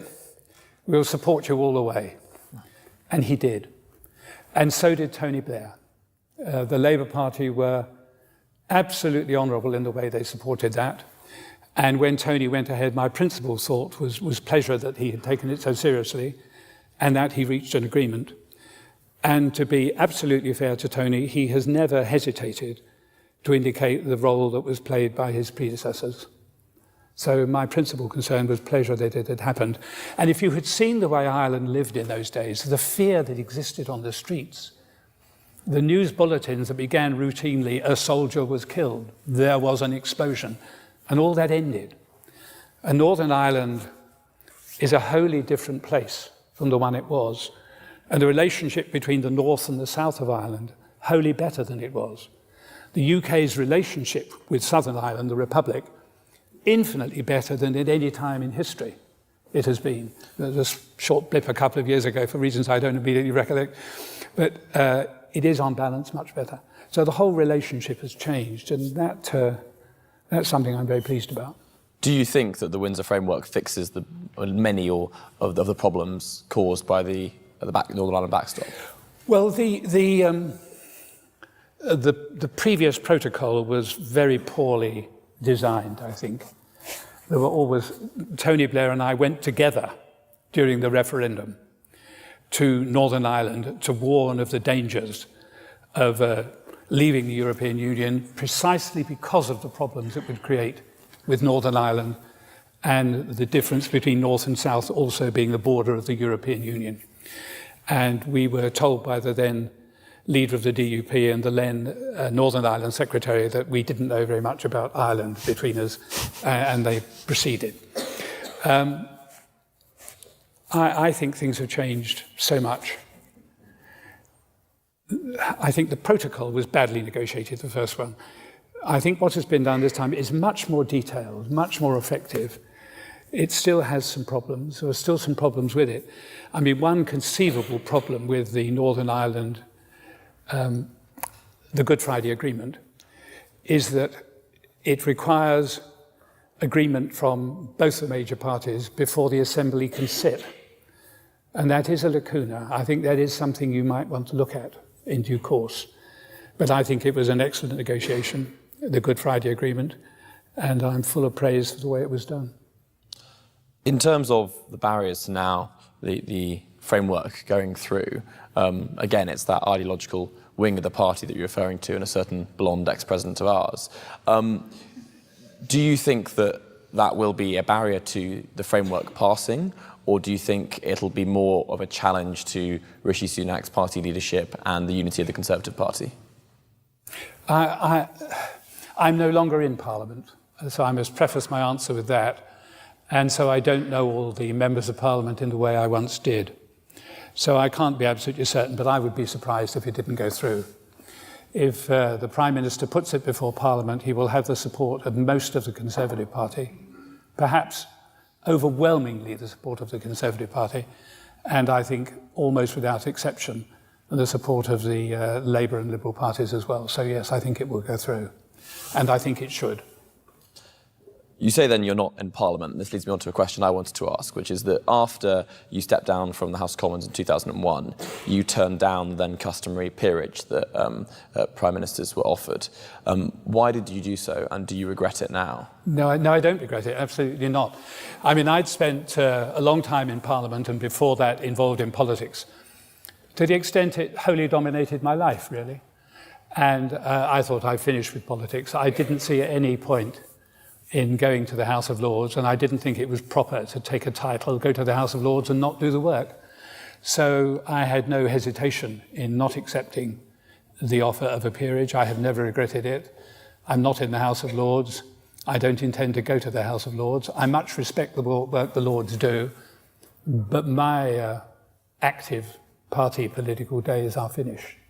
So why do you think then that some of those who sat in very prominent positions around your cabinet table, like Lord Heseltine or Lord Clarke, have chosen to do so?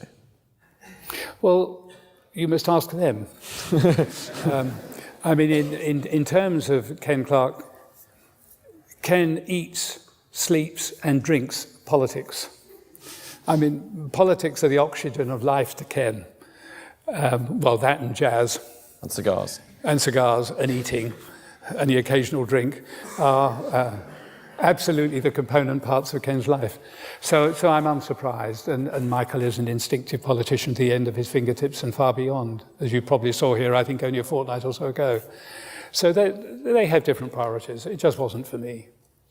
And speaking of the House of Lords, one of your successors, Gordon Brown, has seemed to make his post-prime ministerial career, or project, I suppose, constitutional reform, particularly aimed at the House of Lords. Do you think that significant House of Lords reform is needed? If so, do you back Gordon Brown's proposals for a chamber of the regions and nations? No, I don't. I mean, Gordon is very clever, and he's produced a very skillful suggestion. But I think there are several things about the House of Lords. Yes, it needs reforms. It is ludicrous that the House of Lords is the second largest assembly in the world, other than the Chinese conference. That's rather stupid. There are 900 members of the House of Lords, theoretically. If they all turn up, there aren't enough seats for them all. They'd be queuing outside. So obviously that needs changing. And so do some of the rules by which the House of Commons works. One suggestion is that we should elect the House of Lords, because it's democratic. I have heard of many stupid suggestions in the world, but that is pretty much at the top of them. The House of Lords is not an initiating chamber. The House of Lords is a revising chamber. It doesn't necessarily need politicians in it, particularly hack politicians who are sent there to vote for the government or the opposition.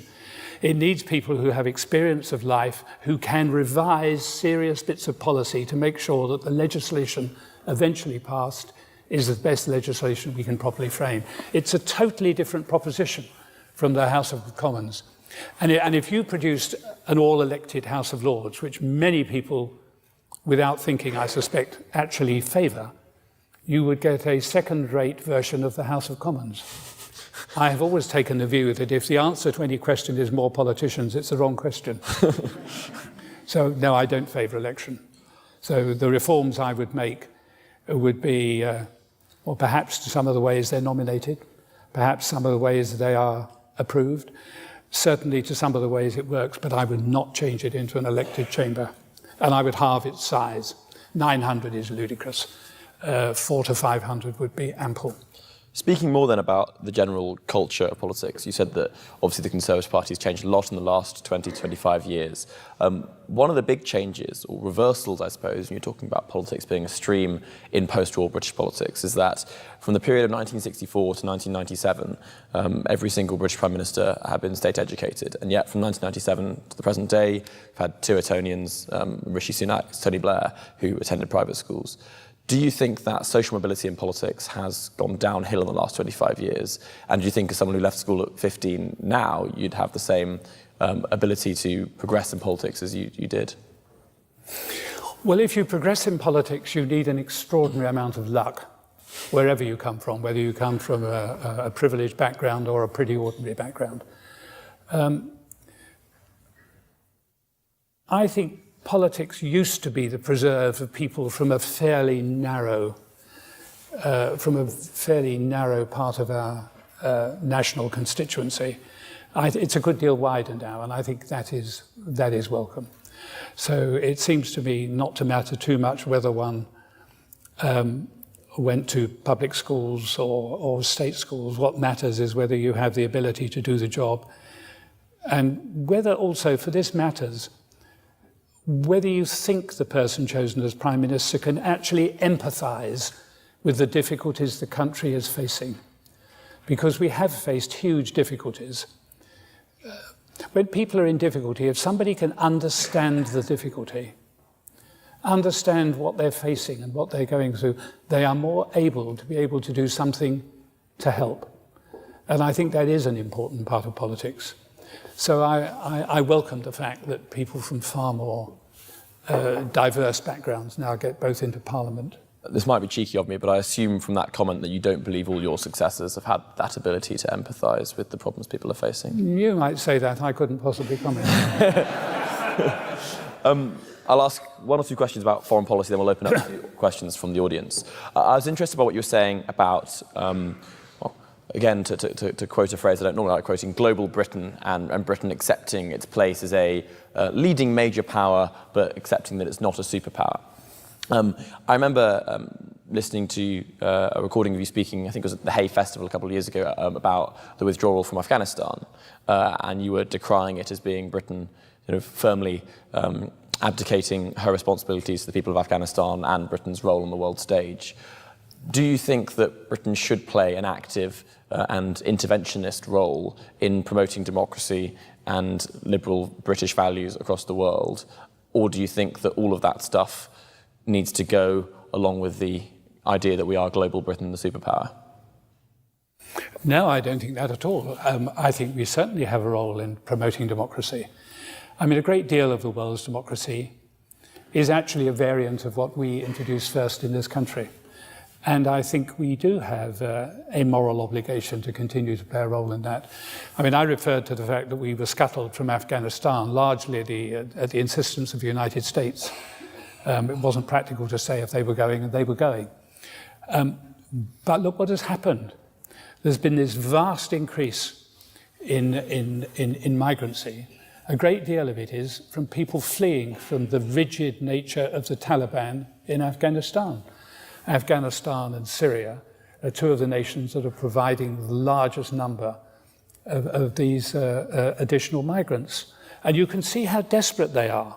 If they're going to risk their lives and that of their families in these perilous dinghies going firstly across either the Channel or the Mediterranean, or both, you can understand the desperation they feel. And if you look at where around the world, the whole world is in a migratory mold at the moment, but where are they mostly coming from? They're coming from Afghanistan, they're coming from the Congo, they're coming from Albania, they're coming from a whole range of, coming from Syria. They're coming from countries where the public, the people, are jealous of the freedoms and opportunities that they see in other countries. And because these people may be poorly educated, and because these people have very little, it doesn't mean they care less about the future of their children and their lives than we do here in this room. Who would object to anybody in this room doing something to better the position of their family? We would applaud it. What do you think these migrants are doing? They're trying to better the condition of their family. And part of the reason there are so many is because the conditions in their countries are so dire. And in some cases, in the case of Afghanistan, we moved away from a position where things were getting better, and the Taliban returned and made them immensely worse. It's now impossible for girls to go to university and for girls to get an education again. That's 15th century, not 21st century. So there is a responsibility on the richer and more powerful nations of the world to consider what the secondary effects and the third set of effects are on the policies they follow. And we have one real problem with this. Forgive me if I go on about this for a moment, but I think it is relevant. In 1946, at the San Francisco Opera House, the victors of the war and others signed the United Nations Charter and set it in being. And they set up the Permanent Five, and the Permanent Five security members of the United Nations, Russia, China, the United States, France, and the UK. They were arguably the most powerful nations in the world in 1946. They are not now. Consider Germany, consider Brazil, consider South Africa, consider Japan. And at the moment, each one of those Permanent Five has a veto on policy. The United Nations can do nothing in Ukraine, officially, because Russia can veto any action they wish to take. Now that is absurd in a body that was actually set up primarily in an attempt to stop the world going to war. It needs reforming. But which of the Permanent Five nations is going to give up its secure and happy position as one of the permanent members and suggest that the permanent membership should be increased? I think it should be increased. I think there should be two reforms. It should be increased so that the permanent members are perhaps 10 to 11 members, embracing the countries I've just mentioned, like Brazil and others. And the one nation veto should go. If there has to be a veto, let it be 3 nations, so that the United Nations is not hamstrung from doing so many of the things that it was actually set up to do. Now, if you look around the world, where is the statesman big enough and powerful enough to bring the world together and force that change through? I don't immediately see him or her. Now, it happened at the end of the war because the world had gone through such a cataclysm. People were prepared to make really significant changes in the way in which the world operated, and that, of course, also applied to the establishment of the European Union, starting off as the iron, coal, steel community in the 50s. And we need to look. Almost all of the immediate post-war architecture is out of date in one form or another, whether it's the World Health Organization, the World Bank, or whatever it may be. But sadly, it is difficult to see how we get out of the rut in which they need reform, but nobody can institute reform or agree upon what the reform should be. It would be a better world if we could. Penultimately, to talk about the issue of the week, you mentioned migrants, refugees, asylum seekers, etc. The government's new asylum bill seems to rely on this portrayal that the Home Secretary and the Prime Minister have been peddling, both in the Commons and in interviews and in statements, that asylum seekers seem to pose this existential threat to the fabric of this country or to the quality of the lives of Britons. Do you agree with this portrayal, and do you support the government's outlined asylum plans? This is very complex, because let's draw a distinction between asylum and other people who don't come through the asylum system. There are two reasons why people don't come through the asylum system. Firstly, the asylum system is very inadequate. A lot of people don't actually have a practical opportunity of getting onto it.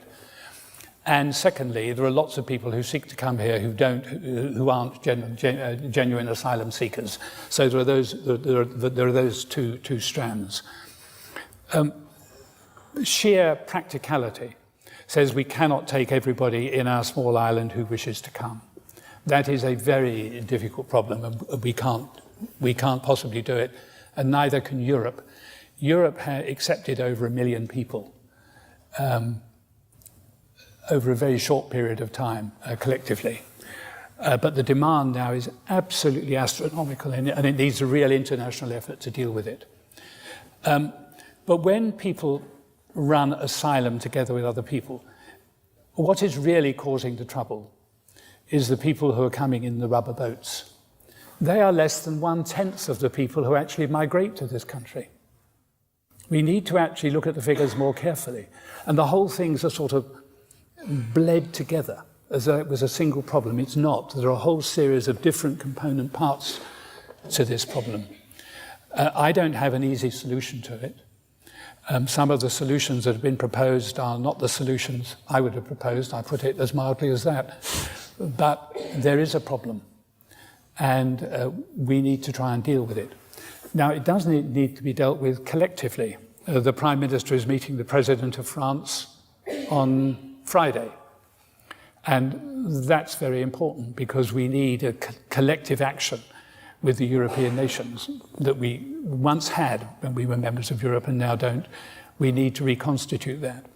We need to be able to work collectively so that a fair burden is shared between countries across Europe. We also need to look more widely and see whether there are things that we can do that can stem the desire of people wishing to move in the first place by a utilisation collectively of overseas aid and other special areas of that sort. You can see that people feel they're falling behind in these countries, and in many cases they're frightened by the nature of governments they have, but also frightened at what their prospects are. And all of those different components of the problem may need a different solution. So it's much more complex than what is actually done about the admittedly illegal, but possibly justifiable claims for asylum in this country from many of the people who come in unconventional ways. Final question from me, and a bit more of a light-hearted one. You've spoken at length about your dissatisfaction about the portrayal of the royal family and your relationship with Prince Charles in the latest season of The Crown. What are your general thoughts on their portrayal of you? Do you think it's fair? Do you think it's amusing? Do you think it's accurate? I didn't see it. You haven't seen it? No, I didn't watch it. So you can tell me. You'll know better than I. Anyone here who saw The Crown all the way through? Right, so what happened to studying then? No, I can genuinely and honestly say I didn't watch The Crown. There's the great episode with you at the Gillies Ball at Balmoral, talking to Diana. So watch it just for that bit, it's quite amusing. Well, I can tell you absolutely, I never went to the Gillies Ball. Right, with that... I was never in Balmoral at the time the Gillies Ball was held. And if I had been, I would have avoided it like the plague. We'll open up some questions from the audience. If you have a question, please raise your hand or membership card. We'll go to the person right at the back there, because you were very quick. Yeah, you. Who's looking around? Yeah. Yeah.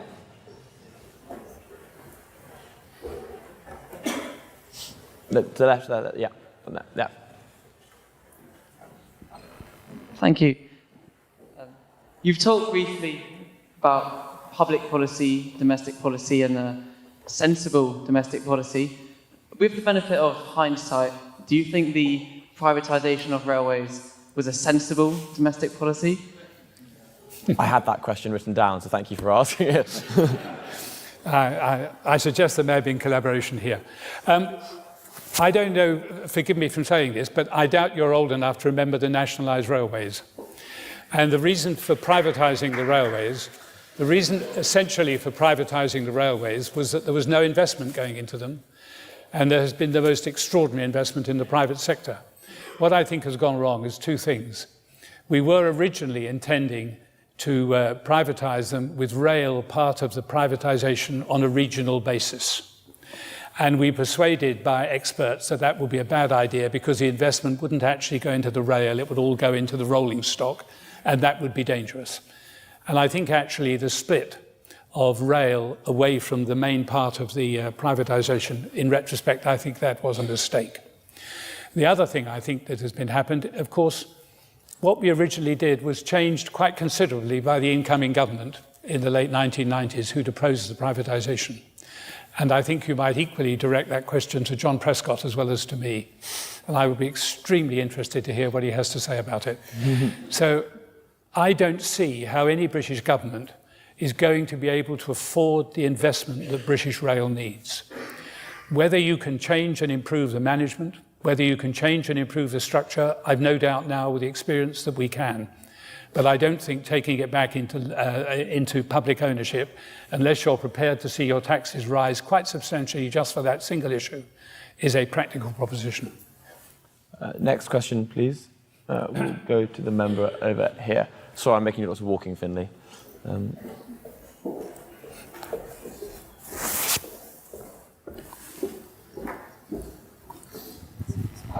Thank you. So I'd say that back on Northern Ireland a little bit, I'd say that there's quite a strong feeling in Northern Ireland that it's been... Sorry, it's getting a little muddled. I can't quite hear it. Can you... Is That's it better? Yep. I'd say that there's a bit of a feeling in Northern Ireland that the country's being used a little bit as a pawn when it comes to kind of the hardline Brexiteers, and that might have somewhat shifted now with Rishi Sunak. However, do you think that he was going to be able to kind of suppress that part of the party still, or do you think that that might have like a stronger impact now on the Windsor framework now that that's going to be negotiated upon? I don't know the present Prime Minister well. He is younger than my son. So there's quite a gap, let me just put it that way. But he is a serious politician. I do know that he spends his time looking at the minutiae of policy. So I think he realises the difficulties of Northern Ireland. I think he will legislate not for the headlines, but for the reality of what is right for the people of Northern Ireland. I believe that will be the case, and we will have to wait and see. But I think his negotiation of the revised protocol was very skillfully done, and I find that very encouraging. I mean, there is a lot to be done in Northern Ireland. One problem with Northern Ireland is that the Assembly hasn't been sitting for over a year. Now, that's absolutely crazy. People think of Northern Ireland and they think, can it preserve peace? What about the political difficulties? Is there going to be a united Ireland and all this stuff? Meanwhile, there are serious problems in the education system, in the health system, in the degree of investment, in private business, all of which need the Assembly to be sitting. And while the Assembly is not sitting, those problems are not getting solved because the government of Westminster had devolved effectively running Northern Ireland to the civil service. But they can't initiate new policy. They can only run things as they were with the money that was voted to them. So policy in Northern Ireland is standing still at a time when there's a great deal to be done. We must get the Assembly back. Next question. We'll go to the member here in the blue shirt on the front row.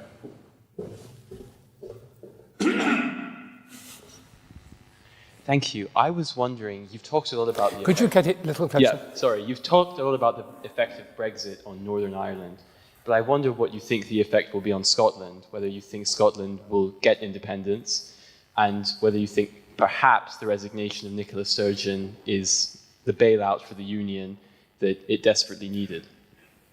No, I think her successor will continue to try and get independence. Indeed, if they weren't prepared to do that, they wouldn't get elected as the leader of the Scottish National Party. So they will certainly continue. Whether they will continue in quite the same way, I don't know. Nicola Sturgeon served for 8 years as leader. Take it from me, the one thing the Americans have got absolutely right in their constitution is that a president serves only for 8 years. Whenever you have prime ministers serving for longer, troubles occur. And I think she was probably quite wise to resign after 8 years, after doing, from her perspective, a pretty successful job. Now, do I think Scotland will become independent? Well, there are two answers to that, as there so often are in politics. The first one is, if there isn't a majority for independence now, after the last 3 years in the UK, I wonder what set of circumstances could possibly provide one. That's my first and immediate thought. A more serious thought is, it does actually depend upon the views of the next generation. And the next generation seem much more inclined, perhaps through inexperience in some ways, to want an independent Scotland. And so the problem isn't going to go away. Now, I don't think successive governments, I'm not just talking of this government, I don't think successive governments for quite a long time have handled the independence questions perhaps as wisely as they could. When Westminster has powers, but if it keeps legislating to determine what happens in Scotland, Wales and Northern Ireland, without consulting the First Ministers, for example, without examining with them what it might mean in their domains, you're bound to create an antipathy to Westminster. I mean, I would like to see the Prime Minister perhaps set up a very small group of himself and the First Ministers in Scotland, Northern Ireland and Wales, who would meet regularly to discuss the policy that was being passed and what its implications in those territories would be. It seems to me that would be a very sensible thing for them to do. If we're going to kill the desire to become independent, and I think if they did become independent, I think Scotland would be, my view is Scotland would be damaged, and so would the rest of the UK by losing Scotland. If we're going to stop that, we have to re-enthuse people with the merits, the virtues of actually working together. And that means removing the things that are such red rags to them at the moment. And that can easily be done. So I think at the moment, the risk of independence of Scotland, and for that matter, Northern Ireland, which is a different case, is still very clear. I think it is possible to ease that away. And I think with wise policy, certainly in the case of Scotland, you may be able to do so. The position of Northern Ireland may be different, because although not every Catholic in Northern Ireland is a nationalist, increasingly the Catholic population will be larger than the Protestant population. So they pretty nearly are a majority in terms of voting at the moment. They just were at the last election, and certainly in 5 years' time they will be. So if there were a unity amongst the Catholic population for a united Ireland, they would win a border poll if they had one. So again, we need to encourage people in Northern Ireland to realise there are benefits in being part of a four-nation union. So it's a big constitutional question, and it's one that can't just be considered when there's a problem and then pushed aside and left. It does need a continuing consideration with those countries about how we remove all the sore spots that cause so much antipathy at the present moment. I'm convinced it can be done. I'm convinced it's in the interest of the United Kingdom as a whole to do it, and I very much hope it will be done. Regarding your 8 years comment, Sir John, can you remind us how long your predecessor and successor served for? No, it slipped my memory. We've time for one more question, so please raise your hands. We'll go to the member in the blue and white over here.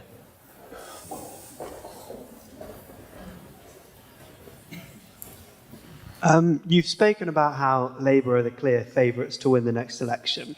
And you look at the polls on single issues that the Conservatives are behind Labour on: the economy, immigration, the NHS, you name it.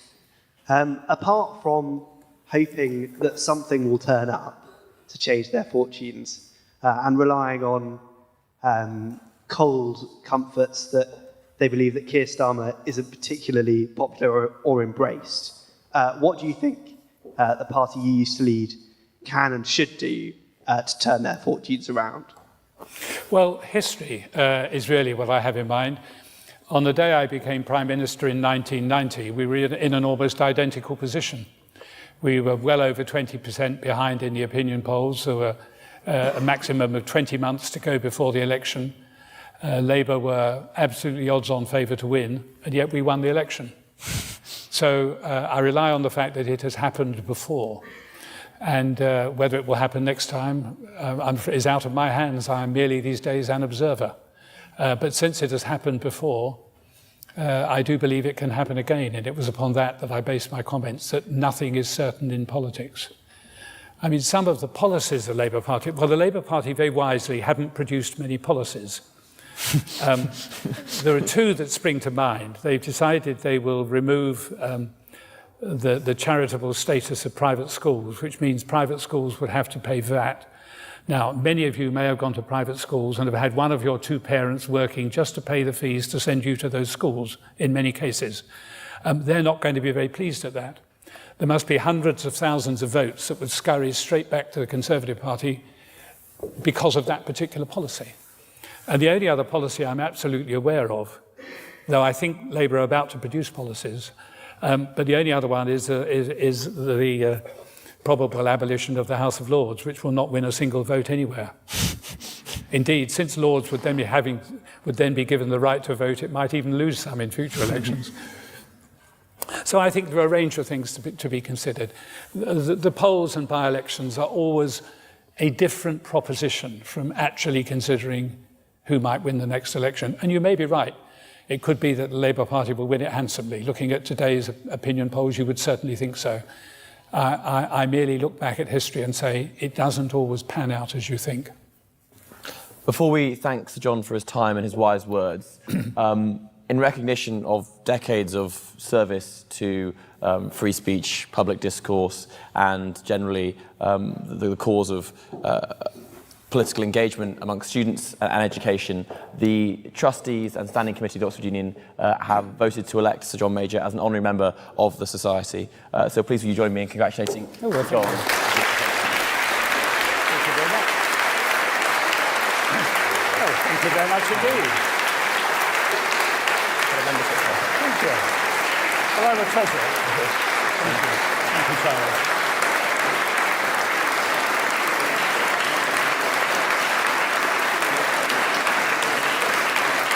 Thank you very much. Thank you very much. It's an absolute pleasure. Ladies and gentlemen, please join me in thanking Sir John Major.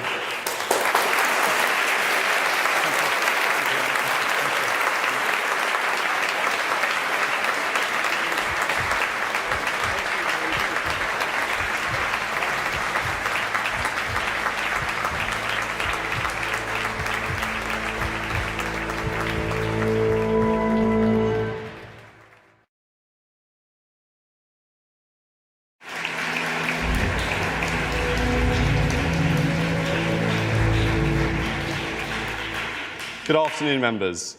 Today we're being joined by Professor Kathleen Stock, a former philosophy professor before she resigned at the University of Sussex, citing the attacks she received by her colleagues and students due to her views. Her book, Material Girls, has received wide notoriety for these views and her opposition to proposed changes to the Gender Recognition Act.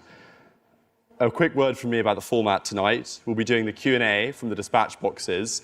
If you'd prefer to ask your question from your seat, that is absolutely fine. And if you just, after you put your hand up, if you stay stood where you are, someone will come over with a microphone. We've chosen to do this format in order to allow all our members to engage with and challenge with Professor Stock's views on what we believe is an incredibly important conversation and debate on this issue. So thank you to Professor Stock for agreeing to take part in this discussion, and welcome to the Oxford Union.